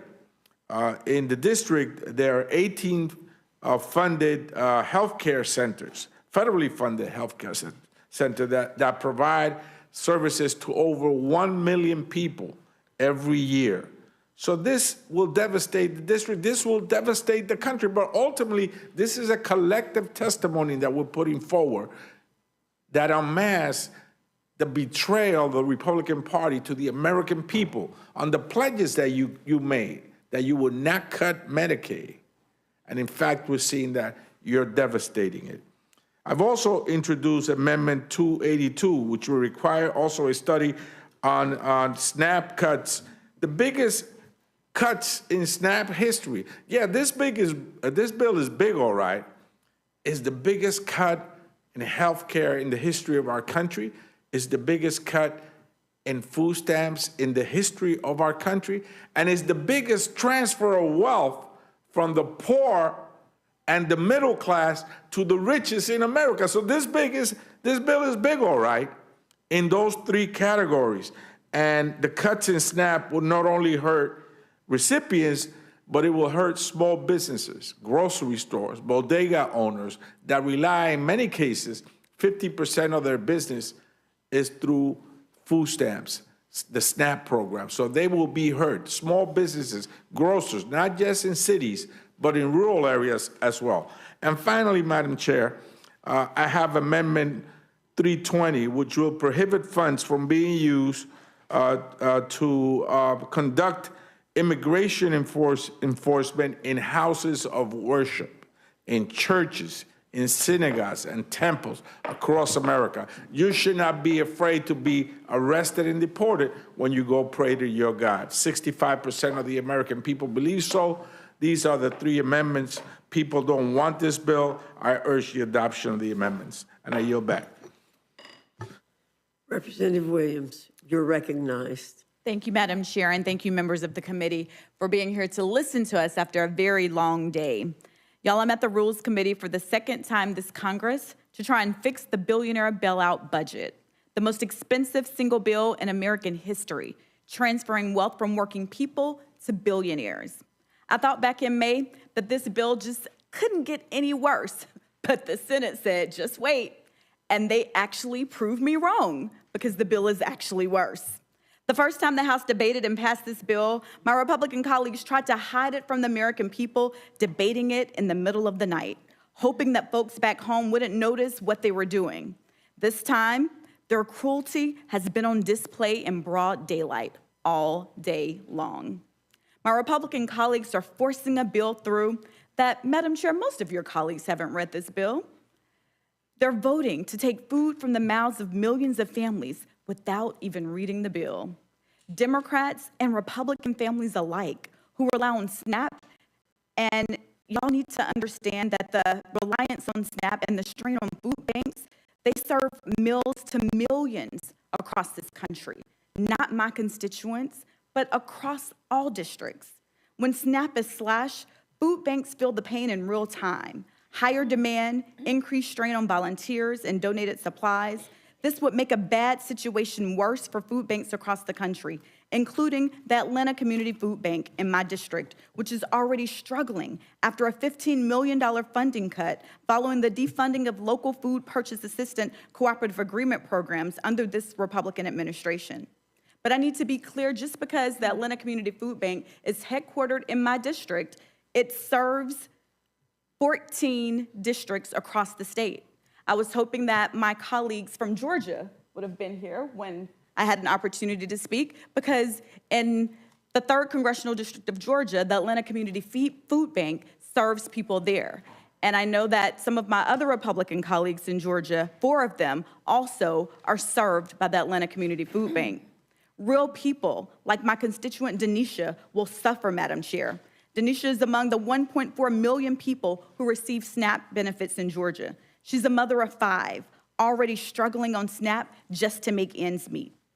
I had an opportunity to talk with Denisha because she contacted my office after she discovered that her SNAP benefits were missing from her EBT card. Denisha says that she will do anything to feed her kids. That sounds like any and every mama that I know. Denisha turned to food pantries to help her family, and she told me food pantries are struggling too right now, and they could not even help me to feed my family. When SNAP is threatened, food banks are often the only place families can turn. So today, I propose an amendment adding a food bank relief fund to the bill. My amendment would appropriate $25 billion to the Emergency Food Assistance Program, supporting food banks that so many people turn to in these uncertain times. That's only a drop in the bucket compared to the billionaire tax cuts. The Food Bank Relief Fund is just one of the 18 amendments that I'm leading today. This moment will go down in history, no matter what path my Republican colleagues choose. I've chosen to fight for the people in my district who've called me day and night to ask me to oppose this bill. But make no mistake, this bill is not about cracking down on fraud or waste or abuse, because we're all against that.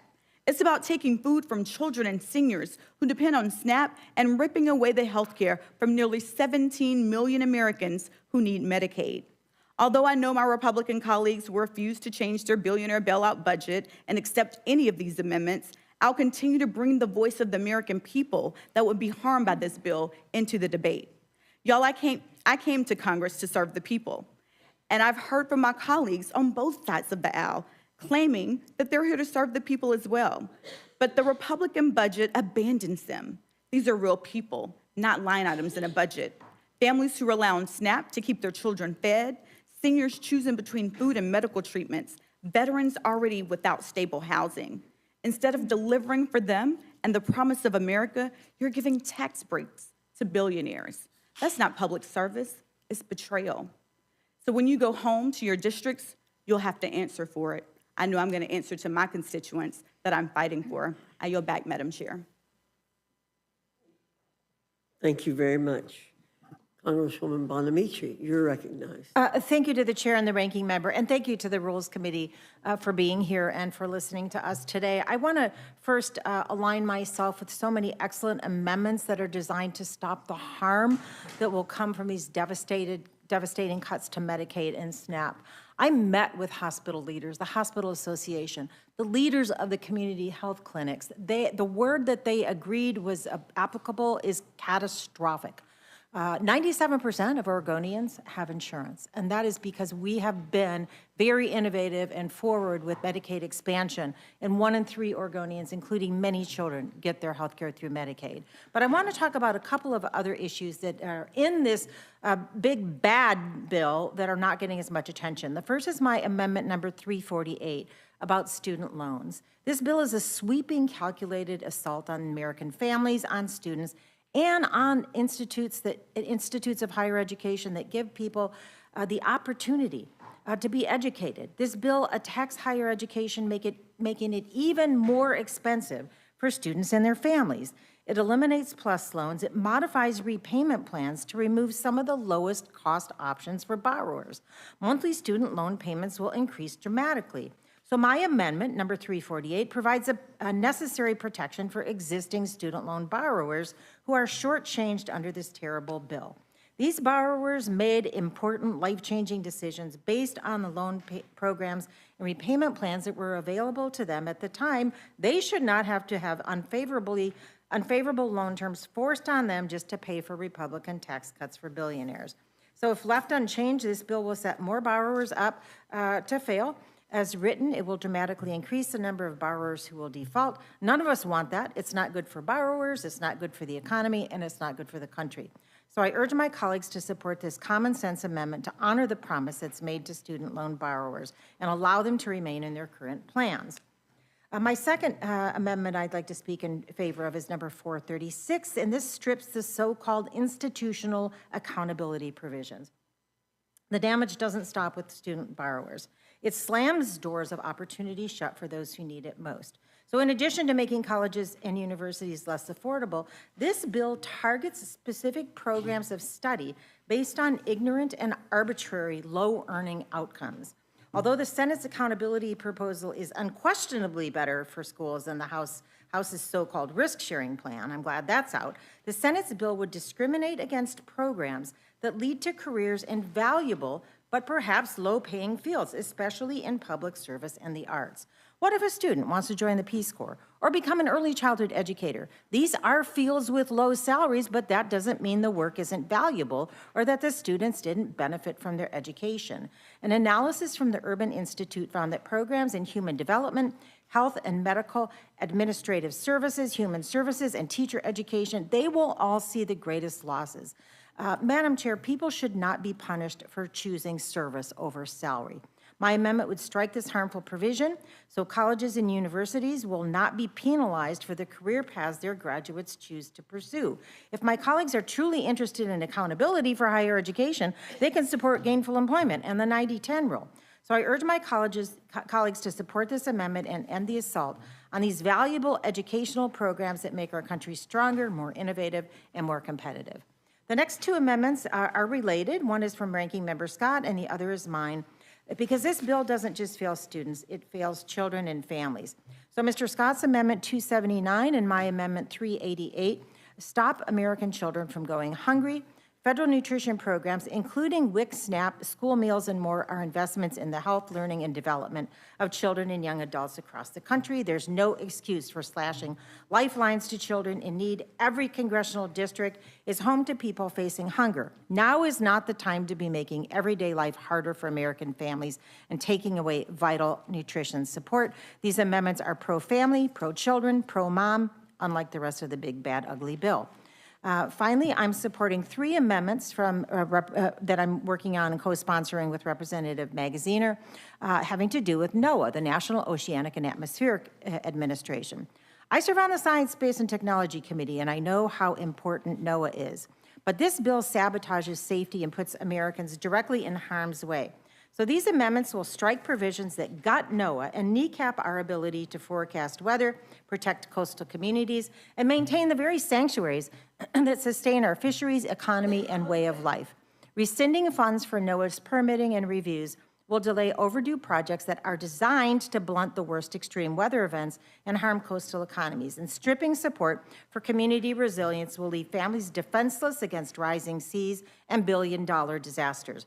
Cutting research means we'll fly blind into, into the next hurricane, heat wave, or harmful algal bloom event. This bill is like cutting off the fire hose during a 5-alarm fire.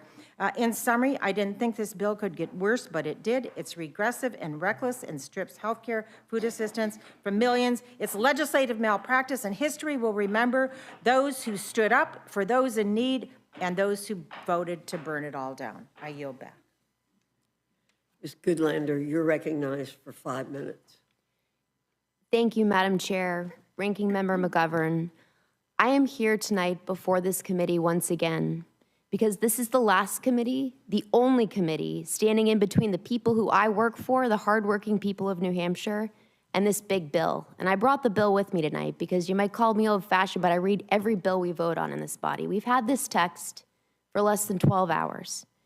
And yet here we are tonight, once again in the dead of night, pushing this big, brutal bill across the finish line in an arbitrary deadline. This bill is 887 pages. Even if you don't read this whole bill, which every member of this body should, it should catch your attention that it includes the biggest cuts to Medicaid in American history. It's a beautiful bill only for one group of people, and that is the billionaires who are going to make out like bandits with tax giveaways galore, tax giveaways that they don't need. For the rest of America, this is a brutal bill.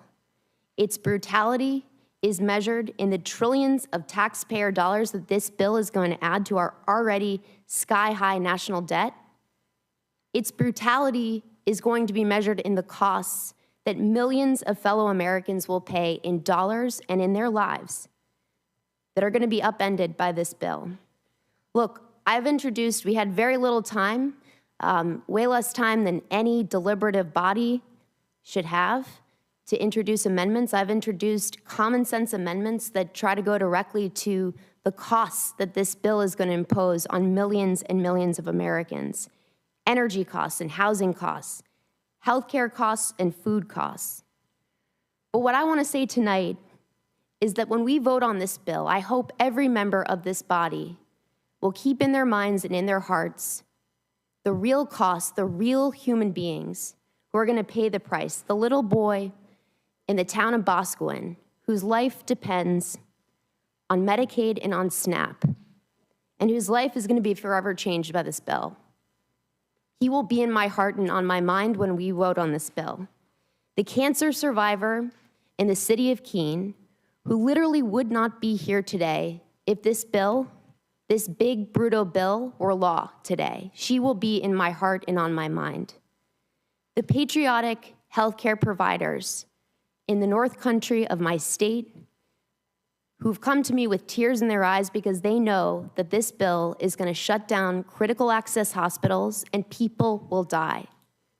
They will be in my heart. And so too will the extraordinary people I sat with this afternoon. The last thing I did before I came down here to this committee was to sit with a group of extraordinary people who are trying to do the Lord's work in providing health care to those who need it most. They will be in my mind and in my heart as we vote on this bill. I hope you will read every word. I hope that the absence of our Republican colleagues here tonight is not evidence that they are not paying attention to the harm that this bill is going to wreak on our country. I urge this committee to adopt the common sense amendments that have been put forth tonight, but no amendments can fix the damage that this bill is going to cause to our country, and that is why I'm a hard no. With that, I yield back. Thanks to all of our witnesses. Mr. Austin, do you have any questions you would like to ask? I'm sorry, Mr. Scott. Yep, Mr. Scott. Mr. McGovern. I want to thank all of you for being here. Your words are powerful, and I think it reflects what the American people are thinking right now. I think people are really scared and frightened, and especially those who have benefited from some of the programs that seem to be targeted. So we will do everything we can on this committee to be wind at your backs to try to advocate for your amendments. I'm not going to ask any questions, but I do want to ask unanimous consent to insert in the record a letter that we just received from the Congressional Budget Office, basically telling us that this big, awful bill got more expensive. Since coming, it has added an additional $110 billion to the Senate, original Senate bill. So now, it would increase the deficits up to, by over $3.4 trillion, not $3.3 trillion. So every time we deal with this, it gets more expensive. So in any event, I ask unanimous consent. Without objection. I thank you again. I yield back. Thanks. Mr. Griffith. Okay, Ms. Scanlon. Thank you. I just want to echo the ranking member's thanks to all of you. The passion which you have brought to this discussion, and each of you telling the stories of your constituents and trying to help people understand the problems with this bill, each of you in a different way. I think together the tapestry is really, really powerful. I know some folks took some unusual measures to make sure that everybody knows what's in the bill, and that's a huge undertaking as well. So thank you, everyone, for all your work. I yield back. Thank you. Mr. Neguse. Thank you, Madam Chair. I don't have any questions. I would echo the sentiments of the ranking member and Representative Scanlon with respect to thanking the witnesses for their impassioned testimony, and certainly believe all of their amendments should be considered by the committee. Hope springs eternal that perhaps we'll be able to convince our colleagues in the majority to consider them. I guess one note that I think bears mentioning, and it's in response to Dr. Morrison's testimony, just because it's rare that we have an opportunity to have someone who has spent her entire career serving patients and ultimately closest to the people who will be devastated by this bill. I'm curious if you've heard from hospitals in Minnesota in the last, I guess, 24 hours here, 12 hours since the passage of the Senate bill. And the reason I ask that question is I've certainly heard from Colorado hospitals, and we're kind of collating a lot of these statements that are now being issued this evening and earlier today from hospital associations across the country. I was just reading one from Virginia and just detailing the impacts to Southeast and Southwest Virginia, in particular the rural hospitals that are going to be closing if the Senate language ultimately is signed into law. So I wonder if that's consistent with what you're hearing? Well, it certainly is. And I think it reflects everyone's experience. The hospitals in my district and across the state of Minnesota are literally panicking.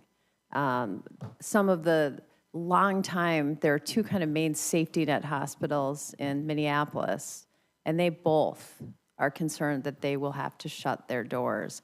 And the implications for the Minneapolis-St. Paul metro area, the state, the region, are catastrophic. We've used the word catastrophic a few times tonight. So yes, I've been hearing from hospitals, from providers, from patients, panic. Well, I've heard the same, and it's all the more reason why I think your amendment ought to be adopted. I also look forward to the debate on the floor tomorrow, because there are a number of our colleagues on the other side of the aisle who made a lot of noise in advance of the Senate's consideration of this bill, making the case that the Senate's approach to hospital provider fees was in their view, far less compassionate approach. And there are many of our colleagues who signed letters to that effect, directed to members of the United States Senate, Republican members of the House, who made the case that they simply could not support the approach that the Senate was taking because it would close rural hospitals in their districts. And now they're going to have an opportunity to perhaps test the adage of, action speaking louder than words, because they'll have an opportunity to vote up or down on this bill, it seems. So in any event, thank you for all the witnesses, and I'll yield back, Madam Chair. Thank you, Mr. Neguse. Ms. Leisure-Fernandez. Once again, I join and echo the comments about being concerned, as well as the concerns about hospitals, including South Carolina Hospital Association, Louisiana Hospital Association, Kentucky Hospital Association, Like they're all concerned and they recognize it. And interestingly enough, some of the associations, like in Kentucky, as well as in South Carolina and North Carolina, they actually point out, we liked the House bill better, right? So now it's back over here as a really bad bill. And the question is, what are the legislators, what are the Congress people going to do here, right? Are they going to stand up for, we didn't like their bill, but at least it wasn't as bad as what the Senate is doing to their own hospitals. And with regards to reading the bill, several of you mentioned that, Representative Ansari, that question actually was asked of the committee ranking members and chairs, and they were here having to testify on a bill that they hadn't had time to read. So you're bringing to light what was in that bill. I think it's very important for the American public. Your testimony tonight, bringing to light through your amendments, is very important to the American public. Hopefully everybody is going to watch it and see it, because we're all going to post it and retweet it and repost it. So if you're watching out there and you like what they said, make sure that you're letting your neighbors and friends and family know, so their neighbors, friends, and family won't get kicked off of their Medicaid, their Medicare, their Affordable Care Act, their Women's Reproductive Act, their education loans, everything. So thank you so very much. Thank you, Ms. Leisure Fernandez. Thank you to our witnesses. You all are excused. Kennedy, Clyde, Frost, Adams, Kamlager, Dove, Wasserman Schultz, Goldman.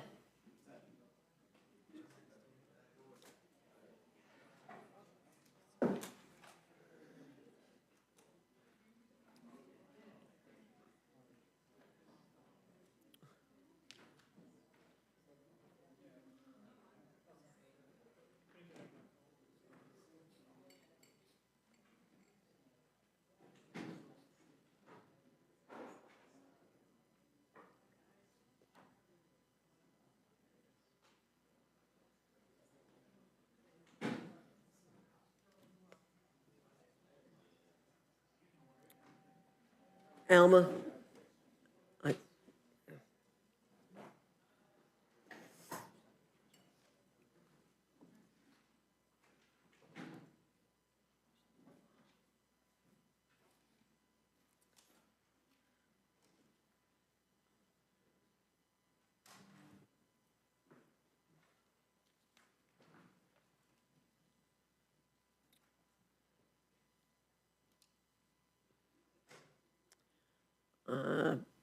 I know most of you have been here for a while, and you've heard what I've said before. Your written comments will be put into the record if you give them to us. We ask you to keep your verbal comments to 5 minutes. I don't see Mr. Goldman. He was here earlier. We'll slot him in here. Dr. Adams, if you want to move up one, you don't have to, but you'll be after Mr. Frost. If you or prefer, you can just stay right where you are.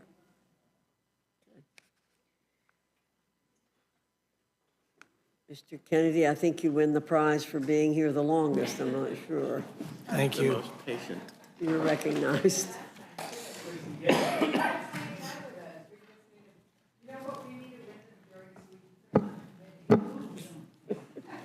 Duly noted. Duly noted. He might have something to say about that after tonight. Well, I'll get right to it, Chairwoman. Thank you very much. Chairwoman Fox, Ranking Member McGovern, and members of the committee.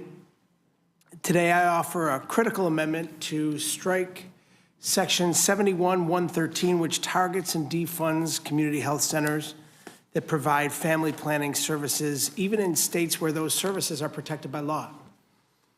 The broader provisions in the underlying legislation, the big ugly bill, include the massive cuts to Medicaid, which would decimate access to care for millions of Americans, particularly low-income women, children, and seniors. In May, when we convened at 1 a.m. in this very room, I sat here the entire night and listened. I listened to my colleagues on both sides of the aisle talk about the implications of this bill. When it was finally my turn to speak around 11 a.m. that morning, I stood up and sounded the alarm, and one by one, so did my Democratic colleagues. We highlighted the consequences of moving forward with this dangerous legislation and exactly who would be harmed in all communities across the country.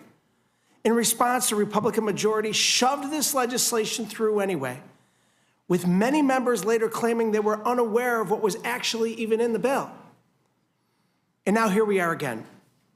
After the Senate Republicans somehow managed to make this legislation worse, this isn't just the largest health care cut in American history, it's a direct attack on Americans.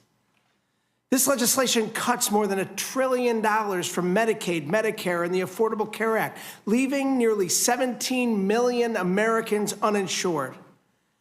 As a representative of a community with 285,000 people who depend on these services, including 110,000 children, let me focus on what's at stake with the Medicaid provisions outlined in this bill.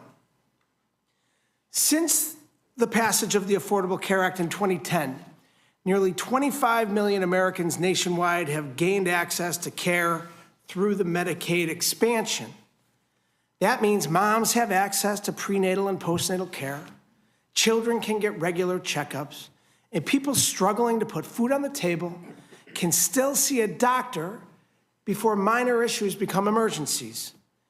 It means those in rural areas, often far from major hospitals, can visit clinics, access telehealth services, or get prescriptions filled without having to travel hours for basic preventative care. In New York, expanding Medicaid has given over 1 million people access to care. With this bill, New York will face billions of dollars in new costs, while other states could see their expansions repealed entirely. This will cost every single state in this country dearly, both financially and in the human cost. I cannot understand why members of this majority would rip life-saving care away from their constituents in the name of tax breaks for billionaires. It's unconscionable. As an occupational therapist myself, I've worked with patients, young and old, people who rely on Medicaid for necessary care. Without access to care, our healthcare system will become destabilized, and these same patients will suffer. And for those not on Medicaid, who can afford private health insurance, they'll be sent back to the bad old days, forced to deal with overcrowded emergency rooms, more expensive premiums, higher copays, and more costly deductibles. Everybody gets hurt. In the meantime, hospitals, nursing homes, and community health centers will close. Congressional Republicans are forcing families to choose between life-saving medicine and going hungry. And they're putting lives at risk. This Republican bill shifts the burden to states, to hospitals, and to the people who can least afford it. It's an attack on the American people. It makes Americans less safe and healthcare less accessible. Healthcare is a human right, not a luxury reserved for the few. I urge my colleagues to support my amendment, and I'll be voting no on this big, ugly bill. I yield back. Thank you, Mr. Kennedy. Representative Clyde, you are recognized. Thank you, Madam Chair. I appear before you today to testify in support of my amendment to eliminate the tax registration requirements for suppressors and short-barreled firearms under the National Firearms Act. House Republicans have a once-in-a-lifetime opportunity to deliver real conservative constitutional change in Washington. This Congress has laid out bold priorities for President Trump's one big, beautiful bill, including tax relief for working families and small businesses, major investments in border security, strengthening our military, and unleashing American energy. Yet we also have a rare opportunity to restore significant Second Amendment freedoms. For 91 years, yes, 91 years, The National Firearms Act has unjustly subjected American gun owners to unconstitutional infringements on our Second Amendment freedoms. When I came to Washington, I promised to not only protect and defend my constituents' Second Amendment rights, but to restore these God-given freedoms that have been taken from us. Removing the National Firearms Act taxation and registration of suppressors and short-barreled firearms provides a tremendous step towards achieving this critical goal. That's why for months I've led the fight to ensure that we deliver as many pro-2A wins, pro-Second Amendment wins in the budget reconciliation as possible. I successfully added a provision to the House-passed bill to eliminate the unconstitutional taxation and registration for suppressors under the draconian National Firearms Act. I then worked closely with my Senate Republicans to go a step further by eliminating both the National Firearms Act taxation and registration requirements for short-barreled firearms as well. However, the unelected Senate parliamentarian struck this provision down, erroneously claiming that it violated the Byrd Rule. I vehemently disagree with her, and I believe many of her rulings prove she's incapable of making sound, nonpartisan decisions. Let me be perfectly clear. The taxation and registration under the National Firearms Act are inseparably linked. The registration database is the method used by the government to account for the tax paid on each firearm by the serial number of the firearm. And I'd like to show you something. This is an example right here of the tax stamp itself, for any of you who want to look at it, all right? This is a tax stamp from an actual Form 4, National Firearms Act, NFA, Bureau of Alcohol, Tobacco, and Firearms and Explosives, Form 4. And it says right here, submit the appropriate tax payment, and we will affix the National Firearms Act stamp. And this is the stamp right here. As you can see, it has a serial number on it. This is actually the serial number of the firearm for which the tax was paid. And you have the date, 9/11/2022, and then you have another one right here, a different serial number for a different transfer tax, and another one, and another one, and another one. All of them, you see, are a National Firearms Act tax. Now you have two taxes. You have one that's a $5 tax, and then you have one that's a $200 tax, depending upon the type of firearm. In this particular case, it's a $200 tax. Therefore, if you have no tax, you have no foundation for the registration database.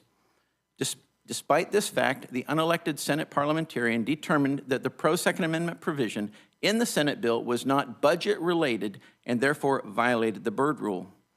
This is simply false. Her ruling was flat out wrong.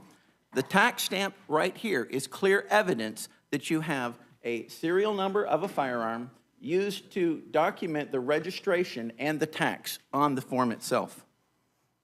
While I still believe eliminating the taxation of these firearms takes an impressive chunk out of the infringement caused by the National Firearms Act and sets up a strong foundation to challenge the registration requirements in court, I never want to rely on the courts. I believe we can and must do more. That's why I've introduced this amendment, which reinserts the Second Amendment victories the American people demand and deserve. My amendment would ensure the Senate has another opportunity to consider my common sense provision to remove these firearms from the tax database of the National Firearms Act. This amendment gives us another chance to eliminate the 91-year-old taxation and registration of suppressors and short-barreled firearms, championing American Second Amendment liberties instead of tolerating the partisan, unelected Senate parliamentarians' illogical ruling. The American people are demanding that we fight, and my amendment ensures that the fight lives on. I urge this committee to make my amendment in order to restore Americans' Second Amendment rights, and I look forward to taking any questions. Thank you, and I yield back. Thank you, Mr. Clyde. Representative Frost, you're recognized. Thank you, Madam Chair. Thank you for the opportunity to testify. This is truly, I believe, an evil bill that should never become law. The single largest transfer of wealth from the working poor and the working class to the ultra-rich, billionaires, and mega corporations in this nation's history. And I don't understand why anyone would vote for it, at least anyone that's read it. And of course, after this passed the House last time, a few Republican members came out to admit that they didn't read the full bill. Well, I did, And this list of unacceptable policies, I think, are important to bring up, things that we should definitely strike. I mean, this bill is big and is evil, taking away health care coverage from nearly 17 million people, 11.8 million people who would lose their care due to cuts on Medicaid, approximately 5 million people who would lose their care due to Republicans sabotaging the Affordable Care Act. And in Florida alone, more than 1.9 million people could lose their health care. Children eligible for the Children's Health Insurance Program, CHIP, will be out of coverage and have annual and lifetime limits set on their care. Organizations Planned Parenthood is defunded, leaving many people with nowhere to go for cancer screenings and prenatal care. Hundreds of billions of dollars will be cut from Medicare, reducing access to care for seniors. States will be stripped of the ability to raise funding to provide health care to their lowest income residents. Hospitals and nursing homes will be closed, especially those in rural and underserved communities. In fact, studies show 1 in 4 nursing homes will be forced to shut down. Nursing homes will be less safe by dramatically reducing staffing and safety standards by closing 338 rural hospitals and 579 nursing homes. Co-pays for people on Medicaid will increase. Those able to stay on the marketplace coverage would see annual premiums nearly double to $1,300 or $3,000 for families.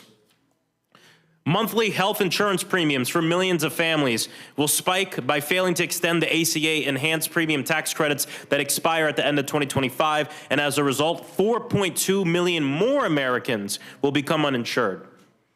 The Thrifty Food Plan, which helps people on tight budgets eat healthy, will shrink. Free school meals that are jeopardized by threatening SNAP eligibility for millions of children, literally taking the food out of children's mouths in schools. Food banks will be further strained, and they're already at a breaking point. Millions would lose their SNAP benefits, single mothers and families trying to feed themselves and their children. Grocery costs could rise for 40 million Americans. Energy bills will increase by up to $400 per year for families across the country and 10% for businesses. This puts nearly 400,000 jobs at risk. It can push mortgages to increase by more than $1,000 a year and small business loans by more than $800 a year. Taxes will increase for nearly 100 million families who pay an average of $1,000 or more a year. Meanwhile, the top 0.1, not 1%, the top 0.1%, the billionaires, will gain $309,000 in 2027 alone. That's $847 a day.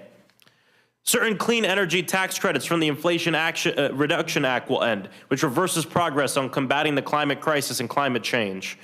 The climate collapse will be sped up by requiring a minimum of 4 oil and gas leases each year in each of the 9 western states. Support for our national parks and other federal recreation land will be cut. A permanent unlimited tax credit for private school vouchers will be created, and this tax credit would give private schools 2 to 3 times the tax benefit of other nonprofit organizations such as houses of worship, veterans groups, and homeless shelters, literally taking food from our public education system and putting it in the hands of the private system. Borrowers, student loan borrowers' ability to pause student loan payments when experiencing unemployment or financial hardships will end.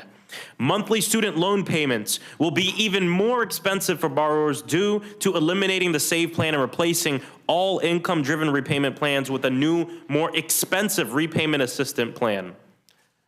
The Consumer Financial Protections Bureau will be dramatically slashed by capping the amount of money from 6.5% down to 12%, making it easier for banks and creditors and other huge corporations to rip off our people. And there's so much more in this bill that harms our constituents, that harms people across this country. I urge people to read the bill and vote no on it. And I do have to bring up one thing, because Representative Hank Johnson earlier brought up some Bible verses about taking care of each other and the poor.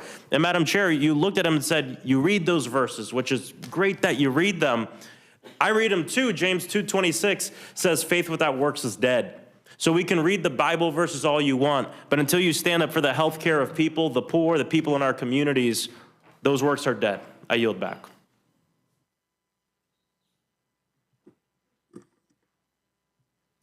I know that scripture very well, too. Dr. Adams, you're recognized.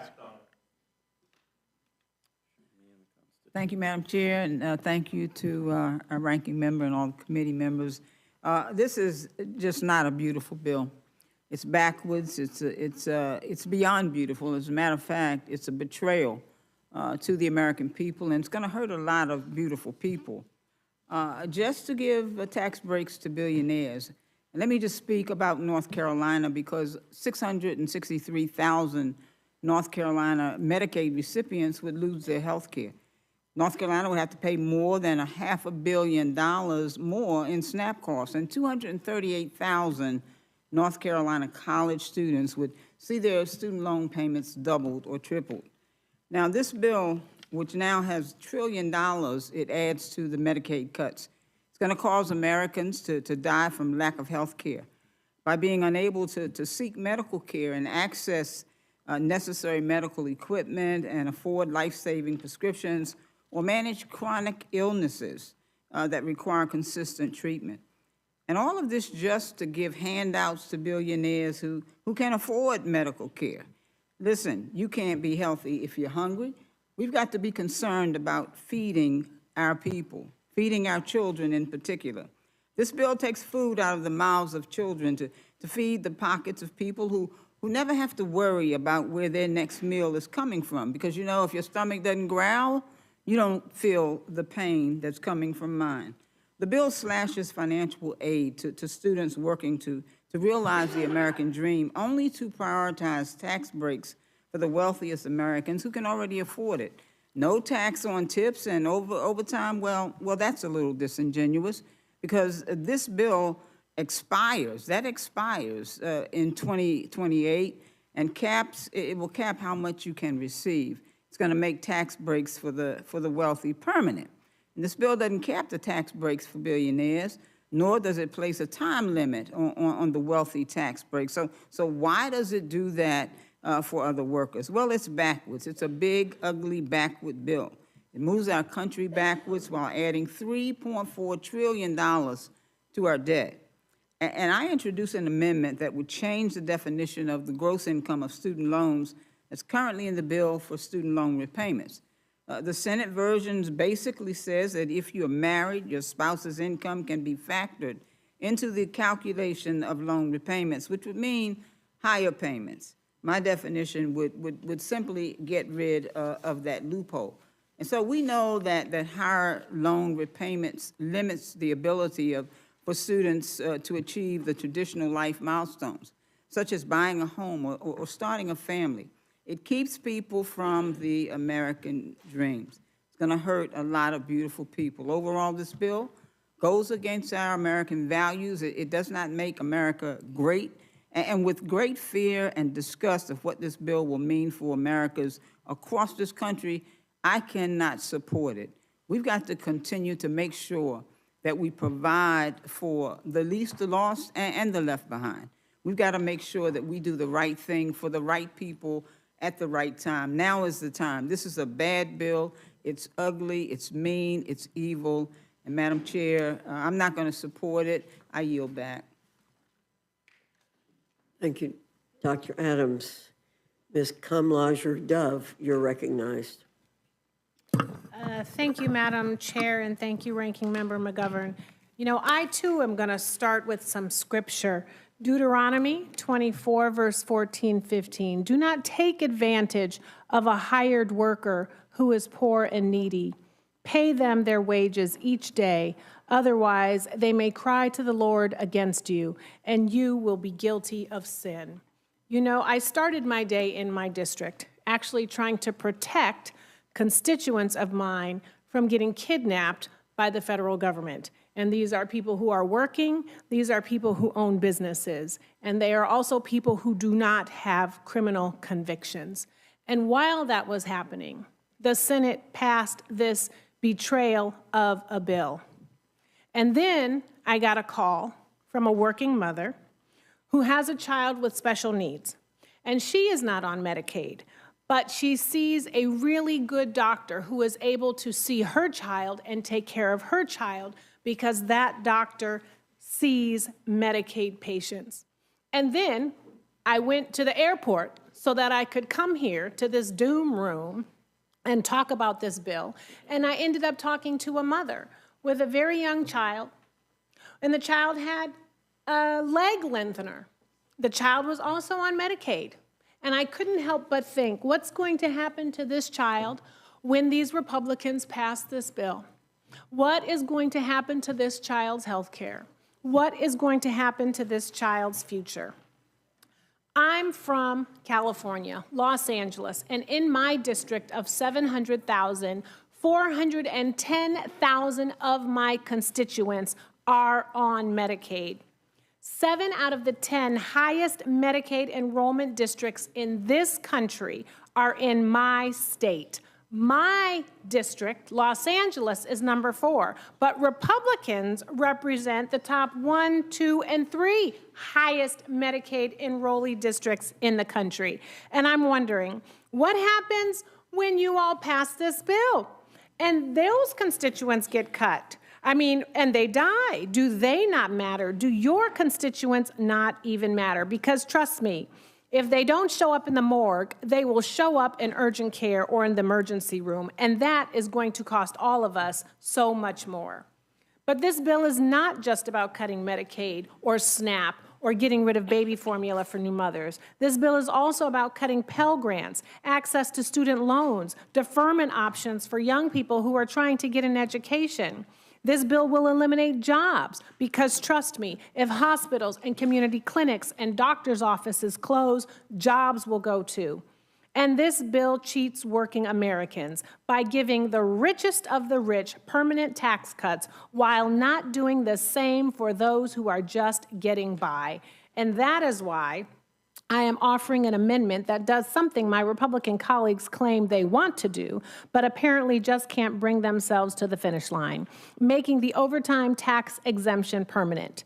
You see, Republicans have been busy tweeting about no tax on overtime as if it's some eternal gift from the heavens. But when you read the fine print, which I know isn't as fun as tweeting, you find out that their provision actually expires after just a few years. And this bill doesn't even include all overtime. If your hourly rate is $10 and your overtime rate is $15, then you're only allowed a deduction of $5, not the full $15 you've earned. So I have to ask, are no taxes even in the room with us? Yet again, their false god, Trump, fails to deliver for the American people. To be clear, they want workers to believe they're getting a forever tax break, but they quietly snuck in a sunset clause. That's not a real promise. That's a bait and switch. It's a cheap headline at the expense of hardworking Americans who deserve better, who deserve the truth. My amendment does the honest thing. It strikes the sunset clause and makes the overtime tax exemption permanent. Simple, straightforward, and without an expiration date. Because working people deserve more than tweeted out promises. They deserve to actually keep what they earn, all of it. If my colleagues really believe in honoring hard work, if they truly believe that every extra hour a worker puts in should be rewarded, not taxed away, then this is their chance to put their votes where their tweets are. Let's stop the performative politics. Let's actually deliver permanent, real relief for workers and show them that Congress can be a place of action, not just empty words. You know, this bill will make America more sick, more hungry, and more broke. At least it will do that for the majority of working Americans, because we are all connected. If you close a hospital in somebody's district, it impacts those who are on Medicaid as well as those who are not. It impacts those people who have jobs there, and it will certainly constrict the economy in those districts because there will be fewer jobs to go around. I'm going to end the way I started with Proverbs 13:5. The righteous hate what is false, but the wicked make themselves a stench and bring shame on themselves. I will not be voting for this bill, and I yield back. Gentlelady yields back. Now recognize Gentlelady Ms. Wasserman Schultz of Florida for her 5 minutes. Thank you, Mr. Chairman and Ranking Member McGovern. Here we are, back in the Rules Committee in the dead of night, talking about a bill that hardly anyone has read yet. I'm proud to join my House Democratic colleagues tonight to shine a light on this disastrous, big, ugly bill that is nearly 1,000 pages. I have several amendments filed on this bill to make lives more affordable for the American people and to root out waste, fraud, and abuse in the federal government for real, not the pretend, fake way that Republicans are saying their bill does. Amendment number 16 adds a new subsection requiring the Secretary of Health and Human Services to certify in writing that the reductions and rescissions made by this act will not affect cancer survivors currently on Medicaid or Medicare. It's a tiny bit personal to me, Mr. Chairman, because as a cancer survivor, I can tell you that it is unfathomable for me to imagine that in addition to getting a diagnosis where you are staring down the barrel of your life and whether it will continue, that you would also, after this bill passes, have to worry about whether or not you're going to actually be able to be cared for by a doctor or get any health care at all. There are thousands of people prior to the Affordable Care Act or who have not been able to access Medicaid who actually die as a result of not having that kind of health care coverage because they get cancer and their symptoms worsen and the cancer eats them alive and they die because they can't get basic access to health care. When you catch cancer early, we know we can save people's lives. When you don't, when they don't have health care, then you are literally killing them. So that's on you. This amendment should be a non-controversial common sense policy, protect the health care of cancer survivors. If Trump and Republicans truly want to root out waste, fraud, and abuse, this should be a no-brainer. And it shatters me to know that this bill will harm people who are grasping for hope, desperate to survive this terrible disease. Over 10% of cancer survivors rely on Medicaid for their care, and more than 1/3 of children newly diagnosed with cancer in our country are enrolled in Medicaid or CHIP. Medicaid is a lifeline to so many cancer survivors, and they don't need any obstacles or uncertainty to accessing their care, nor do they need to struggle just to stay alive. Or also, Republicans can stuff more big tax breaks into the pockets of the big corporations and the super rich. This is truly inexplicable. Survivors who rely on Medicaid will die because of this bill. My next amendment, number 184, requires the Secretary of Agriculture to certify that no students will be made ineligible for free or reduced school lunches. Why are you okay with kicking children off of their school lunches? My governor of my home state refuses to take federal funds so that kids can have free breakfast in the summer. This abject cruelty and complete lack of caring about people who are less fortunate is mind-blowing. But you certainly demonstrate how much you care about the fortunate. Amendment number 200 prohibits funds from being used to construct new ICE detention facilities near environmentally sensitive areas like the Everglades in my home state of Florida. Democratic and Republican administrations alike have invested in the protection and rehabilitation of the Everglades, which is an economic driver for Florida. By constructing any new facilities in this protected space without consultation with tribes or to understand the impacts on the decades-long Everglades restoration efforts, spending billions of dollars for the last 25 years is totally wrong. Talk about waste. I mean, nothing spells waste like just lighting on fire hundreds of billions of dollars because we are now dropping a detention facility in the middle of the sensitive ecosystem that we've spent billions of dollars on that has an airstrip on it that was supposed to be a much larger airport, abandoned decades ago because it was deemed too environmentally sensitive to put infrastructure there. To say nothing about the human rights violations that would occur, putting humans in cages without regards to human rights. I'm also proud to join an amendment offered by Representative Thompson of California, striking Section 70436 from the bill, which would give tax breaks to people buying suppressors. How does this provision do anything to uplift the middle class or lower prices? It doesn't. Republicans are about to ram through a slew of awful policies that will weaken our country, economy, communities, and families everywhere.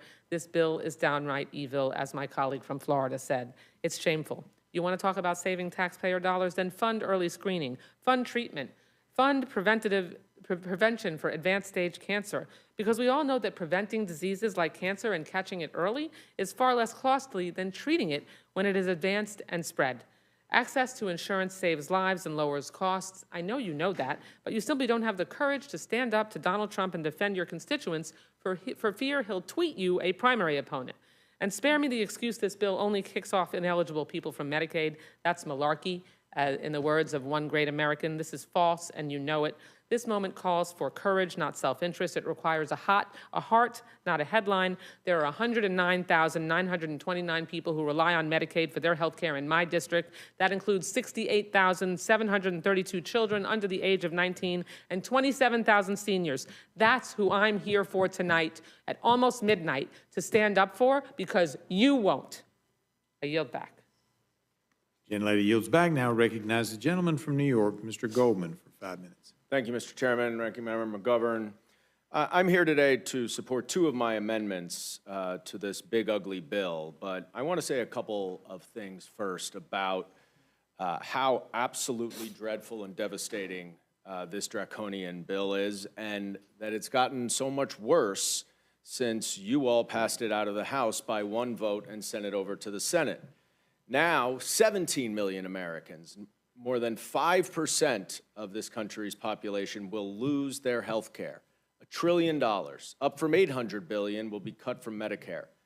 Many more jobs will be lost, hospitals will close, emergency rooms will be overstuffed, and care will be dramatically reduced. And we're only dealing with this bill because the Senate carved out those terrible, terrible policies from Alaska to buy Senator Murkowski's vote. This bill is going to reduce SNAP by 30%, $250 billion. I know, for one, I just looked this up, that there are 90,000 constituents in Mr. Langworthy's district in our shared home state of New York, 30% of whom will potentially be losing their SNAP benefits. This bill does not eliminate the SALT deduction cap, as many of my Republican colleagues in New York promised, and it goes back to the same $10,000 cap in just 5 years, which of course prevents anyone from planning in the future and potentially buying a house. It eliminates so many clean energy subsidies, and this one is baffling, because you can think climate change is a hoax. Fine, let's not even focus on that. Let's talk America first. America first is American manufacturing, is lowering energy prices, at least that's what I hear. Well, there have been over 200,000 jobs that have been created in this country by the clean energy subsidies from the Inflation Reduction Act. Over $400 million has been invested. And most of that's been in red districts. It's your own districts.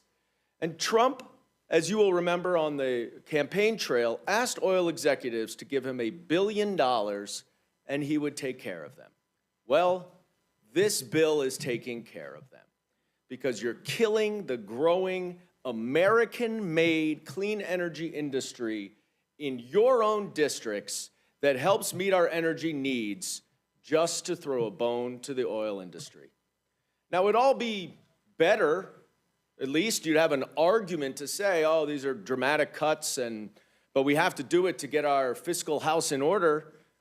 Well, of course, this bill doesn't do that. It increases the deficit now by $3.3 trillion, up almost $1 trillion from the House bill.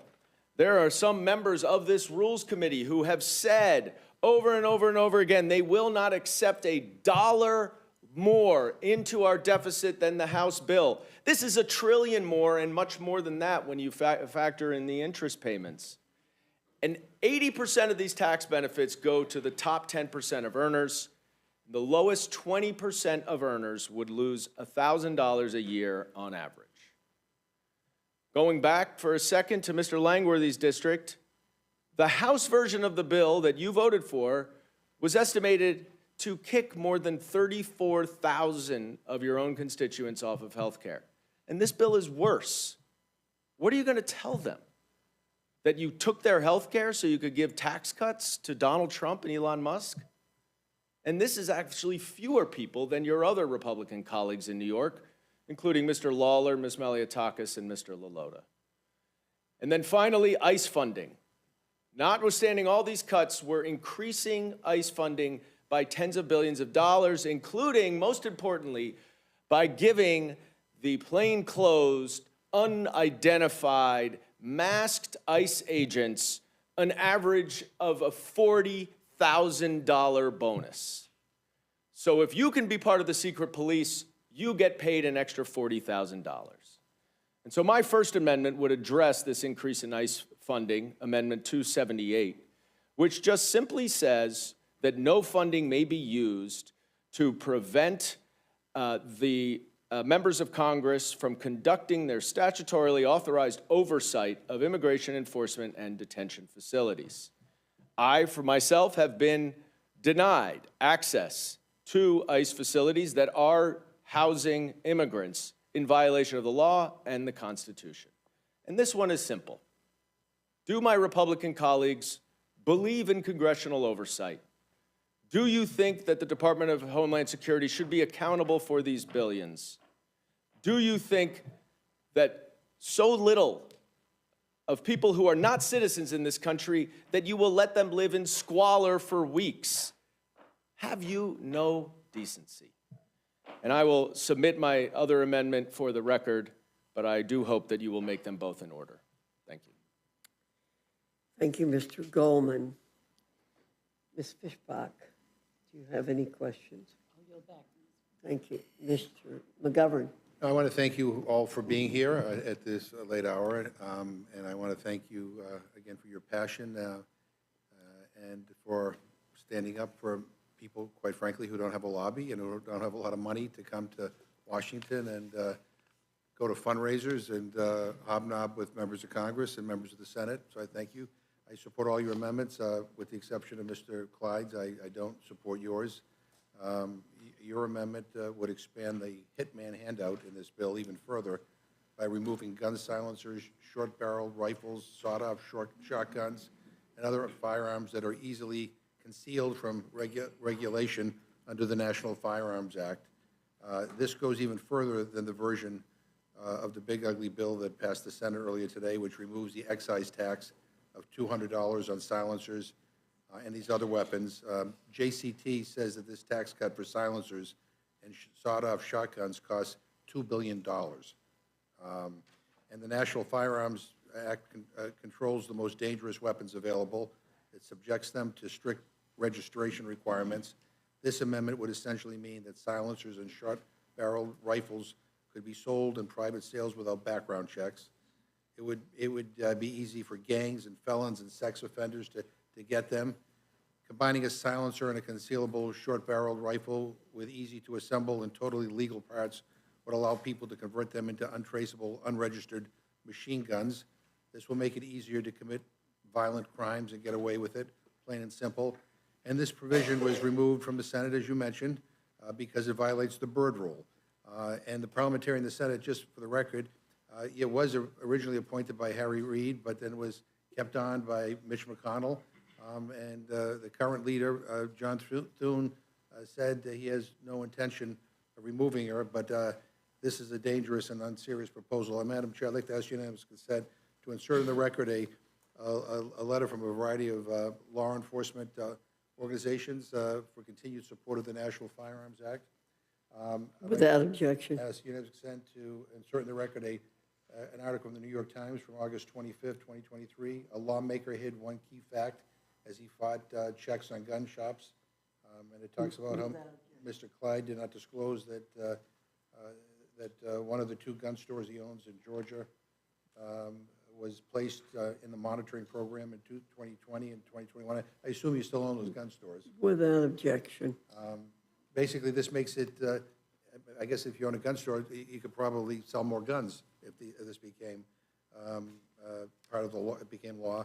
And finally, I'd like to ask unanimous consent to insert into the record an article from CNN entitled, "A Republican House Member Just Described January 6th as a Normal Tourist Visit."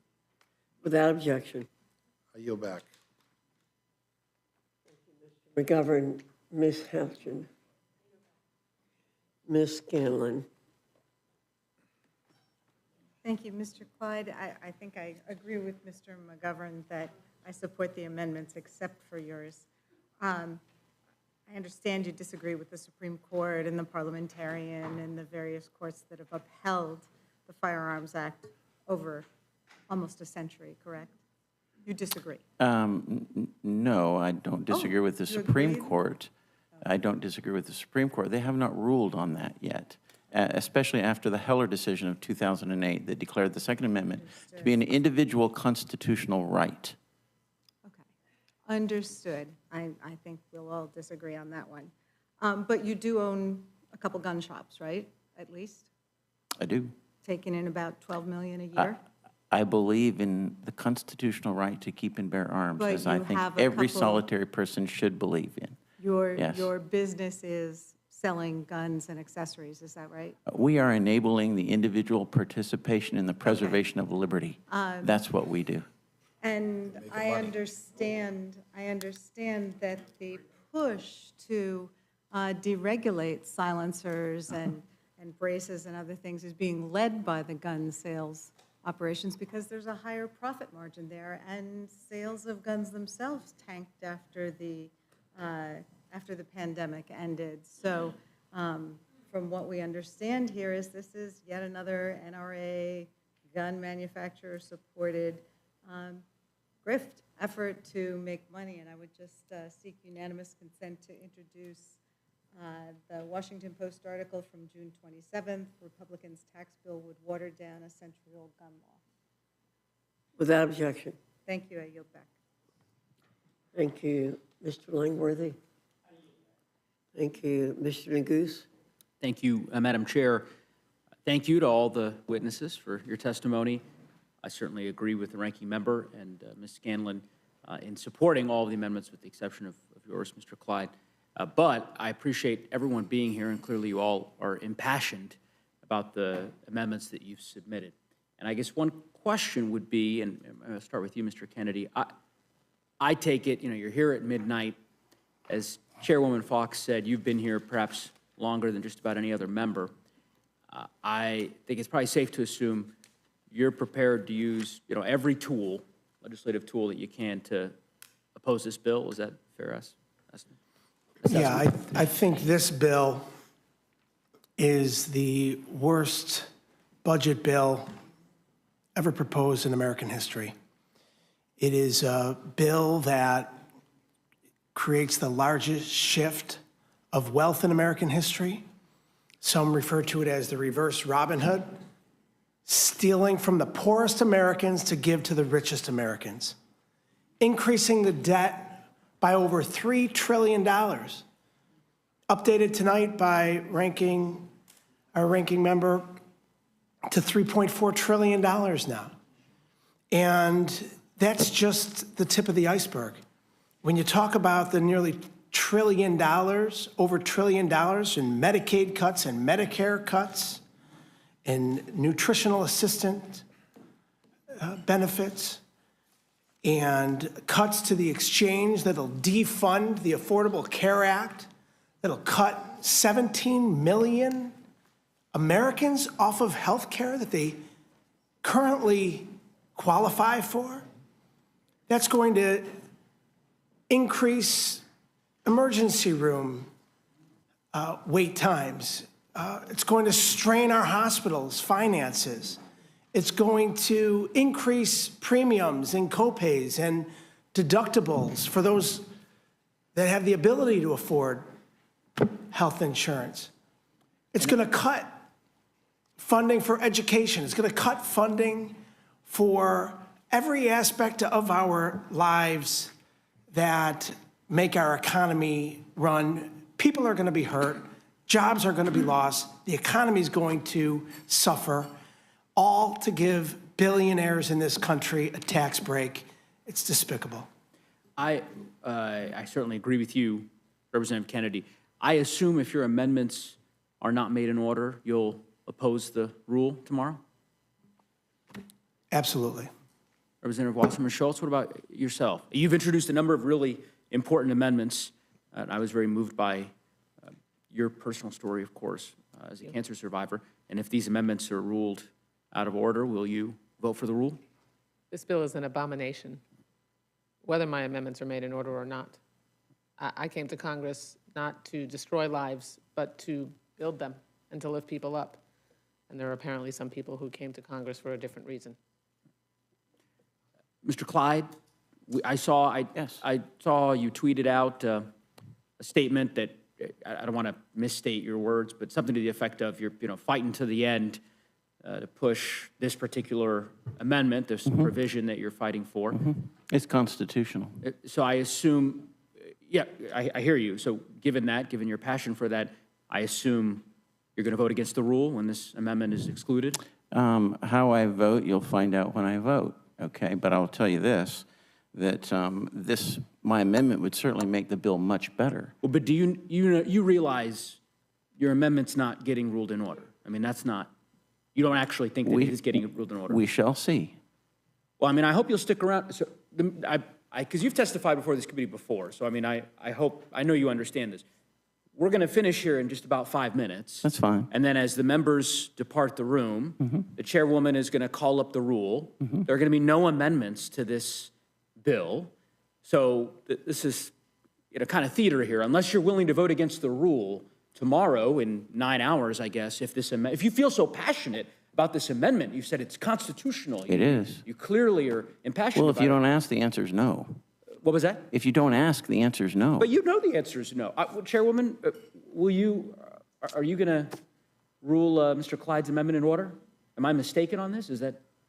I thought this was a closed rule. Just like Mr. Clyde said, you'll have to wait and see. So I guess in 7 minutes, we all will find out, lo and behold, that your amendment and all the other amendments that have been submitted are not going to be entertained. And I guess I would just say, Mr. Clyde, if you feel this passionate about it, because some of your other colleagues, Mr. Massey, for example, are very passionate about particulars with respect to this bill and willing to vote against the rule to ultimately ensure that his worldview is reflected. So insofar as you believe this is, a sacrosanct constitutional principle, as you've described, I would think that you'd vote against the rule. But in any event, I hope you'll stick around for a couple minutes for the chairwoman to announce that your amendment has not been made in order. But Mr. Moran? Yeah, I just want to reemphasize a point that Mr. Neguse is making.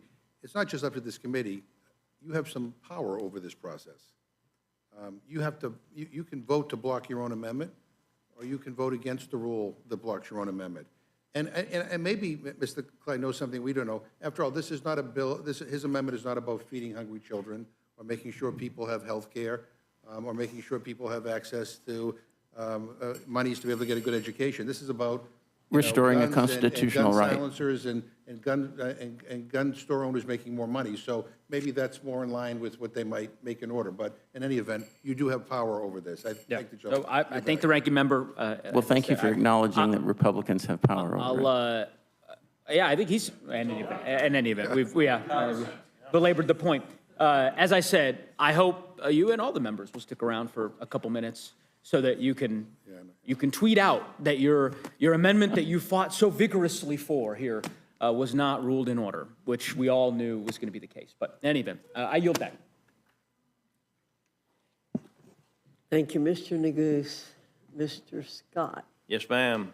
Mr. Clyde, they're great at trolling. I'm glad you're smart enough not to take the bait that they try to wave in front of everybody where they, do these things. But I want to, many of us don't believe that any of the things that you talk about would be available to anybody in America without the Second Amendment.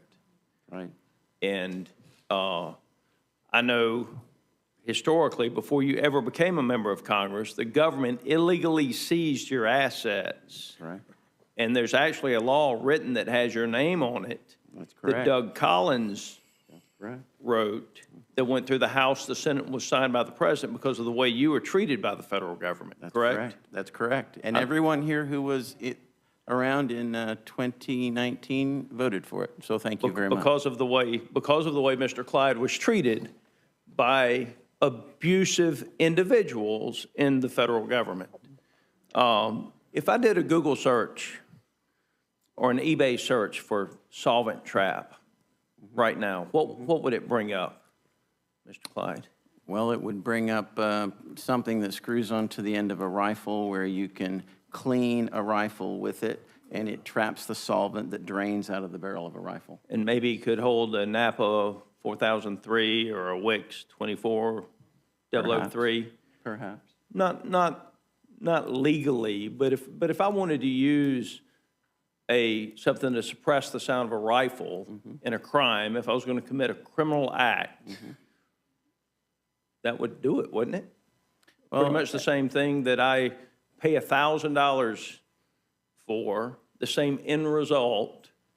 If I go to a gun store, I go through the process with tax stamp and everything else, I'm gonna have somewhere between $800 and $1,000 and a good suppressor. I can do it for $50 right now.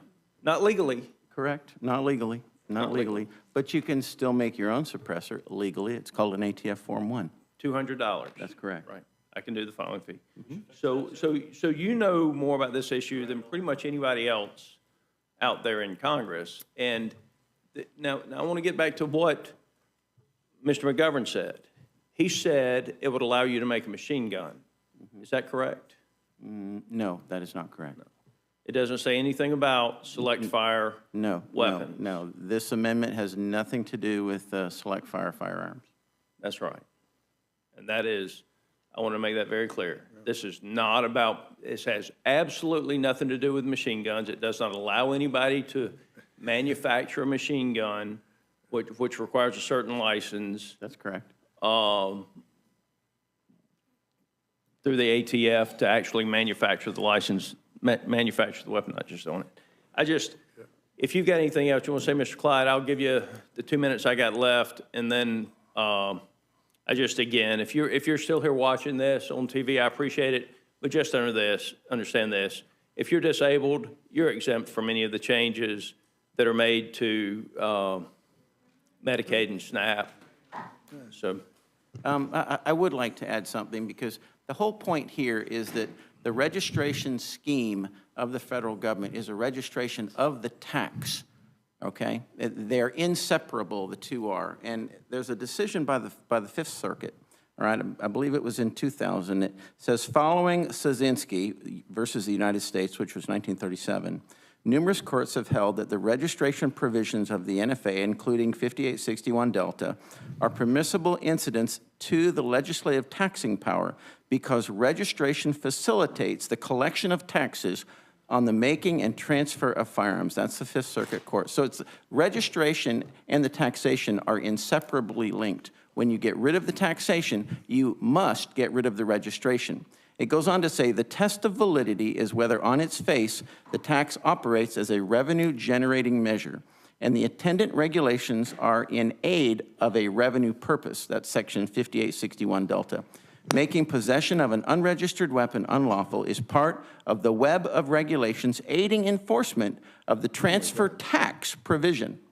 I'm 5811. Mr. Clyde, I've got 27 seconds. I just want to make this final point. The parliamentarian does play politics from time to time.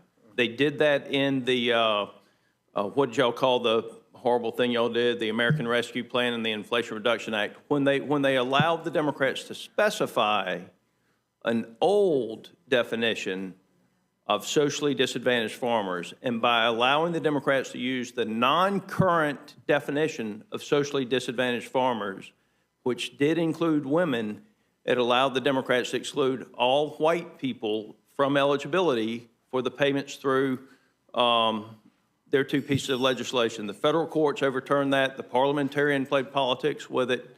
And with that, Madam Chair, my time's expired. And Thank you, Mr. Scott. Ms. Leisure-Fernandez. I'll begin by yielding time to the ranking member. Two things. One is if you don't believe this violates the Byrd rule, then you can put it back in. You're on the Rules Committee, you can do that. Secondly, you know, it just blows my mind that there's more passion and energy when it comes to talking about guns than about making sure people with cancer have access to health care. That tells you all you need to know about the difference between Republicans and Democrats on this. I thank the gentlelady, and I yield back. Thank you. And I'd also point out that Democrats, you know, what we see a lot is the treat no, but vote yes, right? That you have these convictions.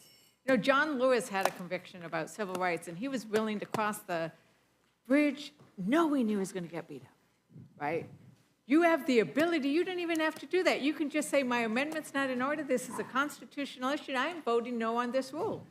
It's not even that hard, right? And that is what, it's not a bait, it's an obligation and it's a power we have. The vote is our power. And the vote is supposed to be our power exercised on behalf of the people we represent. And I wanted to ask Representative Frost a question about what we're hearing here. Because I think it's important to bring the other perspective of what is it like to have been a victim and to have lived through and counseled and worked with so many other victims of gun violence, because they never acknowledge the number of people who are killed on a daily basis, on an hourly basis, utilizing guns often secured by those who should not be holding them. Yeah, I mean, you know, I got involved in politics when I was 15 years old because I didn't want to get shot in my school. It was a Sandy Hook shooting that pushed me into this work. 3 years later, a gunman walked into Pulse nightclub a mile away from where I was working and murdered 49 people and injured another 49. He didn't like them because they were gay and Latino. 3 months after that, I survived an instance of gun violence in downtown Orlando on Halloween of 2016. Hundreds of us running away from the gunfire. And that's after I had been involved in this work for three and a half years. You never think it's gonna hit you home, and then it hits your home. And then it hits the block you're on. 2 years ago, at the scene of 400 violent crimes, silencers were found. I just think it's despicable that the gun industry, the gun lobby, wants to push forth amendments like this that would result in more people dying just so they can sell more guns. No one on the Democratic side is advocating for anything crazy or radical. We want common sense gun reform that most Democrats, most Republicans, and most NRA members want. But it just goes to show you that organizations like the NRA don't even represent daily gun owners. They represent daily gun manufacturers and the people who sell the guns. They have no problems with more people dying as long as they can sell more guns. And if we want to talk about a safe America, over the last 3 years, because of the Bipartisan Safer Communities Act passed by Democrats, signed by Joe Biden, and the White House Office of Gun Violence Prevention, in the last 3 years, gun violence has gone down more than it has in our country's history. Cities of over 1 million people, gun violence has gone down 40%. This year, we're on track to have a reduction of 20% from last year. So we know that these solutions work, while of course respecting the rights of people, but also protecting the most sacred right, which is the right to live, the ability to walk down our blocks, go to our churches, our synagogues, our schools, our temples everywhere, and not fear being shot. And this false notion that you gotta pick one, you gotta either be for the Constitution or you're okay with people dying. I mean, it's just false. We are for rights, but we're also for making sure that the right to live is preserved. And that's been the fight of my life. That's why I came to Congress. And that's why I'm proud to be a Democrat and oppose this horrible bill. Thank you. And I think that the theme that we are seeing is, you said it, a right to life versus their desire for profit. You just described that, and in this bill, that's what we see over and over again, the right to life, because you need the health insurance, versus the right for profit. Yeah, see, they say they're pro-life because they want the baby to be born, go to school, and get shot in the school. Die in the school, die on the streets. No, that is what they say. I move to strike his words. Over the cliff. Wait, you've gone over. We were going to be quiet, but you've gone over now. You didn't use any. I meant every word. We are going to strike your words.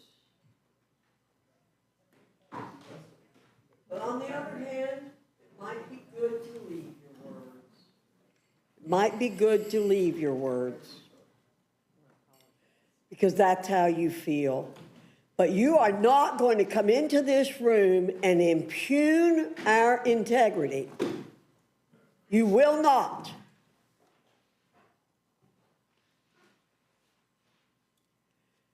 We are pro-life people from conception to natural death. Most of us are.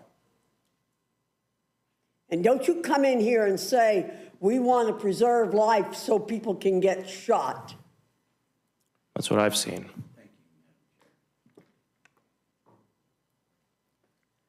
Are you through, Ms. Ledger-Fernandez? I hope so. Well, Madam Chair, I want to thank all of our witnesses for coming in and laying out the distinct perspectives and approaches between how we believe this bill will affect Americans, their ability to get health insurance, which is essential to their ability to both live a healthy life and to continue to live. And with that, Madam Chair. Madam Chair, I did make a motion that has not been acted on. If you would like for me to withdraw that motion, I will withdraw it. Mr. Scott, I think it's better to leave those words in the That's fine. in the Let's let them record know how they feel. than You to did not make a take proper them out. motion, just for the record. You're withdrawing your motion. Thank you. Thank you. The panel is dismissed. Thank you very much.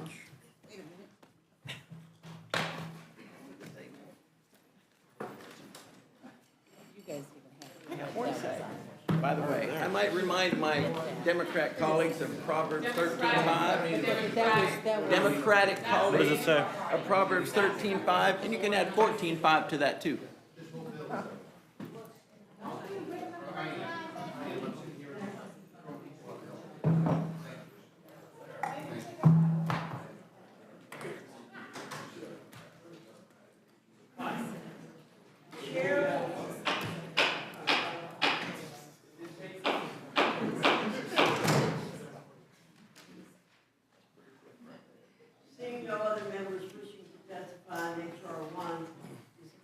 Seeing no other members wishing to testify on H.R. 1, this closes the hearing portion of our meeting. The chair will be in the receipt of a motion from the gentleman from Virginia, Mr. Griffith. Madam Chair, I move the committee grant a rule providing for the consideration of Senate Amendment to H.R. 1. The rule makes an order of motion offered by the chair of the Committee on the Budget or his designee that the House concur in the Senate Amendment to H.R. 1. The rule waives all points of order against consideration of the motion and the Senate Amendment. The rule provides that the Senate Amendment and the motion shall be considered as read. Finally, the rule provides 1 hour of debate on the motion equally divided among and controlled by the chair and ranking member of the Committee on the Budget or their respective designees, and the chair and ranking minority member of the Committee on Ways and Means or their respective designees.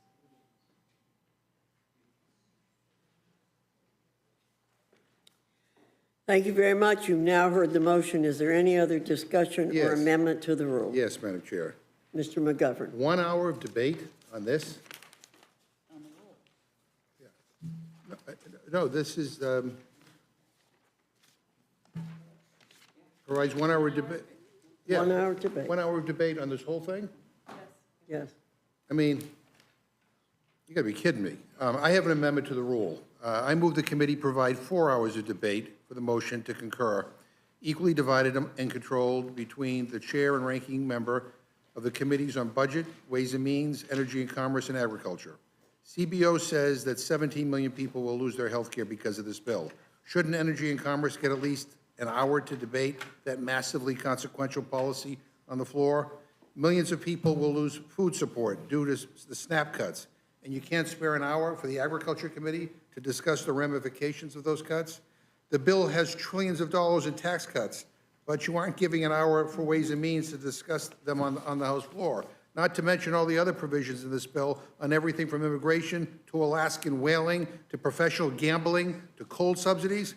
I don't know about you, but my office is buried in requests from members who want to debate this bill on the floor, and we're having to turn lots of them away. This 4th of July deadline is completely self-imposed, but 3 extra hours of debate won't interfere with it. So I urge a yes vote on my amendment, and I yield back the time. Is there any further discussion? Hearing none, the question's on the amendment. All those in favor signify by saying aye. Aye. Those opposed say no. No. No. In the opinion of the chair, the noes have it. I The ask for a amendment. roll call on that one. Clerk will call the roll. Mrs. Fishbach? No. Mrs. Fishbach, no. Mr. Norman? No. Mr. Norman, no. Mr. Roy? Mr. Roy, no. Mrs. Houchin? Mrs. Houchin, no. Mr. Langworthy? Mr. Langworthy, no. Mr. Scott? No. Mr. Scott, no. Mr. Griffith? No. Mr. Griffith, no. Mr. Jack? No. Mr. Jack, no. Mr. McGovern? Yes. Mr. McGovern, aye. Ms. Gallen? Aye. Ms. Gallen, aye. Mr. Neguse? Aye. Mr. Neguse, aye. Ms. Ledger Fernandez? Ms. Ledger Fernandez, aye. Madam Chair? No. Madam Chair, no. Clerk will report the total. 4 yeas, 9 nays. The noes have it. The amendment is not agreed to. Is there any further discussion? Yes, there's quite a few. Madam Chairwoman, I have an amendment to the rule. I move to strike the text of the rule and instead make an order, a motion offered by the Chair of the Committee on the Budget or his designee, that the House disagree to the Senate amendment to H.R. 1 and request a conference with the Senate, debatable for 1 hour, equally divided and controlled by the Chair and Ranking Member of the Committee on the Budget. This bill will hurt people in every congressional district, and Republican leadership is racing to get it passed before their own members even figure out what the hell's in it. There's no real deadline we're working against, none. July 4th is just an arbitrary marker that Trump made up. We're rushing not because the country demands it, but because he wants to throw himself another party. This isn't policy, this is ego management. So why not slow down? Why not actually do the work to fix all of the problems we've spent so many hours in this room discussing? Why not fix the problems instead of pretending we're in the middle of some 5-alarm emergency? I understand that the Senate and the Speaker are trying to jam all of you, but you don't have to be complicit. And remember, a conference has a big advantage. It forces an actual agreement, so you don't have to trust the Senate anymore. Even Chairman Arrington seemed to want to go to conference when I asked him earlier. That's your budget, Chairman. He's supposed to be in charge of this process. I urge a yes vote on my amendment, and I yield back. Is there any further discussion on the amendment? Hearing none, the question's on the amendment. All those in favor signify by saying aye. Aye. Those opposed say no. No. In the opinion of the chair, the noes have it. The amendment is not agreed to. Ask for a roll call, Madam Chair. Clerk will call the roll. Mrs. Fishbach? No. Mrs. Fishbach, no. Mr. Norman? No. Mr. Norman, no. Mr. Roy? Mr. Roy, no. Mrs. Houchin? Mrs. Houchin, no. Mr. Langworthy? Mr. Langworthy, no. Mr. Scott? No. Mr. Scott, no. Mr. Griffith? Mr. Griffith, no. Mr. Jack? No. Mr. Jack, no. Mr. McGovern? Aye. Mr. McGovern, aye. Ms. Gallen? Aye. Ms. Gallen, aye. Mr. Neguse? Mr. Neguse, aye. Ms. Ledger Fernandez? Aye. Ms. Ledger Fernandez, aye. Madam Chair? No. Madam Chair, no. Clerk will report the total. 4 yeas, 9 nays. The noes have it. The amendment is not agreed to. Madam Chair, I have another amendment. I'm offering this along with Representative McLean Delaney and Representative Houlihan. This is the amendment I offered during the first go-around that would restore already appropriated and awarded NIH grant funding.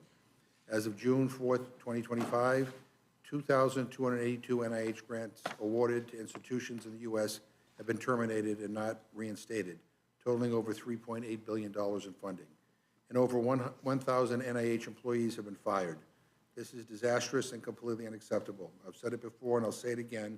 We can't just stop research and expect that we can pick it back up again in a few years.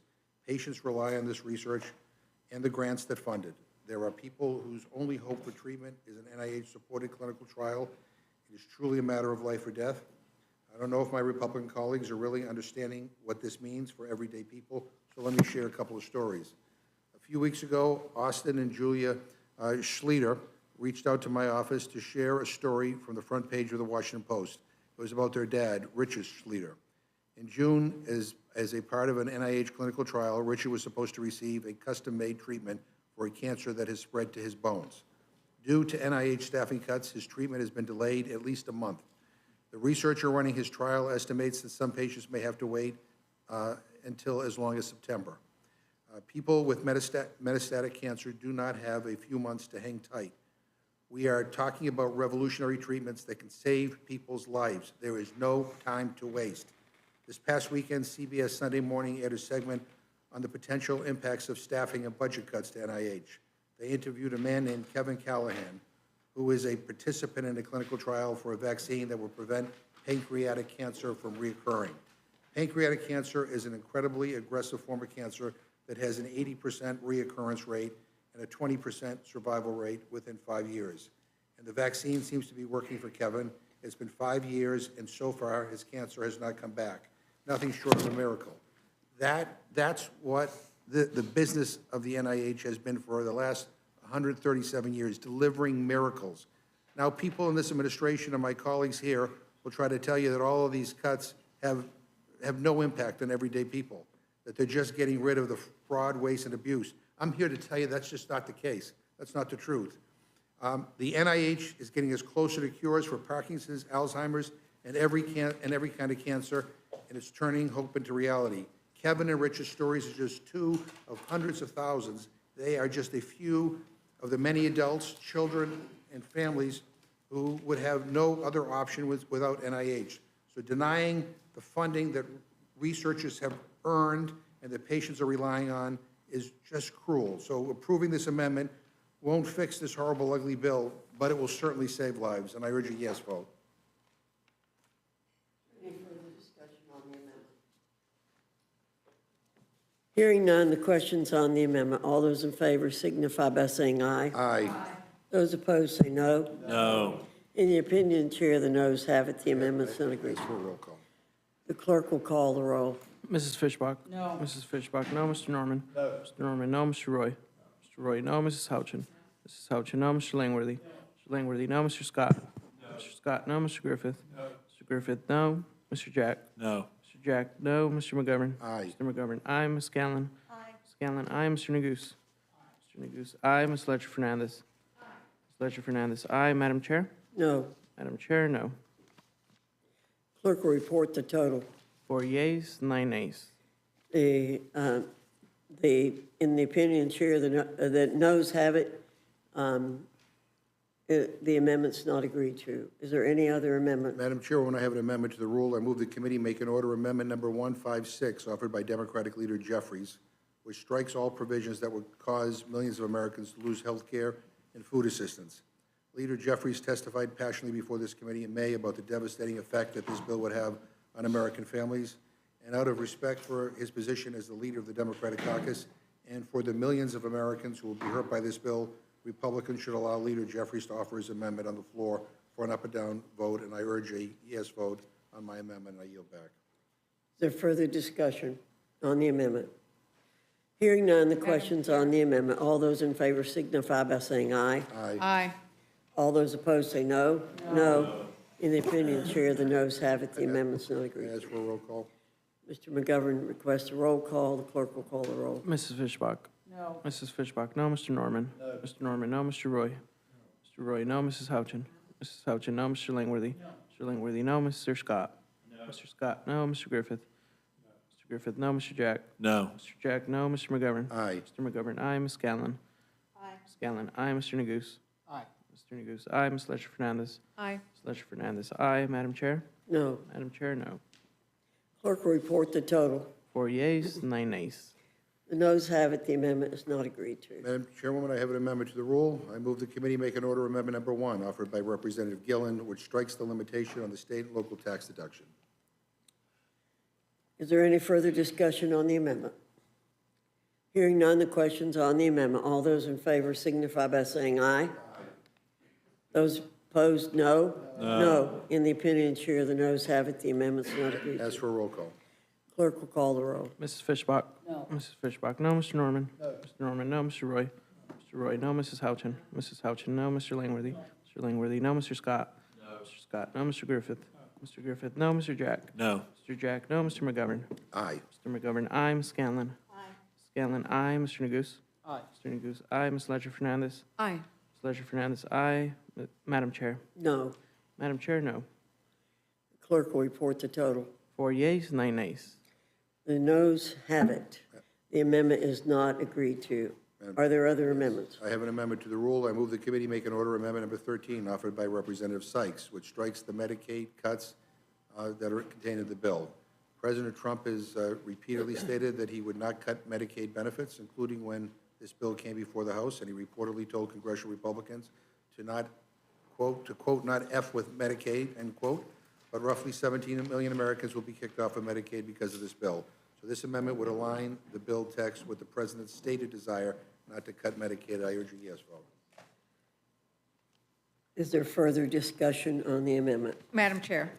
Ms. Leger-Fernandez. So, Madam Chair, I think it is really important to point out the policy choices that are before us and their impact on Americans' morbidity, like how many Americans could die from these policy choices. And I pointed that out earlier, that the study has shown it is 52,000 people. But I think another really important fact of what happens when you have these Medicaid restrictions combined with the restrictions, the expiration of the Affordable Care Act tax credits, is that you're also going to have uncontrolled hypertension, 343,000 cases. That's heart attack, stroke, kidney failure. These are people who are going to get very, very sick and not be able to be productive members of our society. You're going to have uncontrolled high cholesterol, untreated mental illness, 296,000.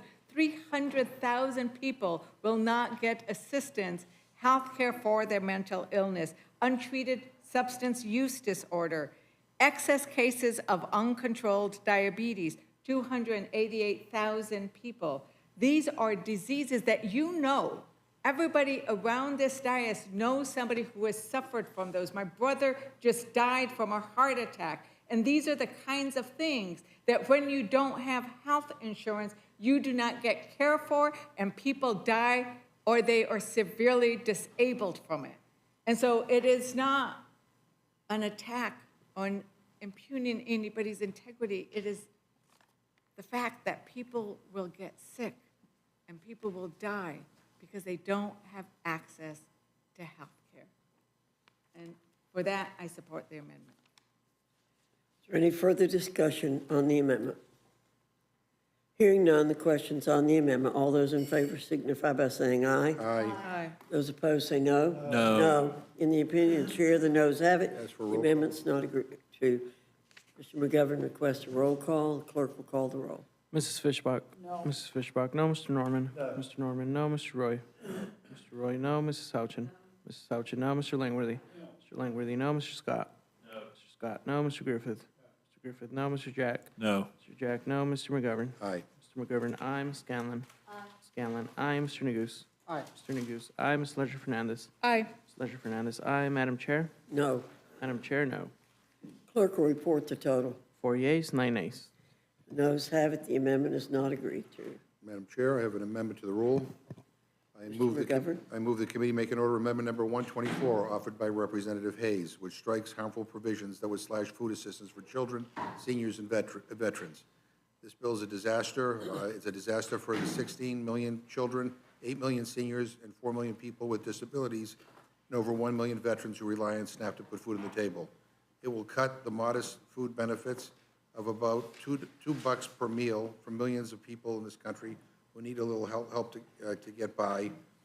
The SNAP cuts contained in this bill also threaten access to school meals, because if kids get kicked off of SNAP, they are no longer directly certified to receive school meals. So, again, you heard the case, why this is important. I hope my colleagues will vote to make this an order. I yield back. Is there further discussion on the amendment? Hearing none, the question's on the amendment. All those in favor signify by saying aye. Aye. Those opposed say no. No. No. In the opinion of the chair, the noes have it. As for a roll call. Mr. McGovern requests a roll call. Clerk will call the roll. Mrs. Fishbach? No. Mrs. Fishbach, no. Mr. Norman? No. Mr. Norman, no. Mr. Roy? No. Mr. Roy, no. Mrs. Houchin? Mrs. Houchin, no. Mr. Langworthy? No. Mr. Langworthy, no. Mr. Scott? No. Mr. Scott, no. Mr. Griffith? Mr. Griffith, no. Mr. Jack? No. Mr. Jack, no. Mr. McGovern? Aye. Mr. McGovern, aye. Ms. Scanlon? Aye. Scanlon, aye. Mr. Neguse? Aye. Mr. Neguse, aye. Ms. Leger-Fernandez? Aye. Ms. Leger-Fernandez, aye. Madam Chair? No. Madam Chair, no. The clerk will report the total. 4 yeas, 9 nays. The noes have it. The amendment's not agreed to. Madam Chair, I have an amendment to the rule. I move the committee make an order amendment number 2 offered by Representative Brown, which strikes the ineffective SNAP time limits. This big ugly bill strips food assistance from veterans, young people just aging out of foster care, homeless individuals struggling to get back on their feet, families and older adults. It takes food away from families with kids and older adults who face incredible barriers to work. The new time limits in SNAP don't force people to work, they make people hungrier. What this bill does is especially cruel. It eliminates the time limit exemption that was put into place to protect the modest nutritional assistance for veterans, former foster youth up to age 25, and homeless individuals. As I mentioned before, and the chairman seems to have forgotten this, but Chairman of the Ag Committee actually celebrated these exemptions at our committee's markup on this ugly bill. And now he's done a complete about-face, which I don't quite understand. If you want to protect veterans, former foster youth, homeless individuals, families, and older adults from losing access to SNAP, you should support this amendment. And again, if you lose access to SNAP, you lose it for 3 years. I urge a yes vote. Is there further discussion on the amendment? Madam Chair, we did not speak enough about the impact of these restrictions. I think we talked about veterans and everybody can relate, but on foster kids who are aging out. Think about it. These are kids, they don't have parents. And once they age out, they are all on their own. There's nobody who can catch them. And so to allow them to be able to have access to $6.16 a day worth of nutritional assistance as they go through Job Corps, some way to get to where they can be and should be, I think, is really important. And so for that reason, I'm very glad that this amendment has been proposed, and I urge its adoption. Is there any further discussion on the amendment? Hearing none, the questions on the amendment. All those in favor signify by saying aye. Aye. Those opposed say no. No. In the opinion of the chair, the noes have it. The amendment is not agreed Ask for a to. roll call. Clerk will call the roll. Mrs. Fishbach? No. Mrs. Fishbach, no. Mr. Norman? No. Mr. Norman, no. Mr. Roy? Mr. Roy, no. Mrs. Houchin? Mrs. Houchin, no. Mr. Langworthy? Mr. Langworthy, no. Mr. Scott? No. Mr. Scott, no. Mr. Griffith? Mr. Griffith, no. Mr. Jack? No. Mr. Jack, no. Mr. McGovern? Aye. Mr. McGovern, aye. Ms. Scanlon? Aye. Ms. Scanlon, aye. Mr. Neguse? Aye. Mr. Neguse, aye. Ms. Ledger Fernandez? Aye. Ms. Ledger Fernandez, aye. Madam Chair? No. Madam Chair, no. Clerk will report the total. 4 yeas, 9 nays. The noes have it. The amendment's not agreed to. Madam Chair, I have an amendment to the rule. I move the committee make an order amendment number 279, offered by ordered by Ranking Member Scott and myself, which prohibits the bill from going into effect unless cuts to Medicaid and SNAP would not result in fewer families being eligible for free school meals. Again, this awful bill becomes law. Millions of kids could lose access to free school meals because of the way SNAP interacts with school meals. Children who lose SNAP benefits also lose direct eligibility for free and reduced meals at school. And so, again, I urge a yes vote on this amendment, especially if you want to protect school meals for kids. Is there further discussion on the amendment? Yes, Madam Chair. Yeah, this provision has been of particular concern in my district. We have several schools that have the community feeding waivers so that they can provide free school lunches to everyone in the district. And if the SNAP cuts cut too many kids off this, then they won't be able to provide the school-wide lunches, and that means more kids will go hungry, which means they will not learn as well in school. So I think this is a really important amendment, and I'd urge everyone to support it. Is there further discussion? Hearing none, the questions on the amendment. All those in favor signify by saying aye. Aye. Those opposed say no. No. In the opinion of the chair, the noes have it. The amendment's not agreed to. Ask for a roll call vote, please. Clerk will call the roll. Mrs. Fishbach? No. Mrs. Fishbach, no. Mr. Norman? No. Mr. Norman, no. Mr. Roy? Mr. Roy, no. Mrs. Houchin? Mrs. Houchin, no. Mr. Langworthy? Mr. Langworthy, no. Mr. Scott? No. Mr. Scott, no. Mr. Griffith? Mr. Griffith, no. Mr. Jack? No. Mr. Jack, no. Mr. McGovern? Aye. Mr. McGovern, aye. Ms. Scanlon? Aye. Ms. Scanlon, aye. Mr. Neguse? Aye. Mr. Neguse, aye. Ms. Ledger Fernandez? Ms. Ledger Fernandez, aye. Madam Chair? No. Madam Chair, no. Clerk will report the total. 4 yeas, 9 nays. The noes have it. The amendment is not agreed to. Madam Chair, I have an amendment to the rule. I move the committee make an order amendment number 59, offered by Representative Del Bene, which makes the child tax credit fully refundable and increase the credit amount from $2,000 per child to $6,360 for newborns, $4,320 for children ages 1 through 6, and $3,600 for children aged 6 through 17. The Democrats passed an historic change to the child tax credit in 2021, cutting child poverty in half. Under the Republican bill today, families making $400,000 a year get the full child tax credit, but lower income families may get nothing or just a fraction of that due to how Republicans structure the credit. The official nonpartisan Joint Committee on Taxation estimated that next year, if the Republican bill were to pass, 17 million children who are American citizens would be blocked from getting the full value of the child tax credit. I urge a yes vote on my amendment, and I yield back. Is there further discussion on the amendment? Yes, please. Ms. Scanlon?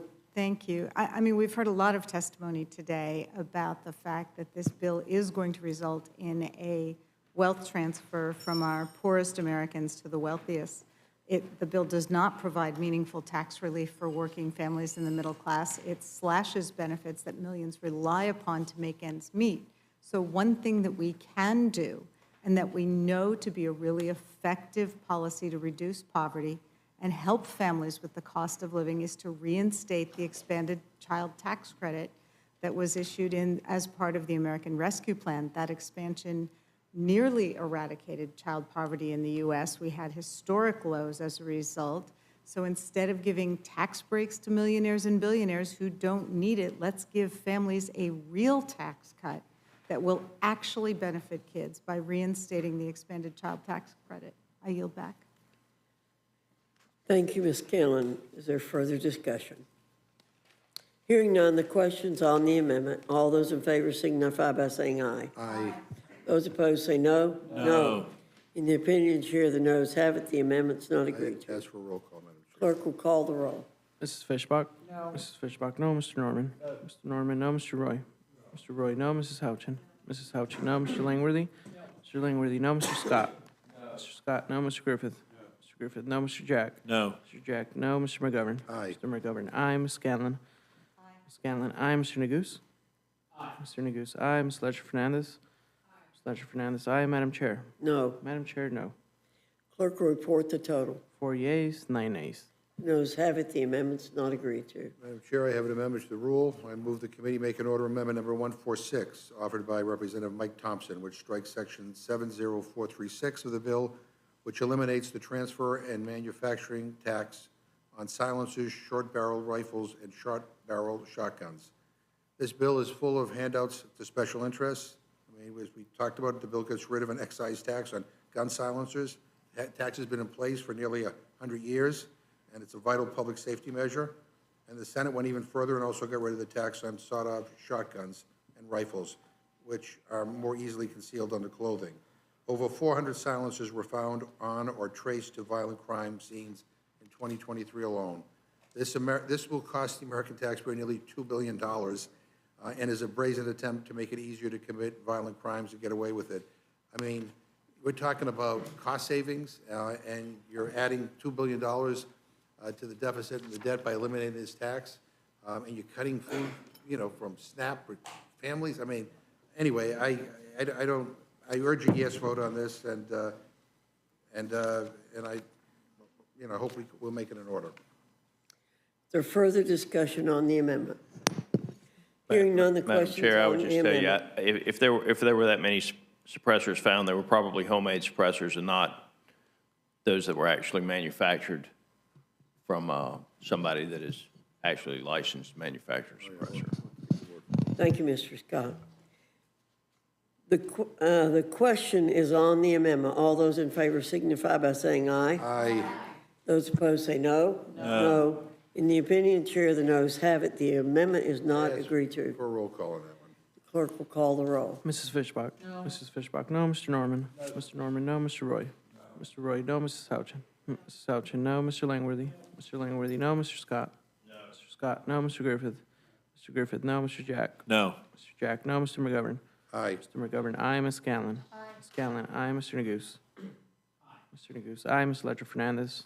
Ms. Ledger Fernandez, aye. Madam Chair? No. Madam Chair, no. Clerk will report the total. 4 yeas, 9 nays. The noes have it, the amendment's not agreed to. Madam Chair, I have an amendment to the rule. I move the committee make an order, amendment number 102, offered by Representative Chu, which prevents federal contributions to Trump accounts for children of taxpayers who earn at least $1 million. I mean, this is, her amendment would place a very modest guardrail around the Trump accounts proposed in this bill. Again, I think this is the right thing to do, and I would urge a yes vote. Is there further discussion on the amendment? Hearing none, the question is on the amendment. All those in favor signify by saying aye. Aye. All those opposed say no. No. In the opinion of the chair, the noes have it, the amendment's not agreed As for a to. roll call. Clerk will call the roll. Mrs. Fishbach? No. Mrs. Fishbach, no. Mr. Norman? Mr. Norman, no. Mr. Roy?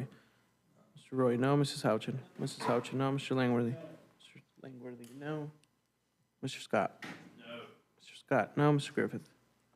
No. Mr. Griffith, no. Mr. Jack? No. Mr. Jack, no. Mr. McGovern? Aye. Mr. McGovern, aye. Ms. Scanlon? Aye. Ms. Scanlon, aye. Mr. Neguse? Aye. Mr. Neguse, aye. Ms. Ledger Fernandez? Aye. Ms. Ledger Fernandez, aye. Madam Chair? No. Madam Chair, no. Clerk will report the total. 4 yeas, 9 nays.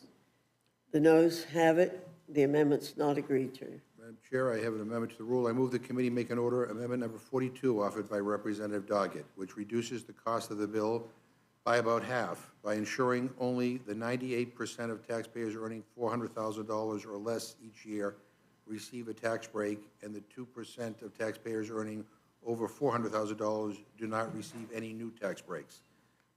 And again, if Republicans want to put their money where their mouth is and provide tax relief for working families, not millionaires or billionaires, they should support this amendment. And you know, again, this alone would save the American taxpayers trillions of dollars, and I urge a yes vote on my amendment. Is there any further discussion on the amendment? Hearing none, the question's on the amendment. All those in favor signify by saying aye. Aye. Those opposed say no. No. No. In the opinion of the chair, the noes have it, the amendment's not agreed to. Madam Chair, I have an amendment to the rule. I move the committee make an order, amendment number 83, offered by Representative Chu, which ensures that no one earning more than $10 million per year receives a tax cut. So Republicans just voted down a motion to protect tax relief for families making under $400,000 a year. This new amendment would ensure that those making over $10 million per year would not get a tax cut. Under this bill, people making over $1 million a year will get an average of $96,000 tax cut compared to those making less than $50,000 who will get less than $1 per day. And so the question is, do you want to spend hundreds of billions of dollars on tax giveaways to those making over $10 million a year? That's what this vote is about. I urge a yes vote on my amendment. Is there any further discussion on the amendment? Hearing none, the question's on the amendment. All those in favor signify by saying aye. Aye. Those opposed, no. No. In the opinion of the chair, the noes have it, the amendment's not I ask for a agreed roll to. call on that. Mr. McGovern asked for a roll call. The clerk will call the roll. Mrs. Fishbach? No. Mrs. Fishbach, no. Mr. Norman? No. Mr. Norman, no. Mr. Roy? Mrs. Houchin? Mrs. Houchin, no. Mr. Langworthy? No. Mr. Langworthy, no. Mr. Scott? No. Mr. Scott, no. Mr. Griffith? Mr. Griffith, no. Mr. Jack? No. Mr. Jack, no. Mr. McGovern? Aye. Mr. McGovern, aye. Ms. Scanlon? Aye. Ms. Scanlon, aye. Mr. Neguse? Aye. Mr. Neguse, aye. Ms. Ledger Fernandez? Aye. Ms. Ledger Fernandez, aye. Madam Chair? No. Madam Chair, no. Clerk will report the total. 4 yeas, 8 nays. Madam Chair, The noes have it, the amendment is not agreed to. I have an amendment to the rule. I move the committee make an order, amendment number 304, offered by Representative Gomez, which establishes a 39.6% tax bracket for income over $1 billion. Okay, so for those following along at home, Republicans have voted down our amendment to limit tax cuts to those making under $400,000 per year. And they blocked another amendment to ensure people making over $10 million a year won't get a tax cut. So we'll see how this goes. This amendment would block Republicans from giving another tax cut to Americans making over $1 billion per year in income. That's $1 billion with a B. Republicans are kicking millions of Americans off their health care and SNAP benefits in order to finance tax cuts for,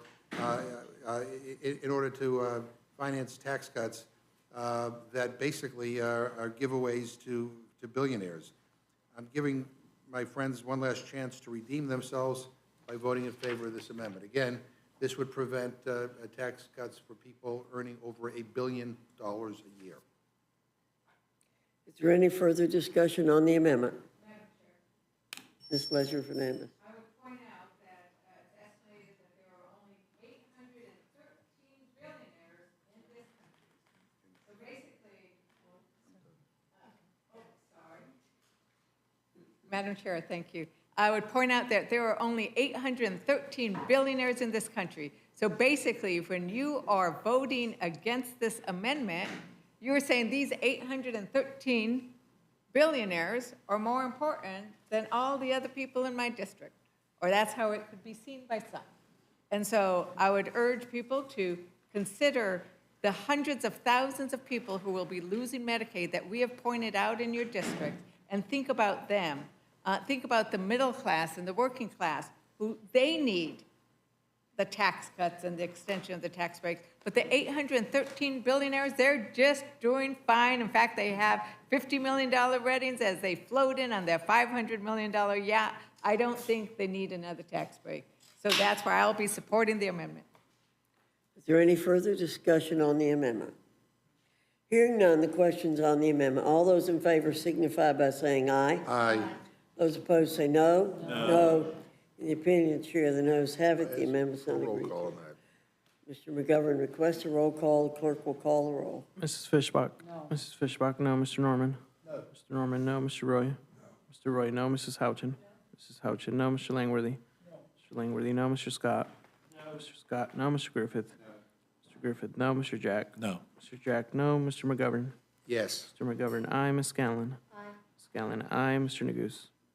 Mr. Neguse, aye. Ms. Ledger Fernandez? Aye. Ms. Ledger Fernandez, aye. Madam Chair? No. Madam Chair, no. Clerk will report the total. 4 yeas, 9 nays. The noes have it. The amendment is not agreed to. Ms. Scanlon, you're recognized. Madam Chair, I have an amendment to the rule. I move the committee make in order amendment number 213, offered by Ranking Member Raskin, which lifts the ban on burn, jag, and COPS funding for state and local police to ensure that they can receive funding for community violence intervention and prevention initiative efforts. Strong, effective community violence intervention and prevention efforts are key to ending gun violence all across the country. I've seen these problems work in my region. Over the past few years, Philadelphia has seen a significant drop in gun violence year over year using data-driven strategies to the point where the city is now only suffering from its lowest levels of gun violence in over a decade. We've seen similar results in the city of Chester, also in my district, which has seen a 72% decrease in shootings. Lives have been saved.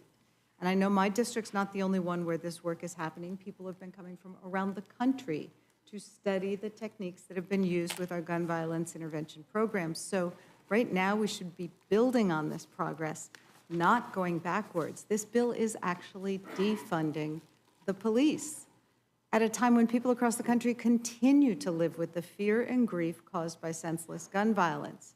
And this administration is kneecapping critical gun safety efforts, efforts that keep guns out of dangerous criminal hands. Republicans are seemingly using this bill to prevent key funding for state and local law enforcement that can be used on violence prevention programs, programs that help law enforcement protect their communities, and programs that work. Restricting this funding just shows an effort by congressional Republicans to prioritize the NRA over American peoples. So I would ask for support for this amendment, and I yield back. Is there further discussion on the amendment? Hearing none, the question's on the amendment. All those in favor signify by saying aye. Aye. Those opposed say no. No. In the opinion of I'd the ask chair, for the a roll noes call have it. vote. The amendment, Ms. Scanlon requests a roll call vote. The clerk will call the roll. Mrs. Fishbach? No. Mrs. Fishbach, no. Mr. Norman? No. Mr. Norman, no. Mr. Roy? No. Mr. Roy, no. Mrs. Houchin? Mrs. Houchin, no. Mr. Langworthy? No. Mr. Langworthy, no. Mr. Scott? No. Mr. Scott, no. Mr. Griffith? No. Mr. Griffith, no. Mr. Jack? No. Mr. Jack, no. Mr. McGovern? Aye. Mr. McGovern, aye. Ms. Scanlon? Aye. Ms. Scanlon, aye. Mr. Neguse? Aye. Mr. Neguse, aye. Ms. Ledger Fernandez? Aye. Ms. Ledger Fernandez, aye. Madam Chair? No. Madam Chair, no. The clerk will report the total. 4 yeas, 9 nays. The noes have it. The amendment is not agreed to. Ms. Scanlon, you're recognized. Madam Chair, I have an amendment to the rule. I move the committee make in order amendment number 79 offered by Representative Jayapal, which prohibits the use of funds in Subtitle A of Title VII from being used by Immigration and Customs Enforcement to detain or deport U.S. citizens. This amendment is straightforward. It should be uncontroversial. It would ensure that none of the funds in this bill are used to detain U.S. citizens for immigration enforcement. U.S. citizens should not be detained by ICE or any agency conducting immigration enforcement. Republicans told the American people that immigration enforcement would target dangerous individuals, but that has not been the case. The administration's obsession with quotas and mass deportation is wreaking havoc across our country and violating the rights of U.S. citizens, among others.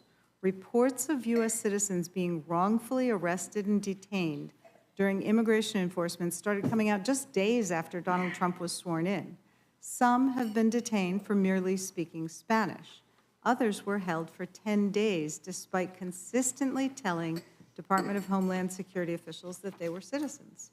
ICE detention of U.S. citizens because of reckless and indiscriminate immigration enforcement is both unconstitutional and dangerous.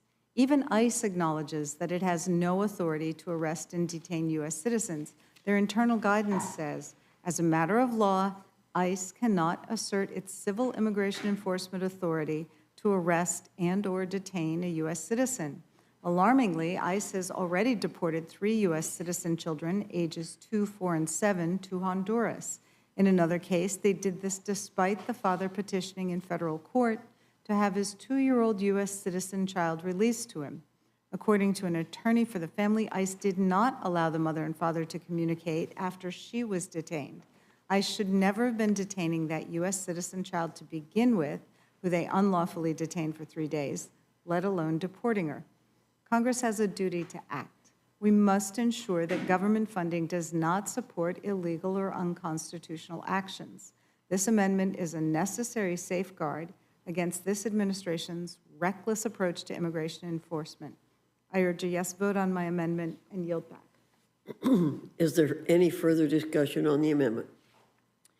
Hearing none, the question's on the amendment. All those in favor signify by saying aye. Aye.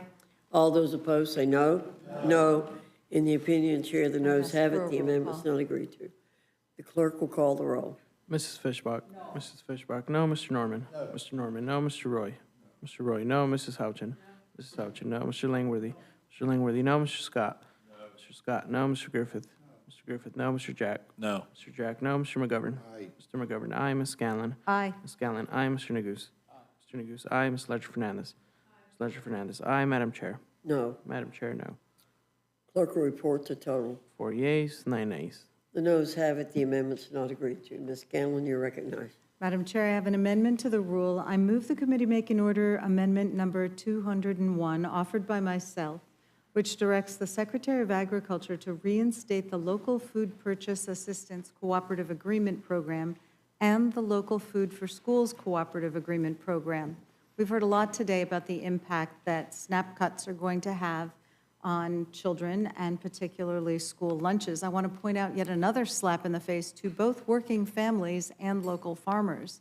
The Trump administration canceled $1 billion in funding for 2 critical programs that do exactly what Republicans like to claim they're in favor of, supporting our communities, our farmers, and our kids.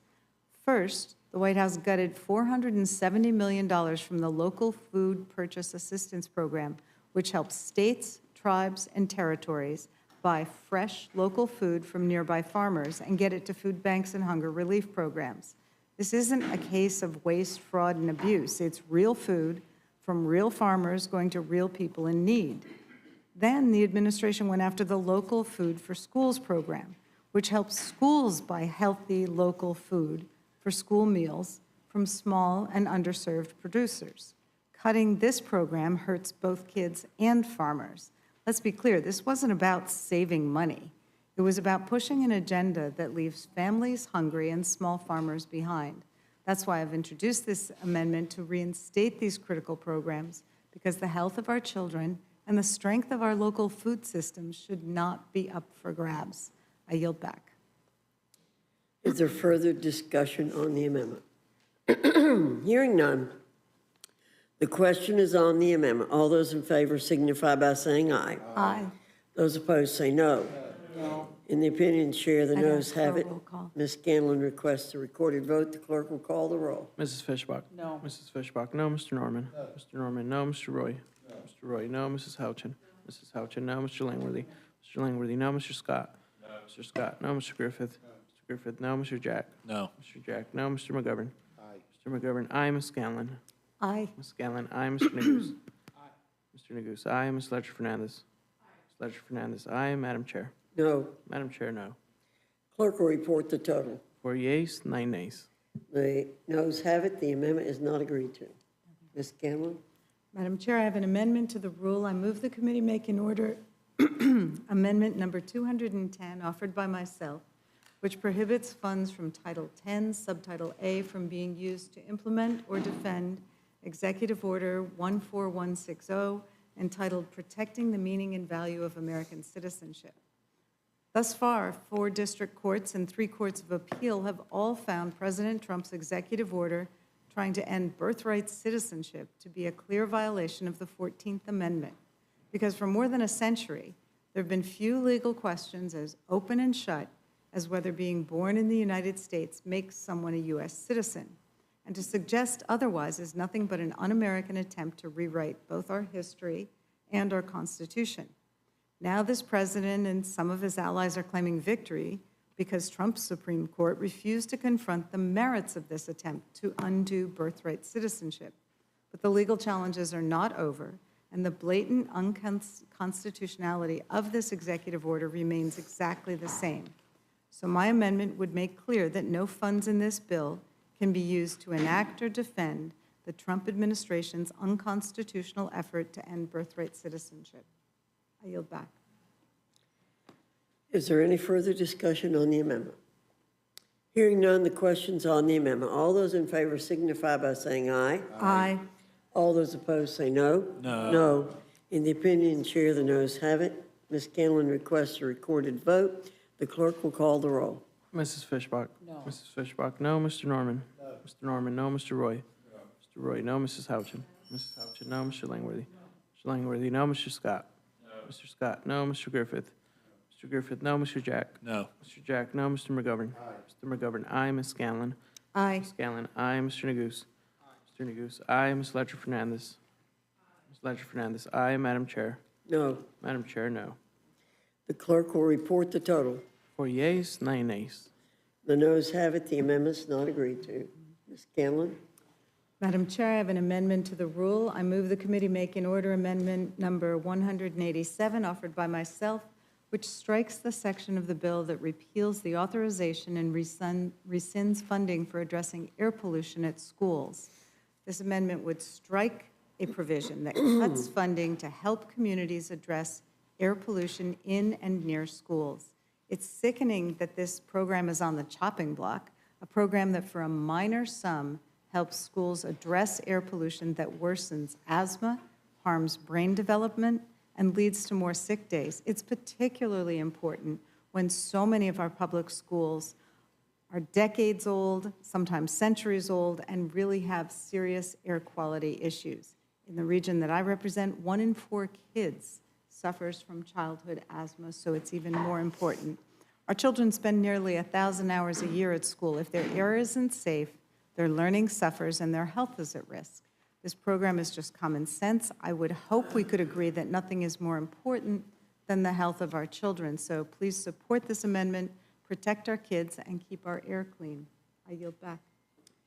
Thank you. Is there any further discussion on the amendment? Hearing none, the question's on the amendment. All those in favor signify by saying aye. Aye. Those opposed say no. No. In the opinion of the chair, the noes I'd have ask it. for a The roll amendment's not agreed to. The clerk will call the roll. Mrs. Fishbach? No. Mrs. Fishbach, no. Mr. Norman? No. Mr. Norman, no. Mr. Roy? Mr. Roy, no. Mrs. Houchin? Mrs. Houchin, no. Mr. Langworthy? Mr. Langworthy, no. Mr. Scott? No. Mr. Scott, no. Mr. Griffith? Mr. Griffith, no. Mr. Jack? No. Mr. Jack, no. Mr. McGovern? Mr. McGovern, aye. Ms. Scanlon. Aye. Ms. Scanlon, aye. Mr. Neguse. Mr. Neguse, aye. Ms. Ledger-Fernandez. Aye. Ms. Ledger-Fernandez, aye. Madam Chair. No. Madam Chair, no. Clerk will report the total. 4 yeas, 9 nays. The noes have it, the amendment's not agreed to. Madam Chair? Ms. Ledger-Fernandez, you're recognized. I have an amendment to the rule. I move the committee make an order amendment number 474 offered by myself, which would strike section 70101 as presently written and replace it with section 70101, maintain middle-class tax rates and increase rates on the rich. We had discussion earlier today about how Democrats stand with the importance that we will support the extension of the middle-class tax cuts. But we are not in favor of providing additional tax cuts and tax breaks to the wealthiest people and richest corporations who funded many Republican campaigns. They say a budget reflects your values, and a budget reflects who you prioritize. With this bill, Republicans are prioritizing those wealthiest corporations and people. But they're not just prioritizing billionaires. They're also throwing working and middle-class families under the bus. The top 0.01% will receive $309,000 in tax breaks under this bill. That's more than $847 a day. My amendment makes clear that Democrats support tax cuts for working and middle-class Americans, but it just asks the richest Americans to pay their fair share. It's very straightforward, the amendment. If you're in favor of tax cuts and tax breaks for middle Americans, support this amendment. If you, out there, anybody listening, if you make less than $600,000 a year, your tax rates would not go up under my amendment or under this bill. If you make more than that, your tax rate's just going to go back to what it was in 2017. So with that, Madam Chair, I urge a yes vote on my amendment and for the middle class. Is there any further discussion on the amendment? Hearing none, the question's on the amendment. All those in favor signify by saying aye. Aye. Those opposed say no. No. In the opinion of the chair, the noes have it. The amendment is not agreed to. On behalf of middle-class Americans, I request a recorded vote. The clerk will call the roll. Mrs. Fishbach? No. Mrs. Fishbach, no. Mr. Norman? No. Mr. Norman, no. Mr. Roy? No. Mr. Roy, no. Mrs. Houchin? Mrs. Houchin, no. Mr. Langworthy? No. Mr. Langworthy, no. Mr. Scott? No. Mr. Scott, no. Mr. Griffith? No. Mr. Griffith, no. Mr. Jack? No. Mr. Jack, no. Mr. McGovern? Aye. Mr. McGovern, aye. Ms. Scanlon? Aye. Scanlon, aye. Mr. Neguse? Aye. Mr. Neguse, aye. Ms. Ledger-Fernandez? Aye. Ms. Ledger-Fernandez, aye. Madam Chair? No. Madam Chair, no. Clerk will report the total. 4 yeas, 9 nays. The noes have it. The amendment is not agreed to. Madam Chair. Ms. Ledger-Fernandez. I have an amendment to the rule. I move the committee make an order amendment number 167 offered by Representative Chu, which strikes the provisions that make Affordable Care Act coverage more expensive. This bill doubles down on cruel and dangerous cuts to Medicaid coverage by closing off the ACA marketplace coverage for eligible individuals. You are going to stick people in the middle. You're going to kick them out of Medicaid and then not let them get on the Affordable Care Act. It is insanity. And this is what leads to, when you go visit your rural hospitals and they worry about this, they say, oh, these are the private pay, which means no pay. And when you don't get any pay at your rural hospitals, that's what leads to having them go under. It's a purgatory of no health care insurance. This bill also removes year-round enrollment for low-income families. This means a family of 3 making less than $39,970 a year would be disqualified from reduced premiums. Now, that's not a lot of money for a family of 3. In 2025, enrollees with an income of less than 150% of the federal poverty, which is at $39,000, made up the largest share of all marketplace enrollees, 47%. So you are basically harming almost half of the people on the Affordable Care Act. Now, my suggestion is actually very popular among Republicans. Trump pollster John McLaughlin found that even most Trump voters oppose shortening the open enrollment period. In fact, 56% of Trump voters oppose it. So if you're listening to your Republican voters, and I listen to mine in my district, I urge you vote for this amendment to make sure that the Affordable Care Act is affordable. Is there any further discussion on the amendment? Hearing none, the question is on the amendment. All those in favor signify by saying aye. Aye. Those opposed say no. No. In the opinion of the chair, the noes have it. The amendment is not agreed to. Recorded vote, Madam Chair. The clerk will call the roll. Mrs. Fishbach? No. Mrs. Fishbach, no. Mr. Norman? Mr. Norman, no. Mr. Roy? Mr. Roy, no. Mrs. Houchin? Mrs. Houchin, no. Mr. Langworthy? Mr. Langworthy, no. Mr. Scott? Mr. Scott, no. Mr. Griffith? Mr. Griffith, no. Mr. Jack? No. Mr. Jack, no. Mr. McGovern? Mr. McGovern, aye. Ms. Scanlon? Scanlon, aye. Mr. Neguse? Mr. Neguse, aye. Ms. Ledger Fernandez? Aye. Ms. Ledger Fernandez, aye. Madam Chair? No. Madam Chair, no. Clerk will report the total. 4 yeas, 9 nays. The noes have it. The amendment is not agreed to. Madam Chair, I have an amendment to the rule. I move the committee make an order amendment number 192 offered by Representative Underwood, which makes the Affordable Care Act enhanced premium tax credits permanent. Now, this is one of those tax credits that we should be making permanent, not just the tax cuts that go to the wealthy, because these premium tax credits are critical in making health coverage in the Affordable Care Act marketplace more affordable. And they're going to expire at the end of 2025. About 22 million people, including 5 million small business owners and self-employed workers, will see their coverage costs skyrocket, or they'll lose coverage altogether because they can't afford it.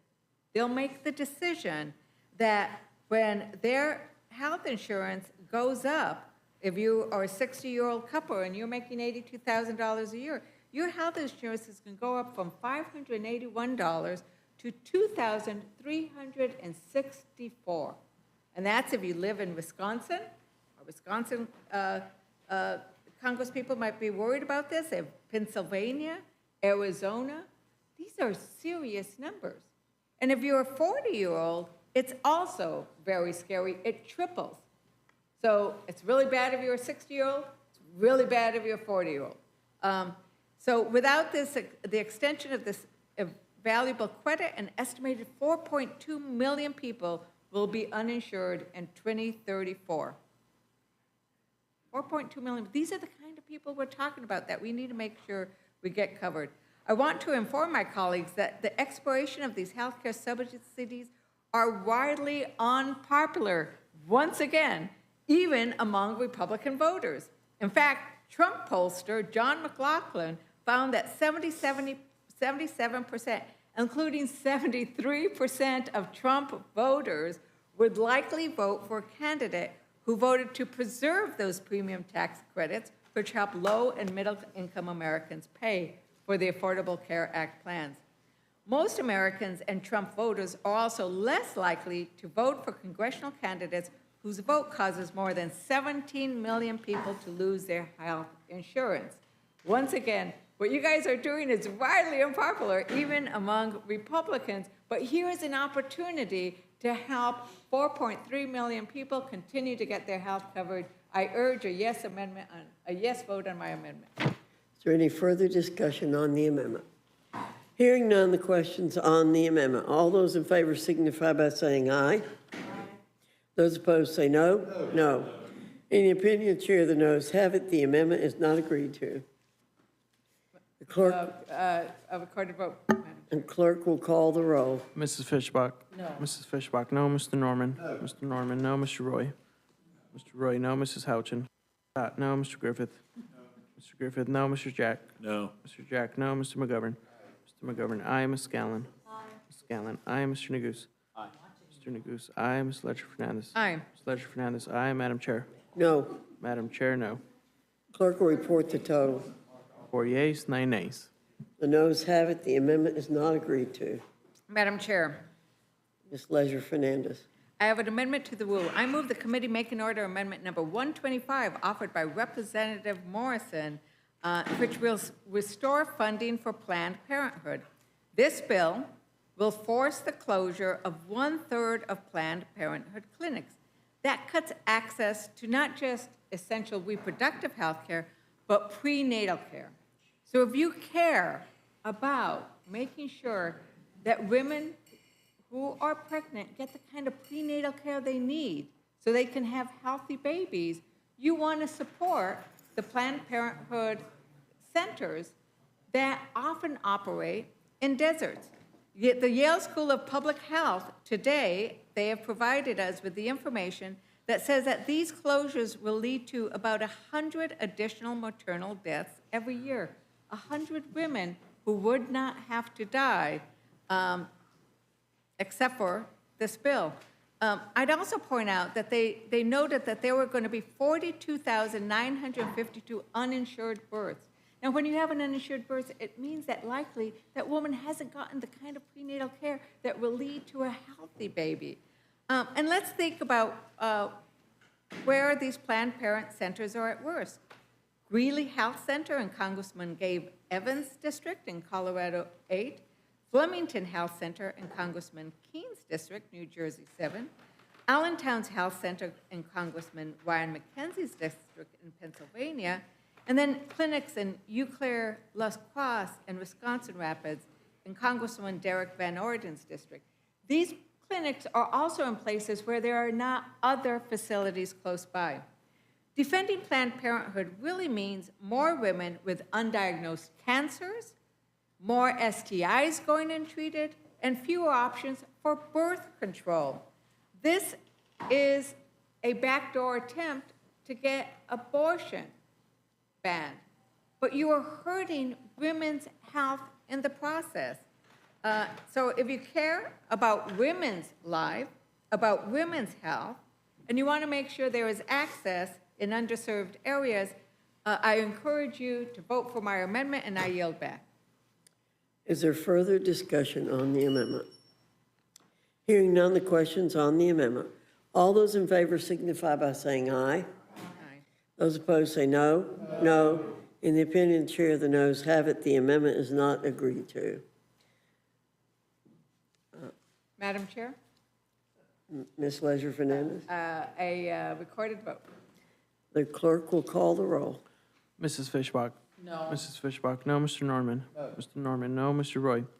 Mr. Roy, no. Mrs. Houchin? Mrs. Houchin, no. Mr. Langworthy?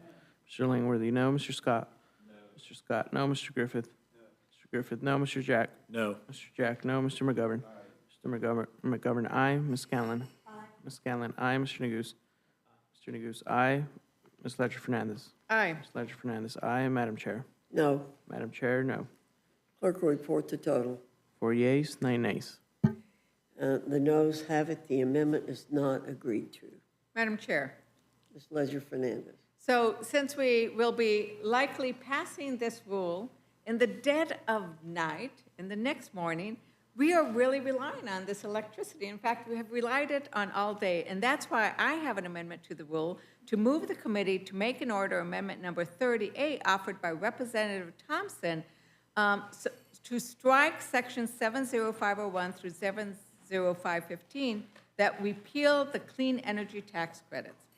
Repealing these tax credits is a hike on working families. You're going to have them pay more for their energy costs.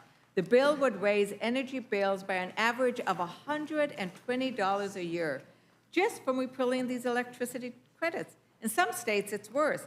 It's going to be $403 more in Texas, $310 more in Kentucky, $274 more in Missouri, and $163 more in Pennsylvania. Nationwide, families will pay $25 billion more for their energy per year by 2040. That's not reducing costs. That's just a whopper of a price increase for our Americans. And in the repeal of energy efficiency, home solar, clean vehicle credits, the cost to families are going to skyrocket. But you know, Republicans don't oppose all energy subsidies. They only like subsidies that go to big oil. In 2022, fossil fuel companies received $3 billion in direct subsidies, and we heard earlier today that it is actually higher when you consider all the subsidies. I think the figure was about $22 billion. Clean energy supports lots of jobs too, 3.5 million jobs. And it's backed, another very popular thing that Americans like, it's backed by 60% of Americans. And while we debate and Republicans move to kill it, China is leaving us behind in the race to lead the $2 trillion global clean energy economy. If you vote against this amendment, don't pretend it's about energy dominance. It's about picking winners. And you're picking billionaires and dirty fossil fuels over working families. And with that, I yield back. Is there further discussion on the amendment? Hearing none, the question's on the amendment. All those in favor signify by saying aye. Aye. Those opposed say no. No. In the opinion of the chair, the noes have it. The amendment is not agreed to. The clerk will call the roll. Mrs. Fishbach? No. Mrs. Fishbach, no. Mr. Norman? No. Mr. Norman, no. Mr. Roy? Mr. Roy, no. Mrs. Houchin? Mrs. Houchin, no. Mr. Langworthy? No. Mr. Langworthy, no. Mr. Scott? No. Mr. Scott, no. Mr. Griffith? No. Mr. Griffith, no. Mr. Jack? No. Mr. Jack, no. Mr. McGovern? Aye. Mr. McGovern, aye. Ms. Scanlon? Aye. Ms. Scanlon, aye. Mr. Neguse? Mr. Neguse, aye. Ms. Ledger Fernandez? Aye. Ms. Ledger Fernandez, aye. Madam Chair? No. Madam Chair, no. Clerk will report the total. 4 yeas, 9 nays. The noes have it. The amendment's not agreed to. Is there any other amendment or discussion? Hearing no further discussion, the question is on the motion from the gentleman from Virginia. All those in favor signify by saying aye. Aye. In the opinion, all those opposed say no. No. In the opinion of the chair, the ayes have it. The motion is not agreed to. Chair, I ask for a roll call on this. A recorded vote has been requested. The clerk will call the roll. Mrs. Fishbach? Aye. Mrs. Fishbach, aye. Mr. Norman? Mr. Norman, aye. Mr. Roy?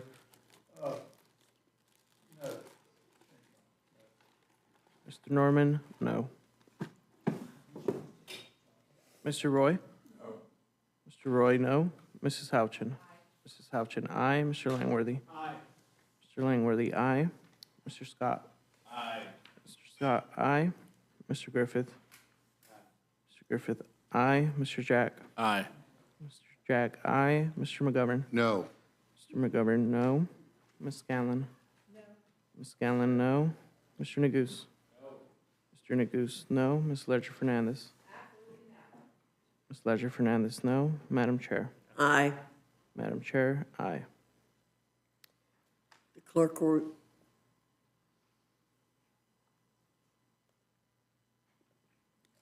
will report the total. 7 yeas, 6 nays. The ayes have it. The motion to report is agreed to. Accordingly, I'll be managing this rule for the majority. And I'll be doing it for the Mr. McGovern will for the minority. Without objection, the committee is adjourned.